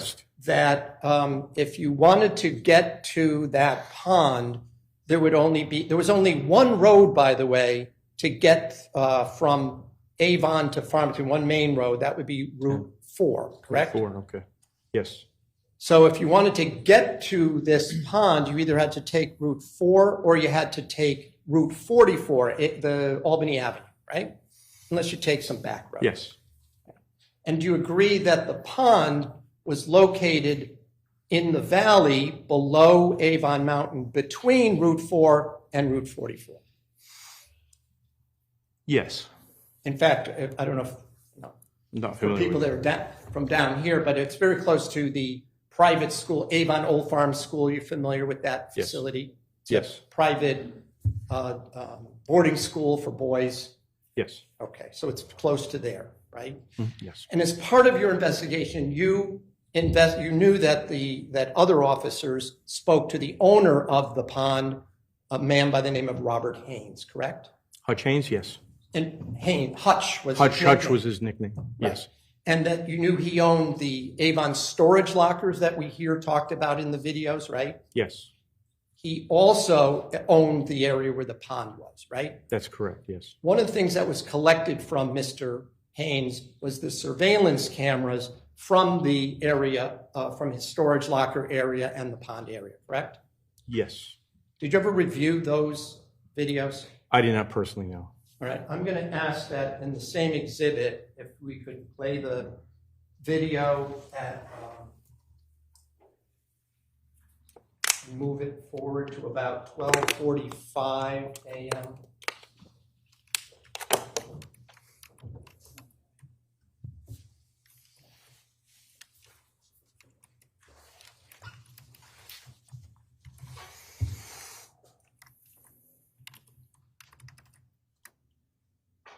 Can you tell us what you observed? It appears to be rain falling. Severely heavy rain? Yeah, yes. If we could just move it forward 3 or 4 minutes so we don't have to watch this exciting video.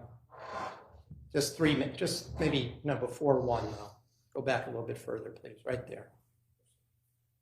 So at 12:54, it's still raining quite hard, is that right? Rain, I don't see any lightning, but yes, I do see rain. All right. Thank you. Can you just indicate for the record what you played? Yes, that is a section of the surveillance video from the Avon storage locker units on Old Farms Road in Avon, Connecticut. And which exhibit number is that, please? Oh, It's a letter. The same exhibit. Thank you. Okay. Thank you. When you said to Michelle point blank, we checked, there were no storms that night, were you trying to deceive her by saying that? I believe I said there was very little precipitation, but no, it was not an attempt at deception. It was a bona fide belief of mine at the time.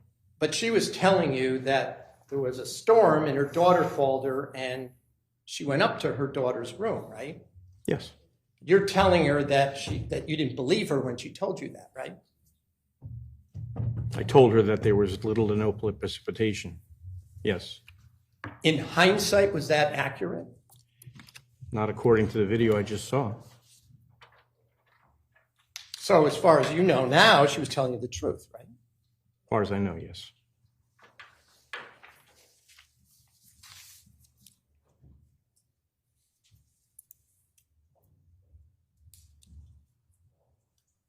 when we're talking about the beginning of that June 2nd, 2019 interview, and I don't want to play a lot of clips if we recall it. If not, then we'll play it. But you remember either you or Detective Clabby were telling Michelle that she, from what you knew, she was a good mom, right? Yes.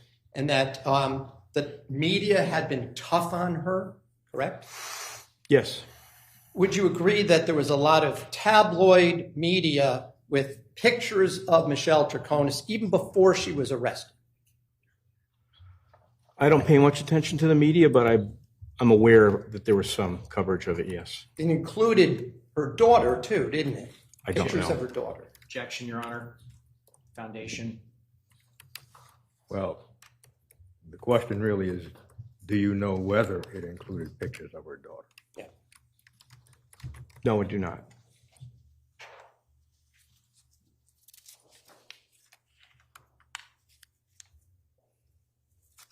Between the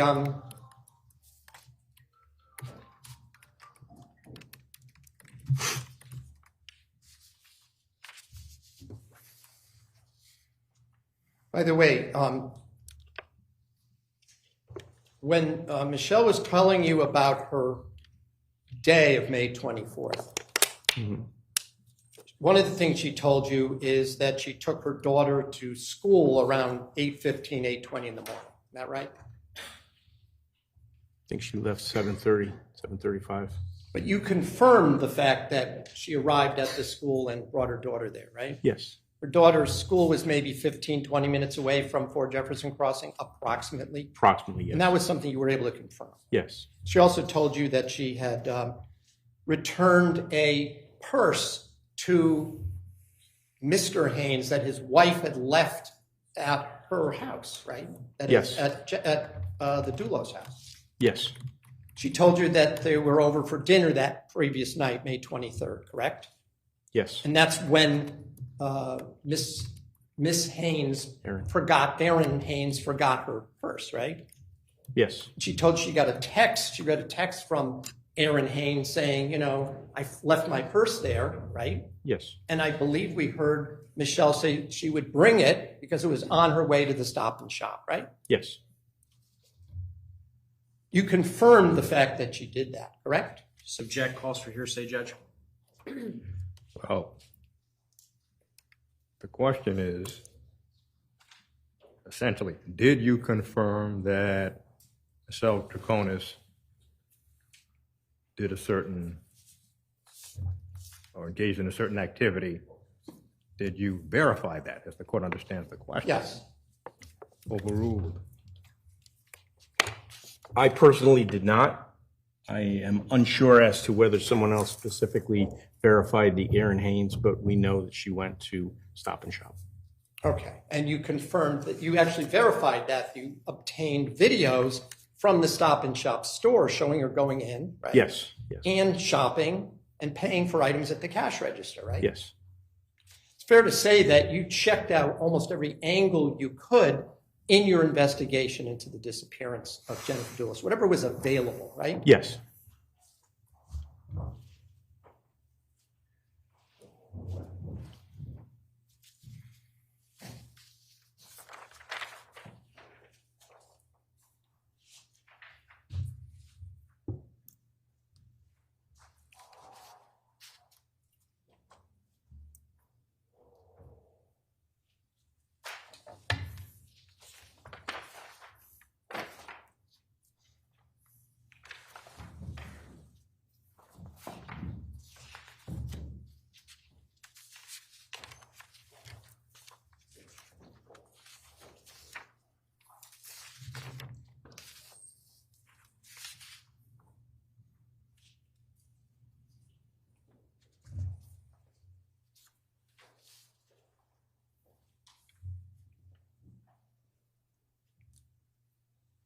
You met again with Michelle Troconis, as you indicated, 4 days later. Is that right?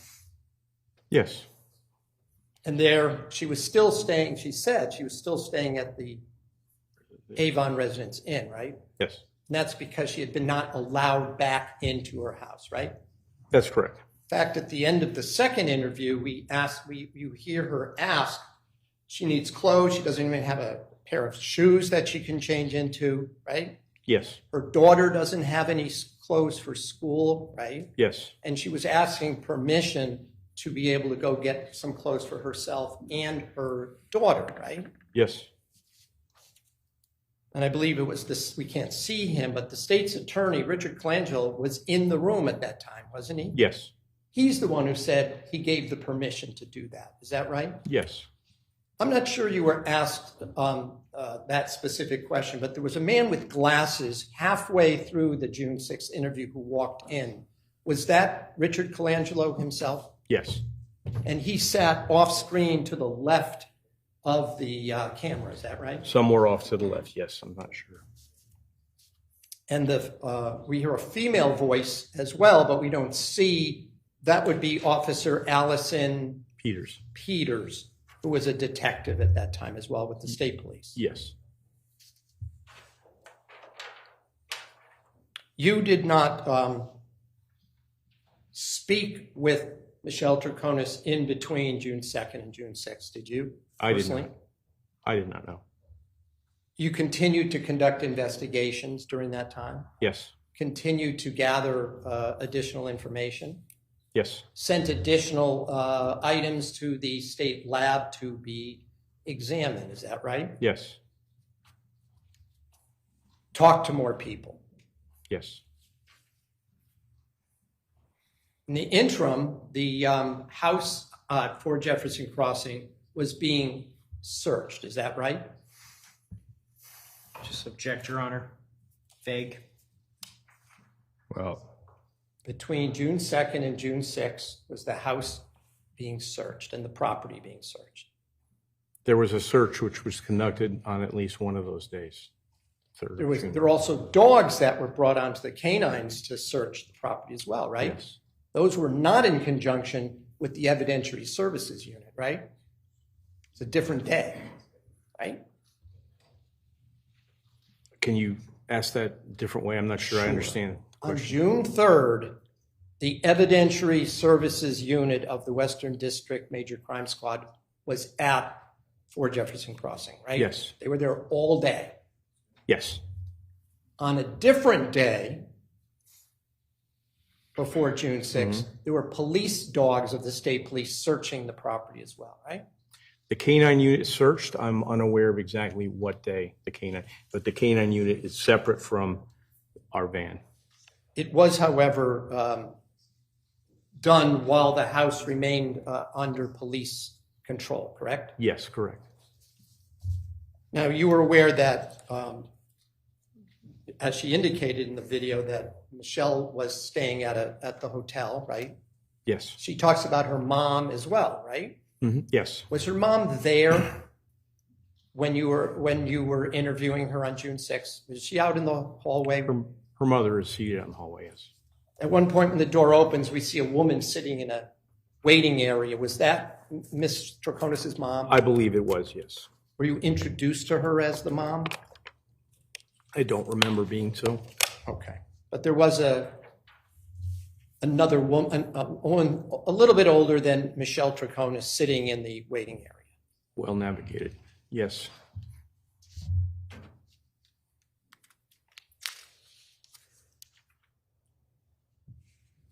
Now, at one point, we hear Mr. Bowman talk about how Ms. Troconis used her phone to pinpoint her whereabouts. Do you remember hearing him say that to you? So pinpoint her whereabouts. Go ahead. It's all right. My understanding was she referenced her phone to determine what she was doing around the general time of a phone call or of a text. Okay. So well, that's whereabouts as far as like physical whereabouts? Oh, no, time frames. Okay. Yes, I will agree with that. All right. And she didn't have her phone on either June 2nd or June 6th, did she? No, she did not. The phone had been seized on May 31st, correct? Yes. By the state police. Yes.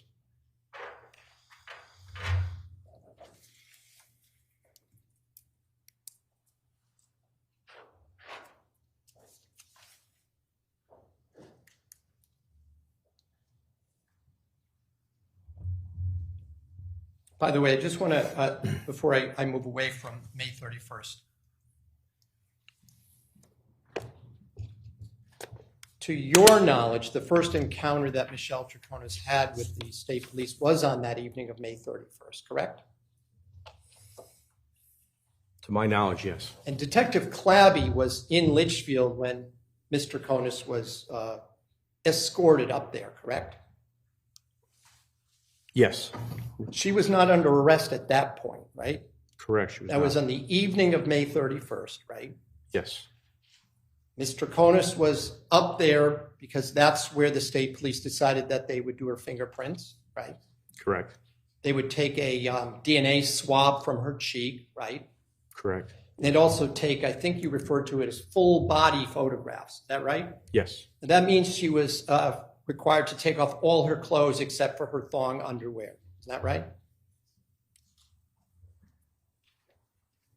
And perhaps her brassiere, I'm not sure. But everything else Down to underwear, yes. All right. And then a female police officer was brought in to take those pictures, right? That's correct, yes. And those pictures were of all parts of her body except for what the thong underwear and bra covered, right? Correct, yes.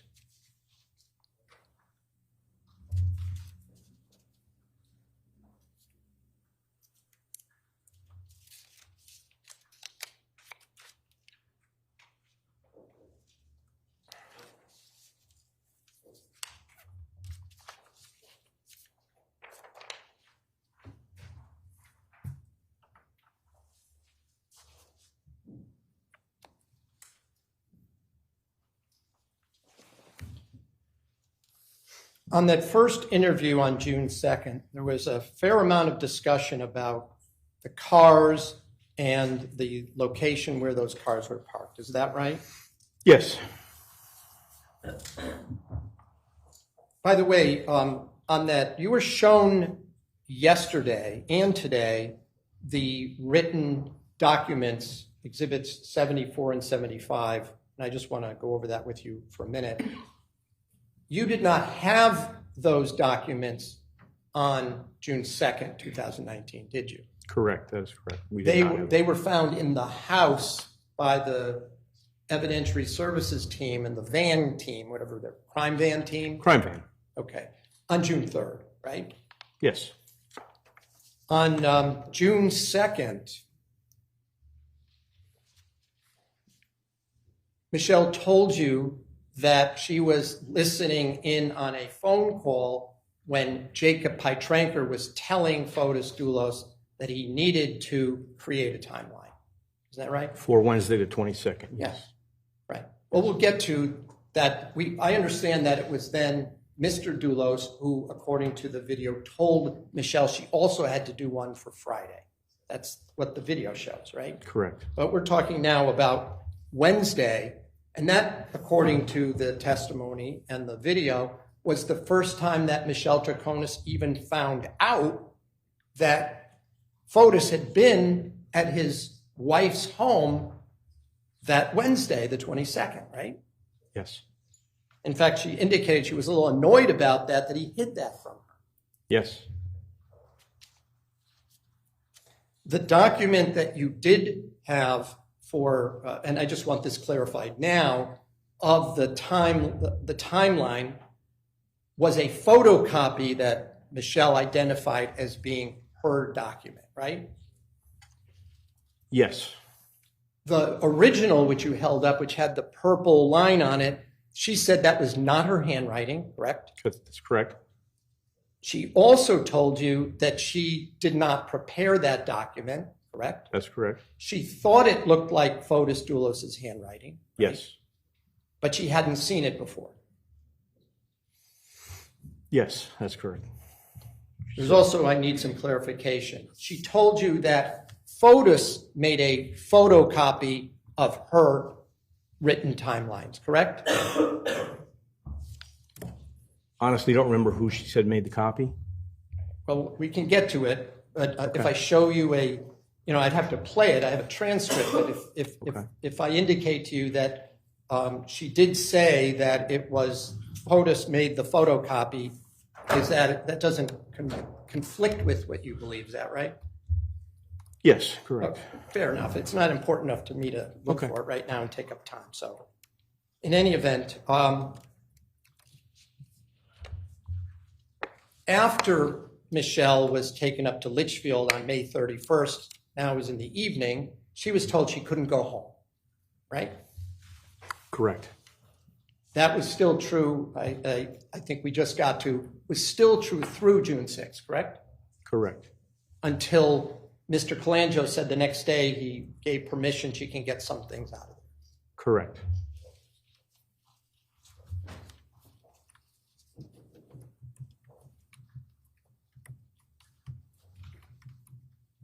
When Ms. Troconis told you that she gave the original of the Exhibit 75 to her attorney, you didn't know if that was true at that moment, correct? No, we didn't. Until when Mr. Bowman said, yes, she gave it to me, and he sort of held something up as we see in the video. Did you believe it then? To clarify, I'm not sure what she gave Attorney Bowman was the same document that she had prepared and was then photocopied, which we found. She had prepared a timeline, which she had presented to Attorney Bowman. Well, the two photocopies that were in Ms. Troconis' handwriting, one was a list of incoming and outgoing phone calls, right? Yes. In her handwriting. She identified it as her handwriting. And it appeared, I believe she said, but did it appear that she had needed to use her phone to document that item?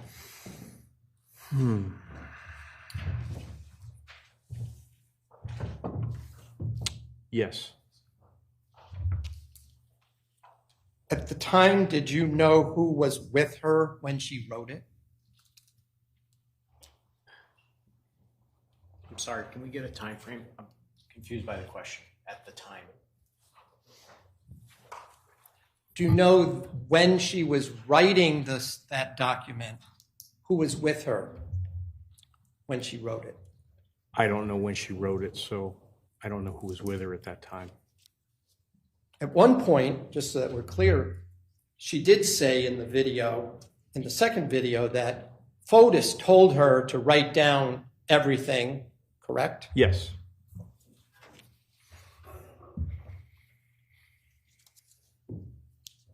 And didn't Attorney Bowman, in that first interview, say to you that Michelle relies on her phone for specific times? Isn't that what he said?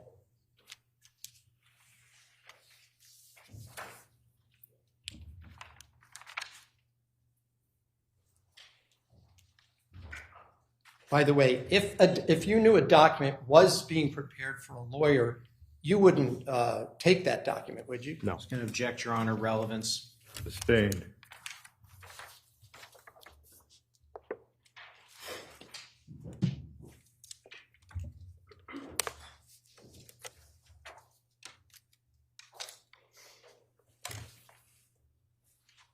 Now, Mr. Bowman indicated to you, if you recall yesterday, that, I think he said that, I want you to understand this is not rehearsed. Any attorney would go over everything together. It's common for attorneys to go over everything in detail. Do you remember that being said yesterday? Yes.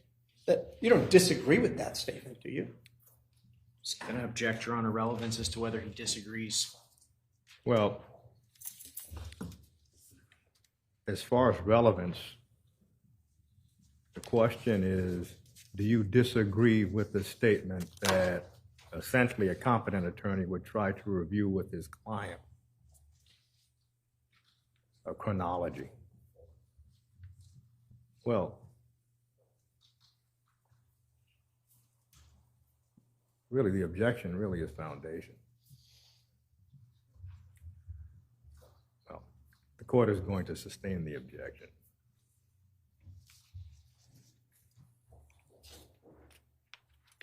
By the way, could Michelle have stopped answering questions at any time? Yes. Could her lawyer, if the lawyer had said, we're stopping, we're not going any further, would you have then stopped asking questions? Yes. That never happened, did it? Correct. And she never asked to stop, did she? Correct. Even after, did Detective Clabby mention that at one point she said she felt dizzy? Which interview are we talking? In the first interview. First interview. I don't remember that occasion.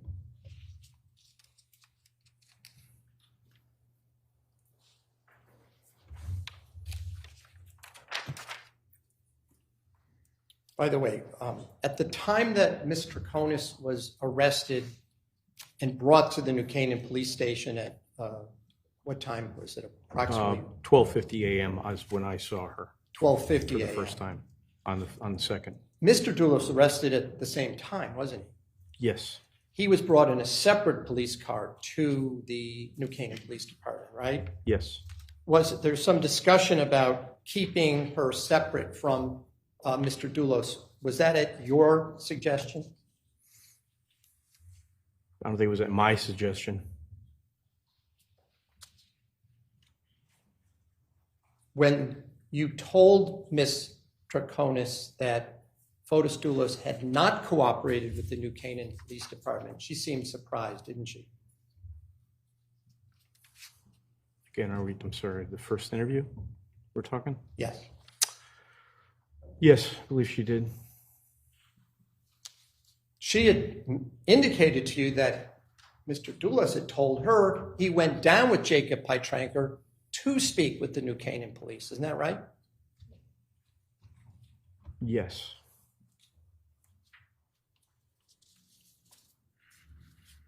Were you at the New Canaan police station on May 25th when Mr. Dulos came in with his lawyer? Yes, I was. But you were not downstairs in the foyer when Mr. Dulos and Mr. Pietranker came in, right? That's correct. So you were not a witness to whatever the interaction was with the New Canaan police officers that were there, right? Trooper Chris Allegro and Officer Tom Patton, but I was not a witness, no. Okay.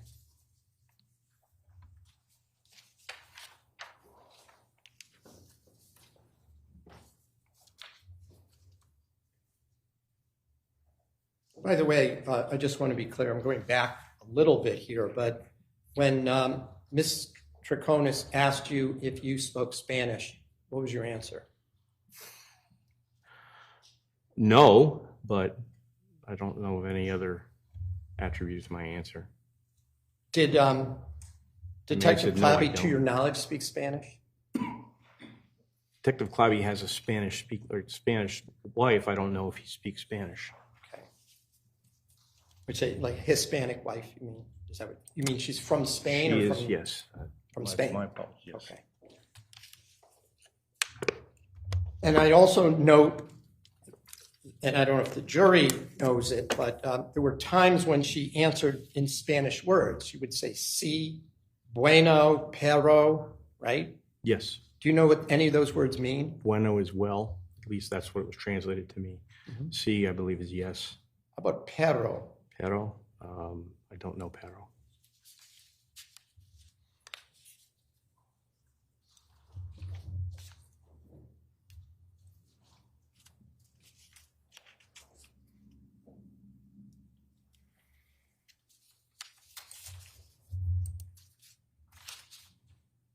I want to just ask you then some questions now about some of the, Judge, I was going to go into a different area. I don't know if this might be I could A natural squeeze out stopping another point. 5 minutes, but. Probably a natural stopping point. Yeah. Ladies and gentlemen, we will conclude today's proceeding. Please, as always, avoid any media coverage about the case and do not discuss with anyone any of the evidence in the case or anything about the case. We plan to resume on Monday morning at 10 o'clock. Have a safe weekend.